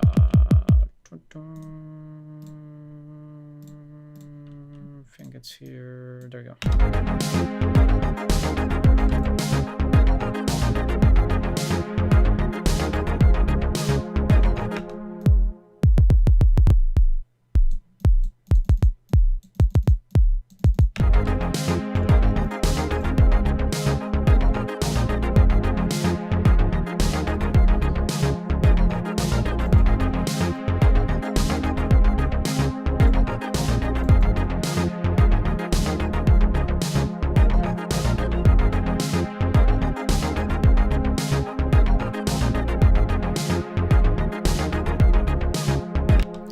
Actually populated with some percussion. Why not?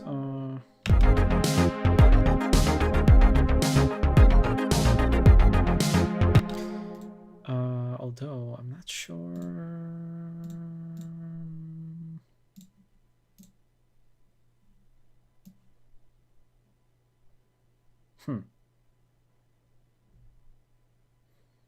Okay.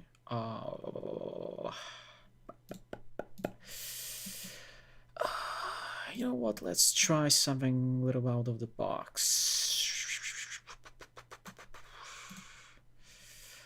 I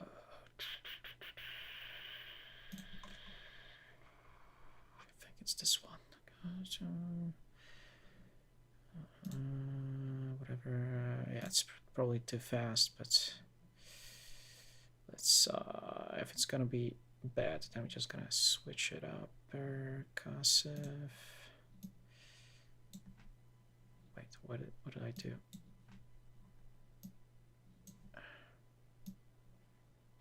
Okay, well, cannot see. Okay, this is it. I think it's called. Oh wait.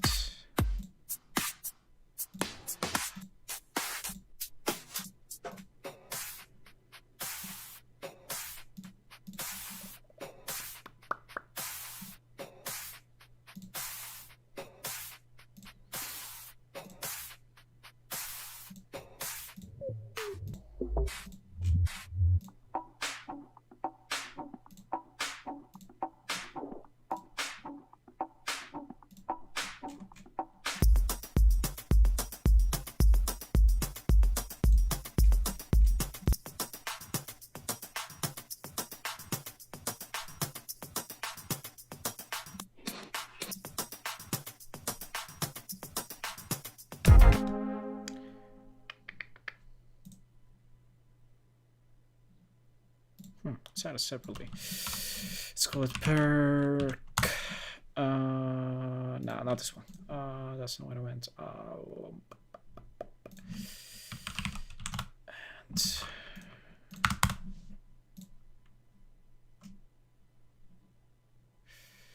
right, so that's gonna be 8 and.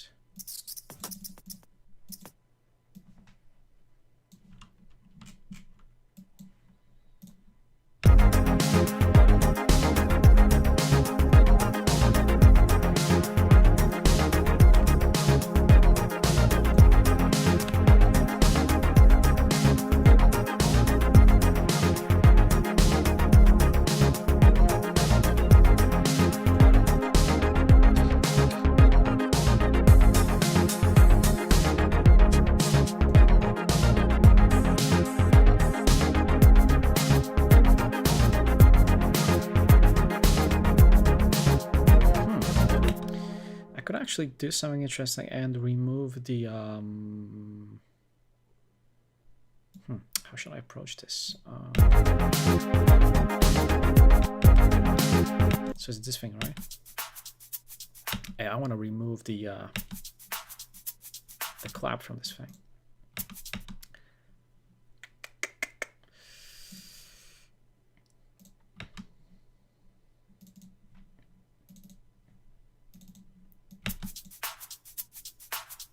Oh wait, it's not it. There we go. There you are.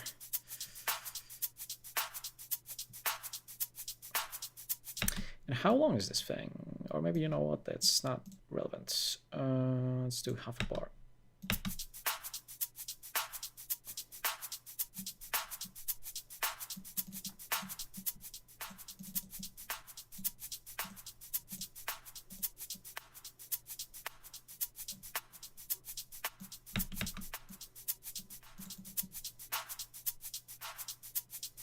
because we have this. Let's see, where is it?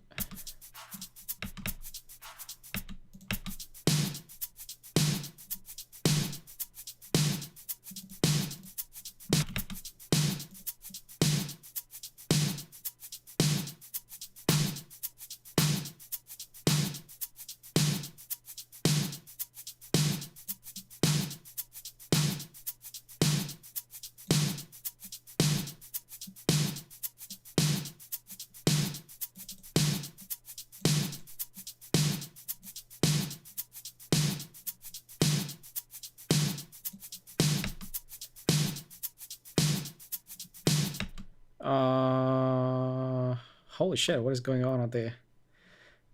Did you try to post a link, Organic Mood? Because if that's the case, I can provide you with the permit for if it's say like a track for feedback or kind of thing, or if it's anything else. Okay then. Yeah, I usually, because I mean, usually when people tell me like it's for music feedback, then it's okay, because you know, sometimes when people would paste like something something that I wouldn't want to, then it would be would end up pretty badly sometimes. Yeah, you can send it on Discord as well. If you want to join, then I can. You can even go as far as there's a section which is called music feedback, and you can upload your submission directly to like this Discord player or something like this. Let me see here. Okay then, awesome. Yeah, sure. You know what? Let me hit save on this thing first, and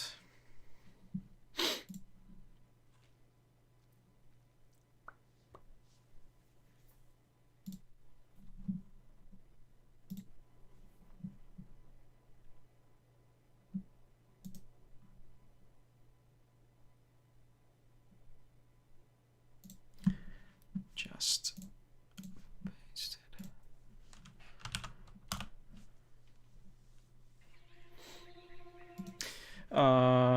Let's see. Let's just crank up the volume. You know what? Just give me a second. Maybe I will just quickly restart my sound card because it's pretty old, and yeah, it tends to get pretty glitchy sometimes. Let's see if it's gonna work.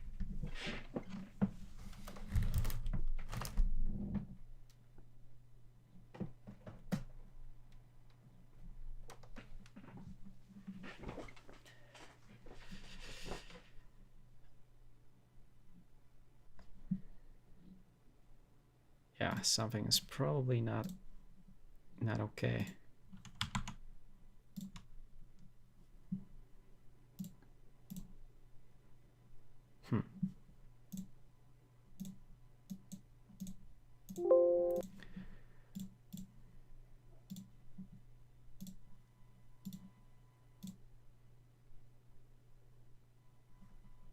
Let me see, let me just play the audio so that it's being catched up. Okay, looks good. Yeah, should be fixed now. Okay.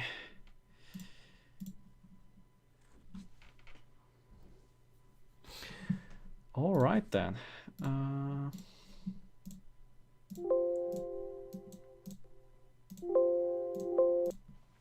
So yeah, so the submission is called Ethnic Unfinished. Yes, 24th of January by Organic Mood.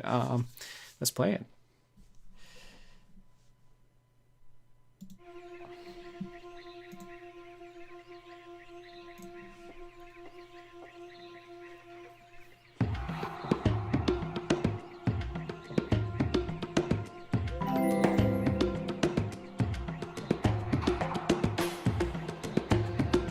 Hello, Holder Pantheon, welcome.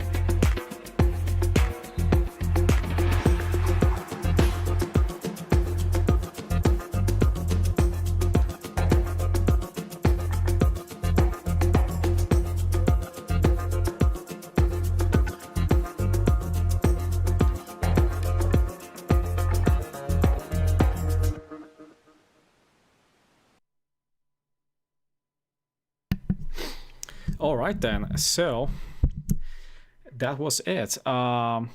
Ethnic, unfinished, 24th January by Organic Mood. And yeah, I mean, first things first, I really have to say, like, it is exactly like the name suggests.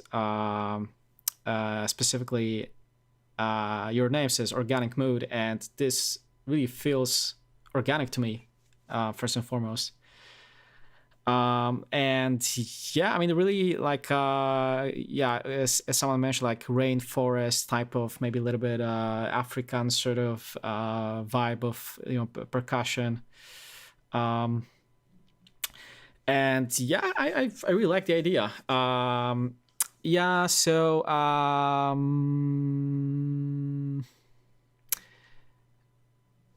I don't know if I say. I think I said hi to someone. Was it Hold Up Auntie? Yeah, I think so. Yeah, the thing with links is I have to give you permission on the chat first before you can actually paste something for like security purposes. So when we get to your place, then, or to your track, then I can give you the permit to basically paste your link here on the chat, if that's okay. But we are just going to have a look at the submission that we have in front of us right now. So yeah, when it comes to like repetitiveness, like I mean, so far, you know, you have 2 minutes 27 seconds. It feels maybe more like a long loop rather than, you know, like a kind of a big sort of arrangement and, you know, structure. Like, where do we have intro? Where do you have like a hook element? Where do you have breakdown? Where do you have a second drop? Or, you know, maybe depending on what genre it might sort of be categorized as, then you probably would have to kind of think like, I think you said it was like organic house or something like this, probably, right? Then you probably would have to look at like how are the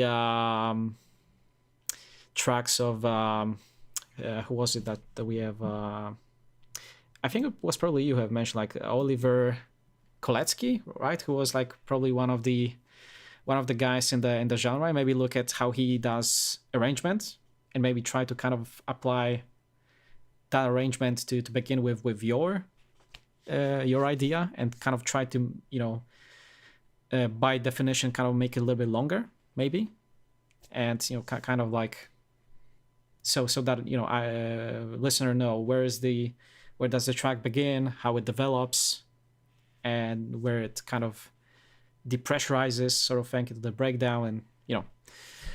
So yeah, I mean, the answer is probably yes. It maybe feels repetitive, but it feels certainly very sort of atmospheric in a positive sense, and it has like a good foundation, good general overall vibe of, like, again, organic, a little bit of like as someone said here, rainforest type of music, right? Or type of beat. So if we actually go to the beginning, which is something I like to do, if we go to the beginning and scroll a little bit through and kind of analyze what is going on, or where we can perhaps improve a little bit, or what you can improve a little bit perhaps, is, yeah, so the first 10 seconds, right? It's also like a recurring theme among the people who submit, is that the intros are sometimes way too short, like 10 seconds. I mean, I can understand like maybe initial idea, but like probably like a minute would be like probably at least necessary to like try to kind of introduce the listener to your idea, I feel like. So, you know, extend that by a factor of 6 basically. to have a minute, and then you know, build something there and kind of build towards that. Oh, you know what? Yeah, I'm sorry. Yeah, you actually have some, you know, percussion in the intro. Okay, so maybe that was.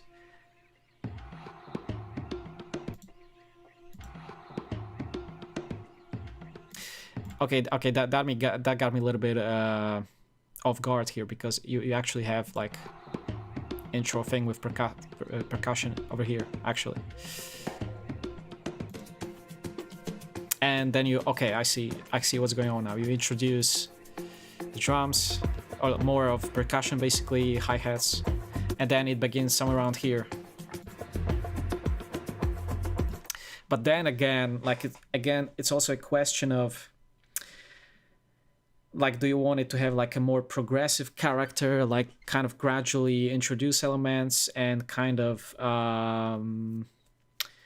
keep the interest by the development of the progression, or would you rather, let's say, add with or do some kind of an intro without any percussion at all, just kind of like, I don't know, whatever it is, like pads and nature sounds and that sort of thing, and then kind of keep this going for a minute, and then like have some kind of a sweep, but then bam, like here comes all the drums, all the percussive elements, and like did this kind of big reveal sort of thing, if you know what I mean.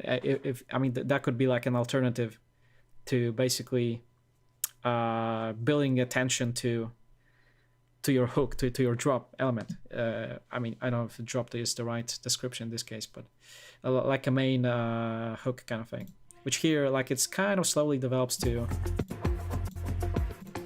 a kick drum somewhere around here. But I feel like the impact would be a lot better if you would just kind of,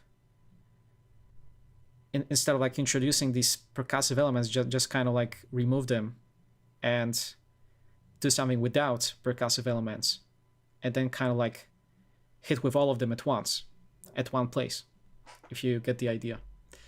That probably would have like a better impact, just from the like listening perspective, or listener perspective.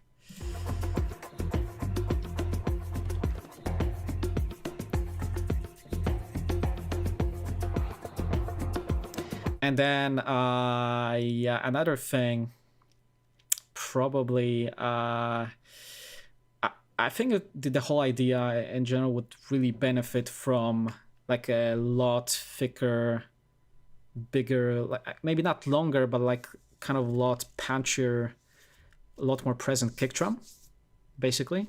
Like finding some kind of kick drum that isn't like, let's say, because I can hear it, but it's like, I feel like it's very drowned in the mix.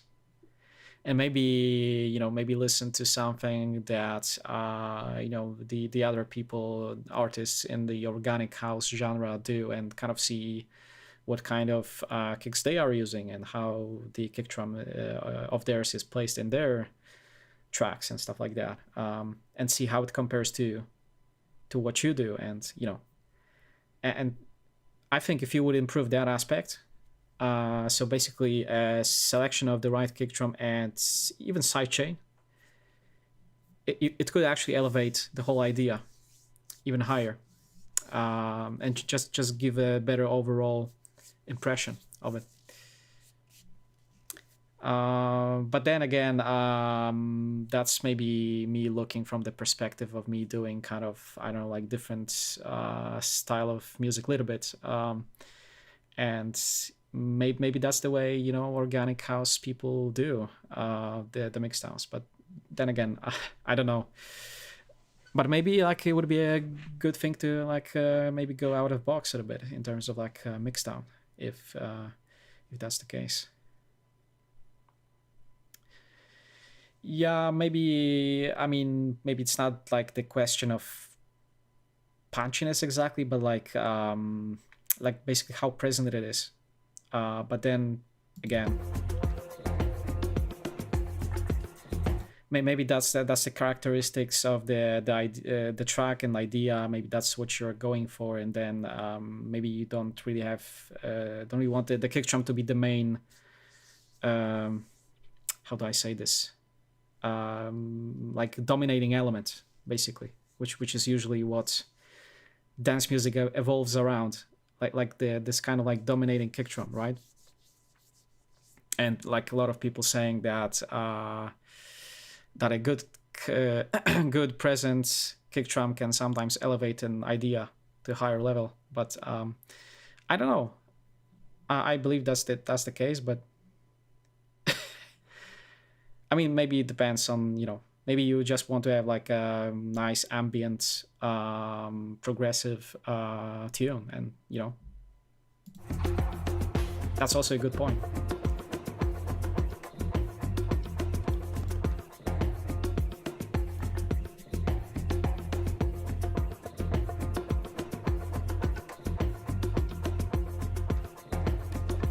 Let's see.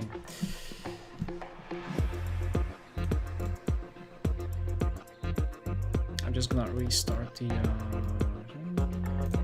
because it's too okay.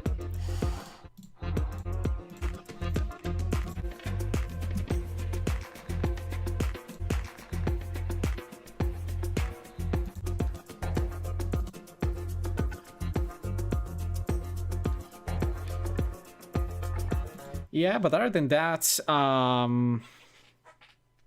yeah, I mean, maybe I would, if I were you, I would probably, if I would sort of like mix it, I would probably just do a different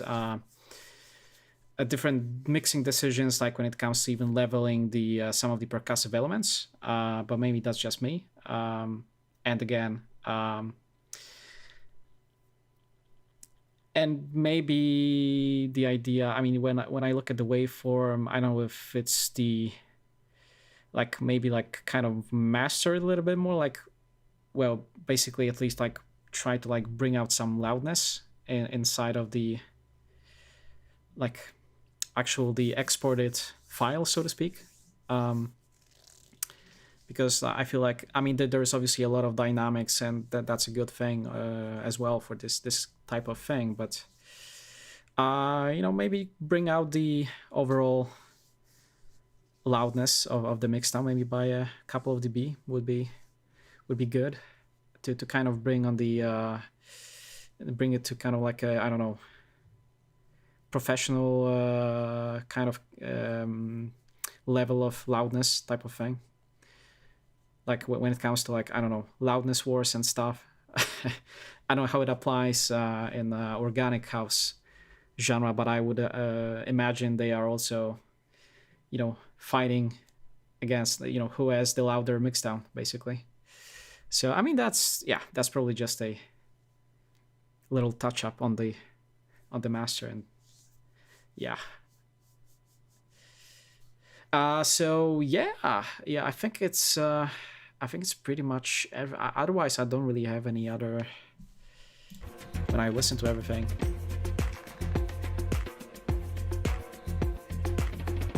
Yeah, maybe like if nitpicking, but then it also depends on like the overall loudness of the whole mix.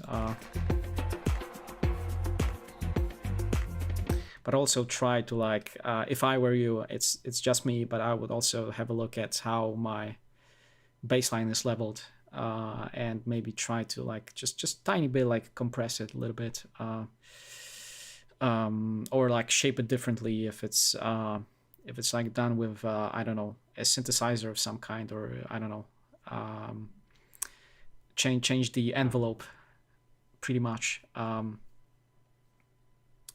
so that it's like more kind of more squeezed in a sense. But yeah, that's probably just me. Otherwise it's pretty much everything. So thanks so much for the submission. Let me see here. Just gonna switch the scene. Yeah, so you know what, let me take a quick toilet break, like a minute or two, and I'll be back with you as soon as possible, and then we can have a look at the next submission from Hold Up Auntie, and I will give you the permission on the chat then. That's okay. So be right back.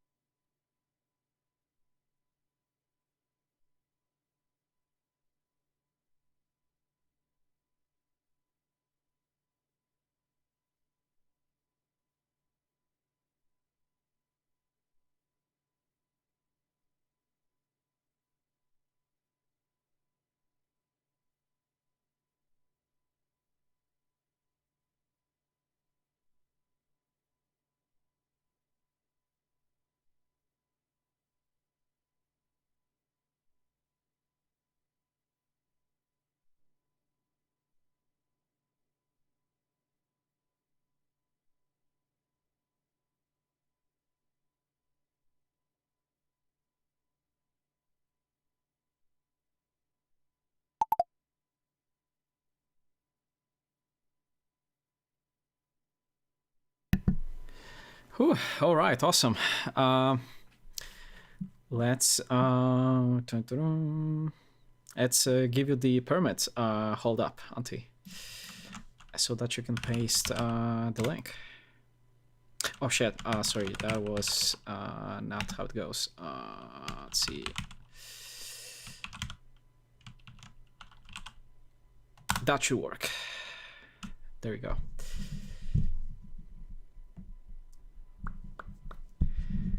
Awesome.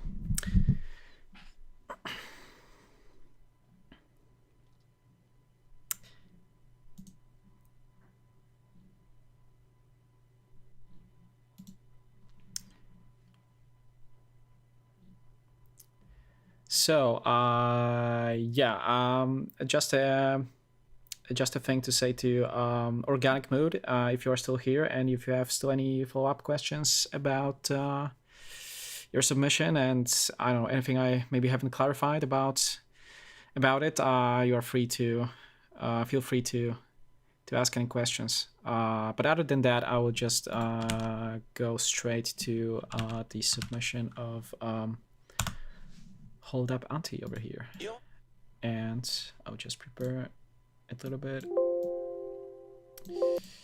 and there it is. So Daydream, No Verses, a track by Hold Up Auntie here in the chat, and I see it is a private track, so here's my question to you. Is it okay if I just hit play and play on the stream, or should I perhaps mute the output and listen for myself and then give you feedback that way? All right then, let's play it. You're my daydream.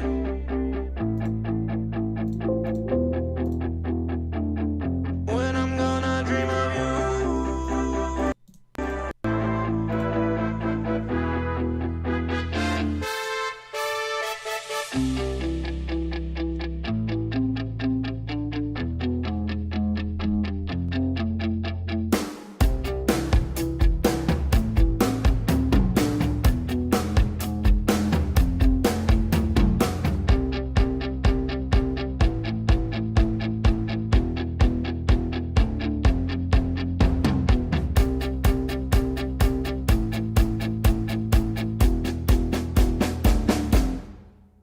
You're my daydream. We've been living on the same street. When I'm gonna dream of you. And then out of the blue.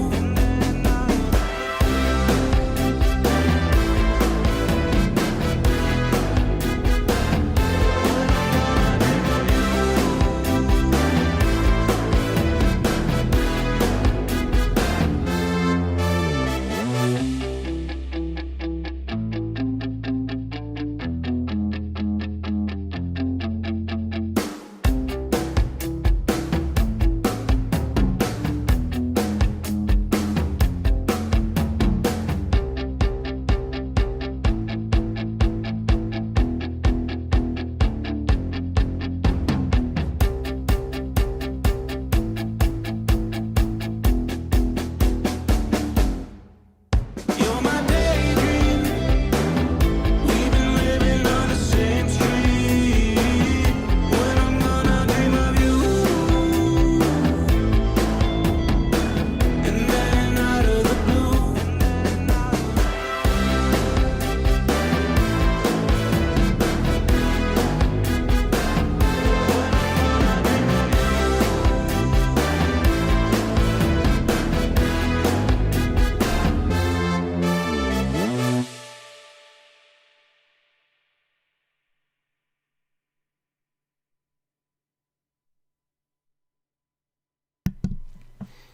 Yeah, all right then. So that was it. Daydream, No Verses by Hold Up Auntie. And you've just briefly mentioned that that you wanted to make a bridge as well. And I know what you mean by the name, but I actually forgot what the bridge meant in terms of like arrangement. To be honest, so I probably have to, I still have to brush up on that knowledge. What it actually was in terms of like arranging a song.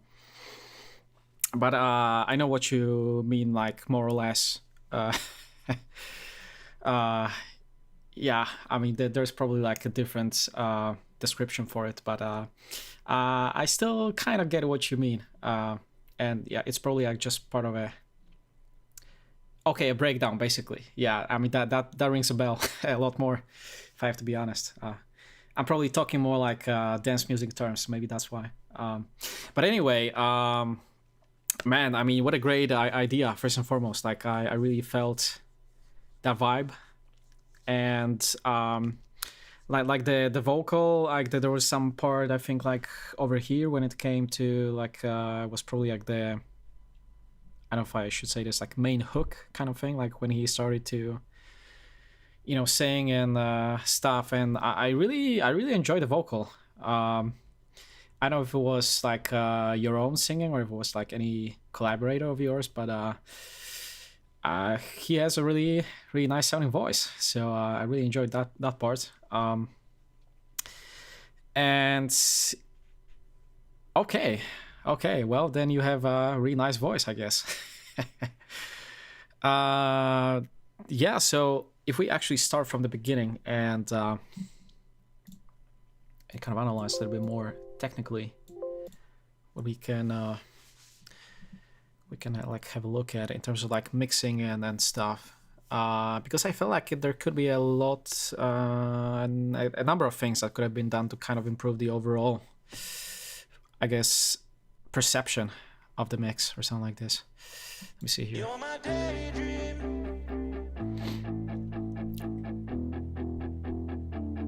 When I'm gonna dream of you. Yeah, so well, first things first, maybe the, I don't know what it's called, like is it like a brass thing, like the thing you like the it felt like pretty, I don't know, like pretty, I don't know, like cheesy a little bit. To be honest, yeah, like a, yeah, brass basically. Yeah, that's what I was trying to say. I don't know if it has, I don't know, like from a creative standpoint, if it's like a, I don't know. It felt like a bit, I don't know, like you've actually like played a synthetic one or something on the keyboard, and I don't know, maybe it's just me, but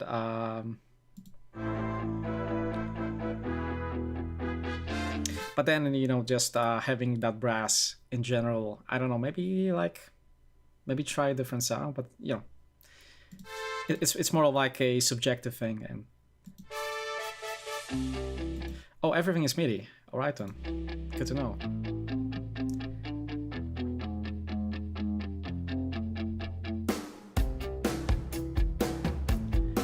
But that part over here, like it was either like, it felt like it was like either played live or it was actually like a good programming or whatever when it comes to like these like band drums thing, whatever it is going on here.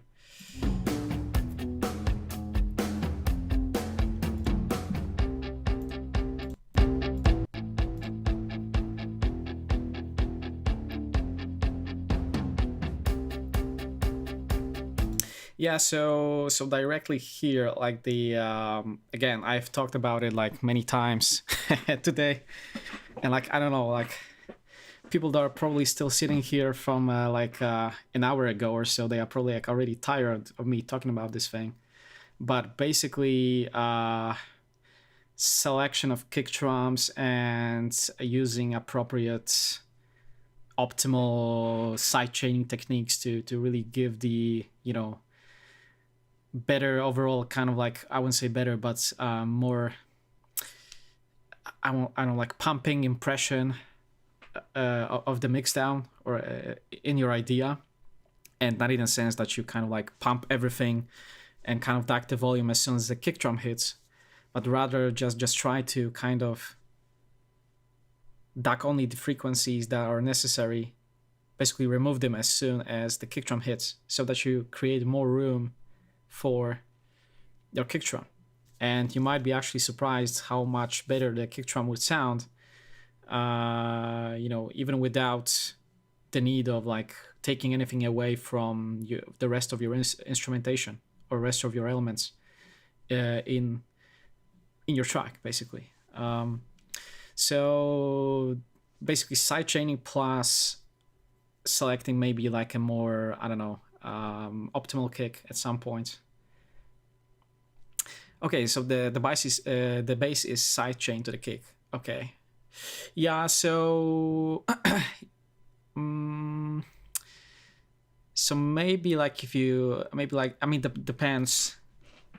how you sidechain. If it was like a sidechain compressor, then maybe like maybe that's just a taste thing, but maybe try to sidechain a little bit harder in a way, or alternatively use a different sidechain technique so that you can carve out more of the lower frequencies without affecting kind of the whole spectrum.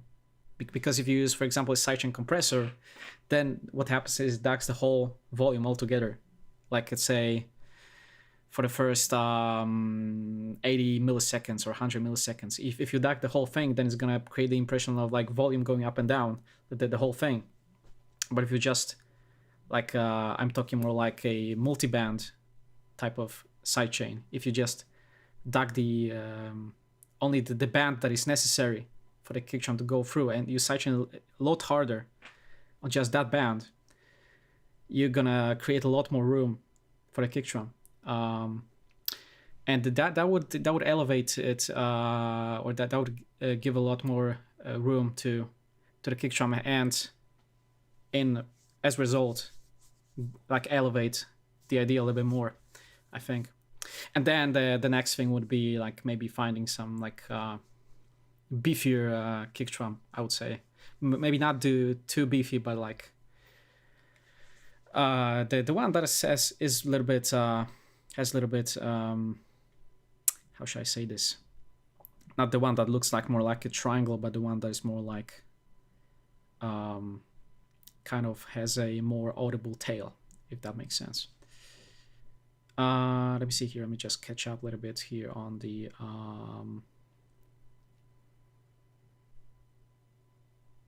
okay, you have drum VST, which is called Superior Drummer, and guitar is Ample Guitar.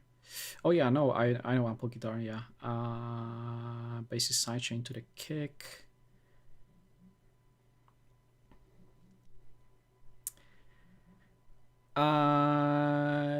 Yeah, multi-bar, right. So may I ask what you use right now to, like, what is your sidechain technique, if I may say so. And then we can maybe like, I can sort of try to elaborate. Okay, so it's normal compressor. Is it like a stock DAW compressor? Like what DAW are you using? Maybe it depends. Maybe like maybe I would know like how to kind of approach it differently. Okay, Ableton. So it's like an Ableton compressor then. Yeah. I mean, in terms of Ableton, it's a little bit weird because I don't really know how to do this with stock plugins, but yeah. Maybe you know what, we can maybe probably try to find a solution a little bit later, but maybe if I keep playing and we can have this at the back of our heads, and then we can sort of get back to it and maybe try to brainstorm a little bit about the sidechain aspect. But if we actually keep playing, let's see what else we can find.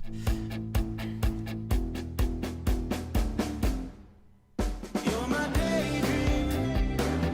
We've been living on the same street. When I'm gonna dream of you,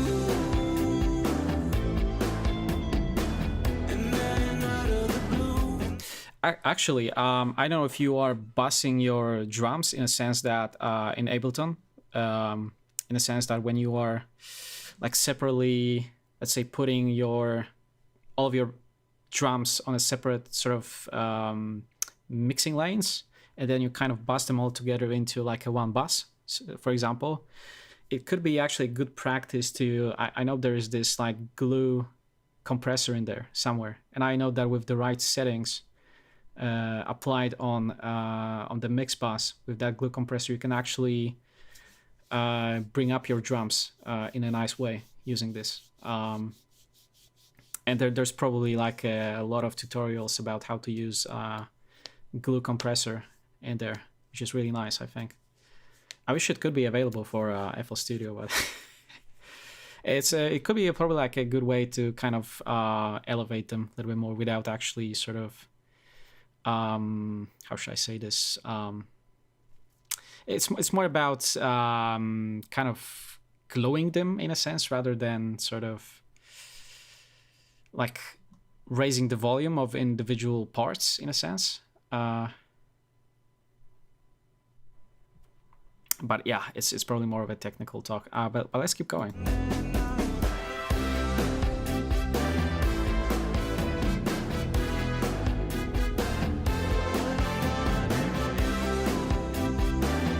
Yeah, because how you also set up your glue compressor, which I've mentioned, and or whatever kind of compressor that you put in on your drum bus. Then when you, let's say, adjust the attack of that compressor a lot, and let's say you're gonna have like 10 or 20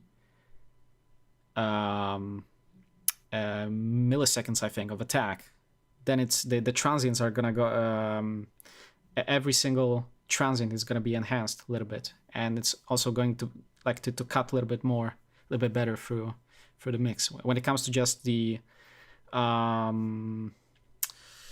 not the kick drum specifically, but more when it comes to like hi-hats and the snare and everything, and yeah.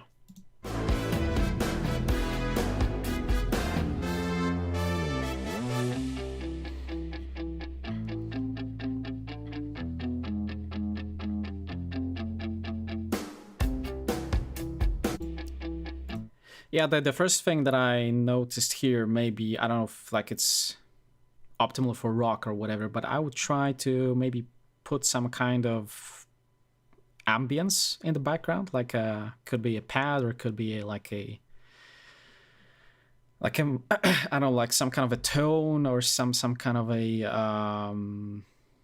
like a more kind of atmospheric type of loop, maybe of some sorts, to kind of like have it under the guitar here, over here, because otherwise it feels like pretty empty. Or just add just some reverb on this guitar, maybe, to let it kind of have some kind of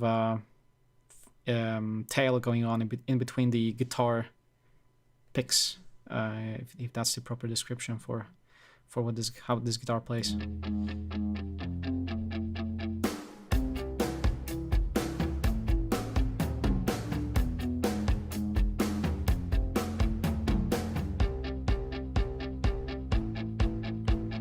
Yeah, I mean, the guitar could, like, I wouldn't say a lot, but maybe like generally like benefit from some like hint of reverb. Not even like a long one, but just some kind of like, maybe like convolution. I think there's like a somewhere in there in Ableton, there's like a nice convolution device in there that you can sort of test to kind of give a hint of like ambience, so that the guitar actually feels like it's being played somewhere in some kind of space. But that's just a little touch up, I think.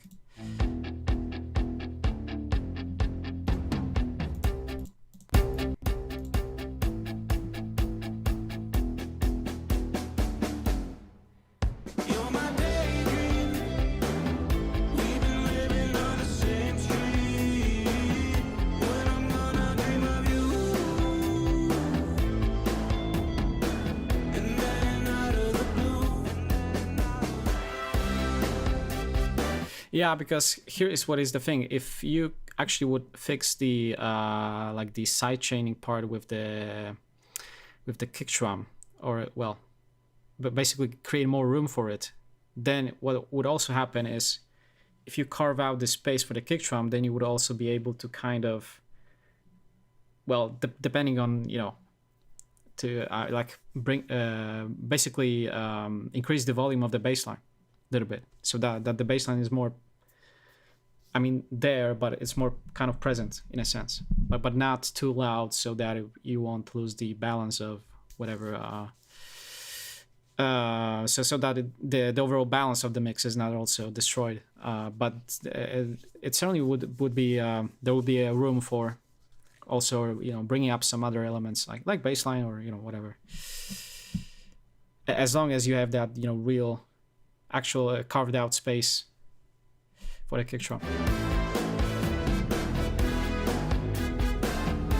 Because the kick drum is there, but it's sort of not like kind of like punching through in a sense, like, and it's not like related to the sample itself. It's more like basically how much space is being created for it at the moment.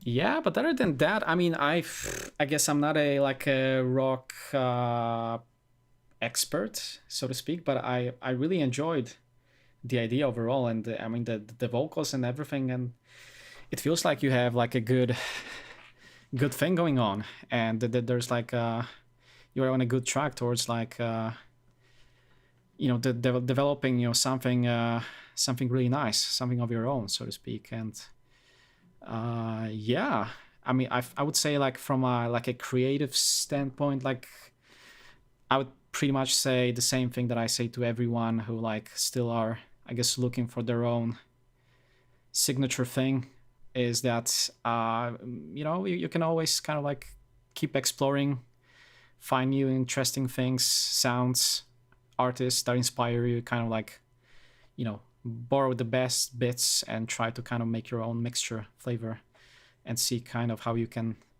use that your own kind of really nice vocal of yours that you have, and kind of like try to maybe add some extra harmonic kind of own elements to it as well, and have that nice sort of punching kick drum in the, you know, at the sort of core of it, and bass lines, whatever. So yeah, I mean, other than that, I don't think I had any more to add, if I have to be honest, because otherwise it felt really good. Like yeah, I mean, I really mean it. So yeah, I could probably like talk about this, how you can sort of approach this sidechaining thing, right? Which we're supposed to circle back to. And I'm trying to think of a solution. How can you actually do multiband in Ableton? Like, I assume there's like literally no multiband, whatever, splitter, compressor, anything of multiband nature in Ableton. Like a stock device or something.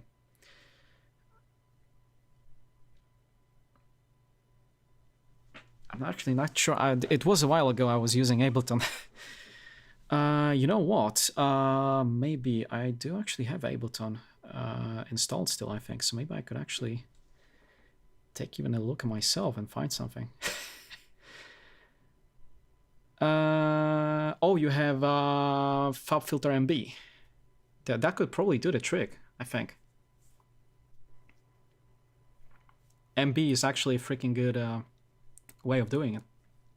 I actually used to use FabFilter MB myself, but then I switched to like regular EQ with kind of similar functionality. But then yeah, I may actually have still MB here somewhere. So basically, yeah, we've just take an empty lane and let's see. Let me find it. But I may have it here somewhere. There it is. Yeah, this one, right? And what I used to do is basically like sound like this. And here, the interesting thing, if you want to put the MB on like many mix lanes, you can basically disable the look ahead. I usually turn it off because it adds latency. So when it's on, my DAW reports that there's 20 milliseconds of latency, but when I disable it, the latency is gone. So that's a good thing to know when you are using MB for like basically sidechaining on many tracks, because if you do it on 5 or 10, then you're gonna add a second, if not, what is it? Oh, sorry, it's gonna be 100 milliseconds. So it's gonna be 100 to 200 milliseconds of latency, which can affect, like, I mean, it really depends. If I tend to keep everything as low latency as possible. So whenever I want to play something on my keyboard or whatever, or whenever I hit spacebar to play, I just don't want to have that latency for some reason. And it's just I guess my way of working. But let's see here. We actually keep going.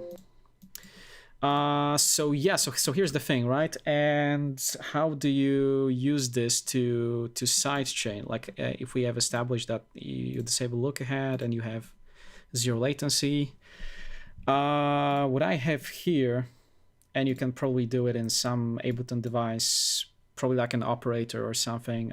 There is I have white noise that I created with this thing, which basically it's probably gonna get pretty damn loud, or maybe not if I adjust the volume. It sounds something like this. So this is what I use as a trigger, which is like very short white noise. And the thing with white noise is the white noise covers, as far as I know, pretty much whole frequency spectrum. So if I make it like very short, it's like a very short hit. Not like maybe like a hi-hat, but a little bit different. So I use this to trigger something like MB. Let me just find it. Here it is. And let's go like this. Yeah, so what I do is I have this click over here, which as we said, this sound like this, and then I send this. It's probably gonna look different in Ableton. Where is it? Yeah, it's probably irrelevant how to route it, but you basically route your white noise or your very short click that I have, in fact, here on even when I'm working on ideas, I have this on in my kind of pattern. I think it's called arrangement view in Ableton. So I would basically, if I were in Ableton, I would put the click here and in the arrangement view, and that would be pretty much this kind of inaudible, very short white noise hit that I would otherwise wouldn't route. I wouldn't route the audio of anywhere, but I would just have it there, and then I would route it to basically this guy. And as soon as it hits, so actually, you know what? It'd be better if I would just save this thing. Just revert everything back, and let me actually open up an empty project. That would probably be for the best to kind of demonstrate my point. But actually, if you have FabFilter MB, it's gonna it kind of already solves the problem, I would say, to be honest. So yeah, I do actually have a kick drum over here, surprisingly enough. And maybe let's just because let's do some disturbing baseline that is going to overlap this. Why not? Sure, it's probably gonna be... Wait, where is it? What am I doing? Dun, dun, dun. There it is. So now it's like very, like, obviously they are yeah, I could probably put a filter so that it's not as annoying. Something like this. And let's put the MB on this thing. So let's go again to what is it? It was a while ago. There you are. And there's the bass, right? Now, what I would have usually is there's my kick drum with a trigger with MIDI, and there is my sidechain click, SC click as I call it. Now,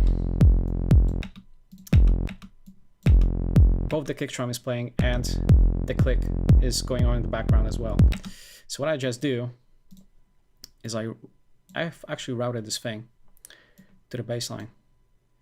So what I just do in my DAW is I disable the look ahead first and foremost, so that's 0 milliseconds of latency, and then I decide, okay, I want the SC click to go here.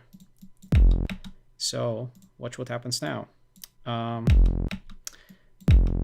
put the threshold all the way up, and I create a low shelf, I think it's called. And then there is this expert mode in MB.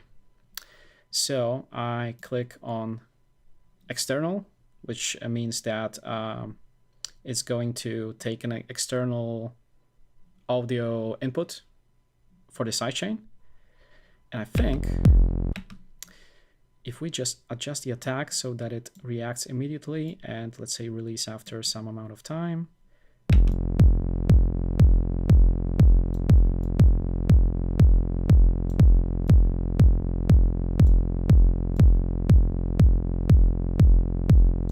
And as I increase the ratio, so let's say I want to have, I don't know, for some reason I want to have 8 to 1 instead of 4.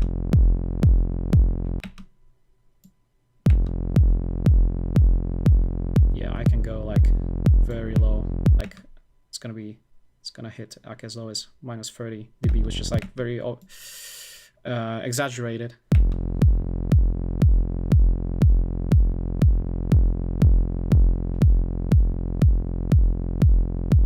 And as the more I increase the release, because release is basically how long it takes for the whole effect to basically release, right? So yeah, I find percentage to be pretty annoying because I rather prefer milliseconds than percentage, but I mean, I guess it has to do for now. The more I increase it. And now it creates that usual effect that, you know, regular sidechain compressor do. But what I can do with multiband is now I can do this.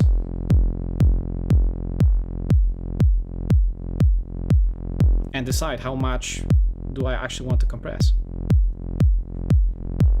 And then I can do an even crazier thing, which is like, okay, let's say I like this, like somewhere around here, because I want to remove more of the lower frequencies. Let's say that's good. Sound like this.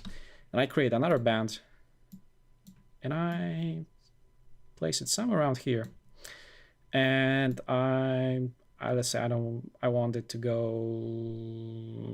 not more than minus 20 dB. And maybe like adjust the slope of this, let's say 36, whatever.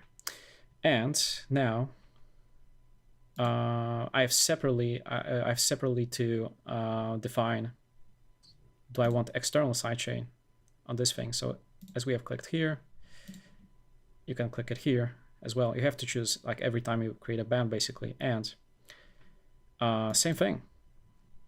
fast attack, and yeah, ratio can be whatever, let's say 5, doesn't matter.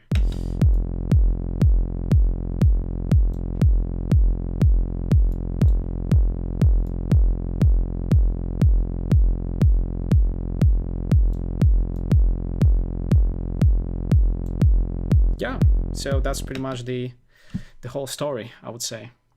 And it's like, man, it's a lot more flexible than a regular sidechain compressor.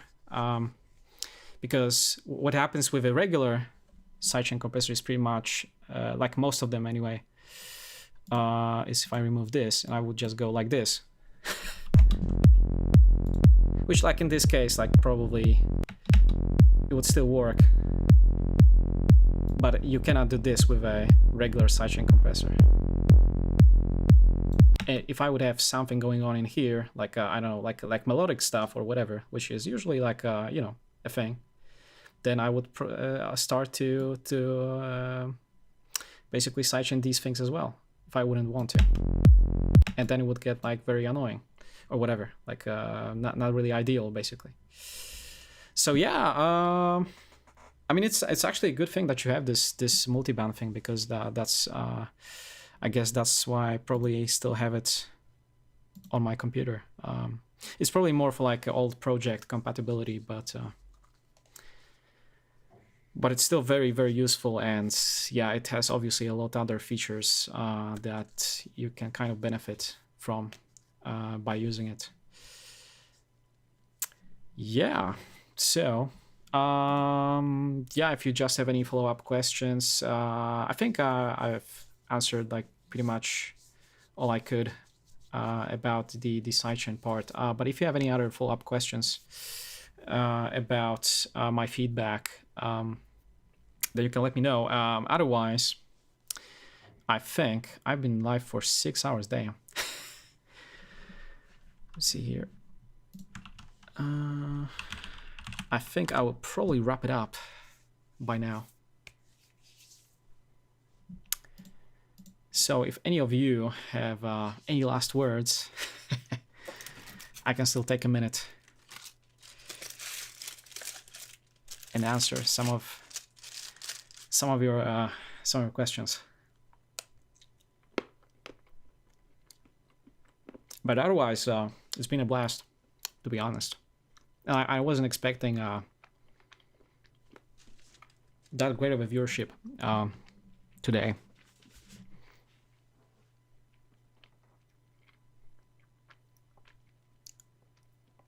And yeah, actually, for those of you who maybe don't know, there's a Discord which you can join, and then I will sort of try on my sort of off-stream time, some time to time, go in and answer some of the questions that you might have on the Discord as well, when it comes to whatever it is, mixing, feedback in general, or just if you want to, I don't know, share your music, exchange ideas about whatever kind of art.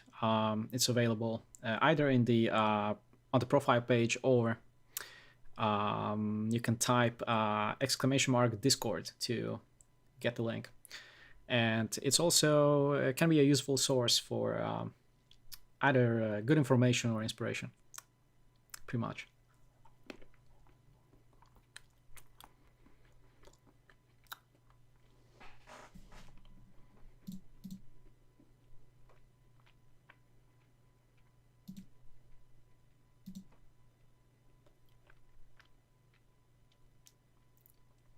All right then, I think.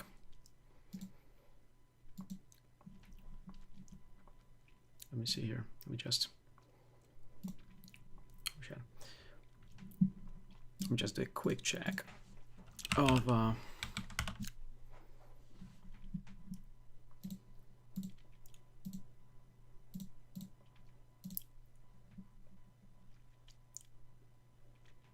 yeah. All right, then everyone has left. Anyways, thank you so much for watching. It's been a blast. It's been a pleasure. Oh man. Let me see here. We got a new follow. But let me see here. Yeah. Jokiel, hello and welcome. I was just about to wrap up the stream, but I don't know if you have any questions, or maybe you are here for the track review. I'm happy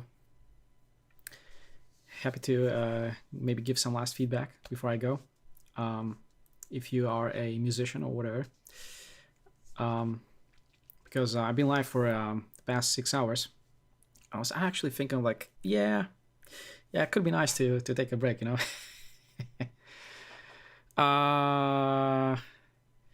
Yeah, you are very welcome to join next time on the stream, or alternatively, actually, as something I've said just now, is you can actually join the Discord server that we have also created for people to get feedback as well, and basically share their music.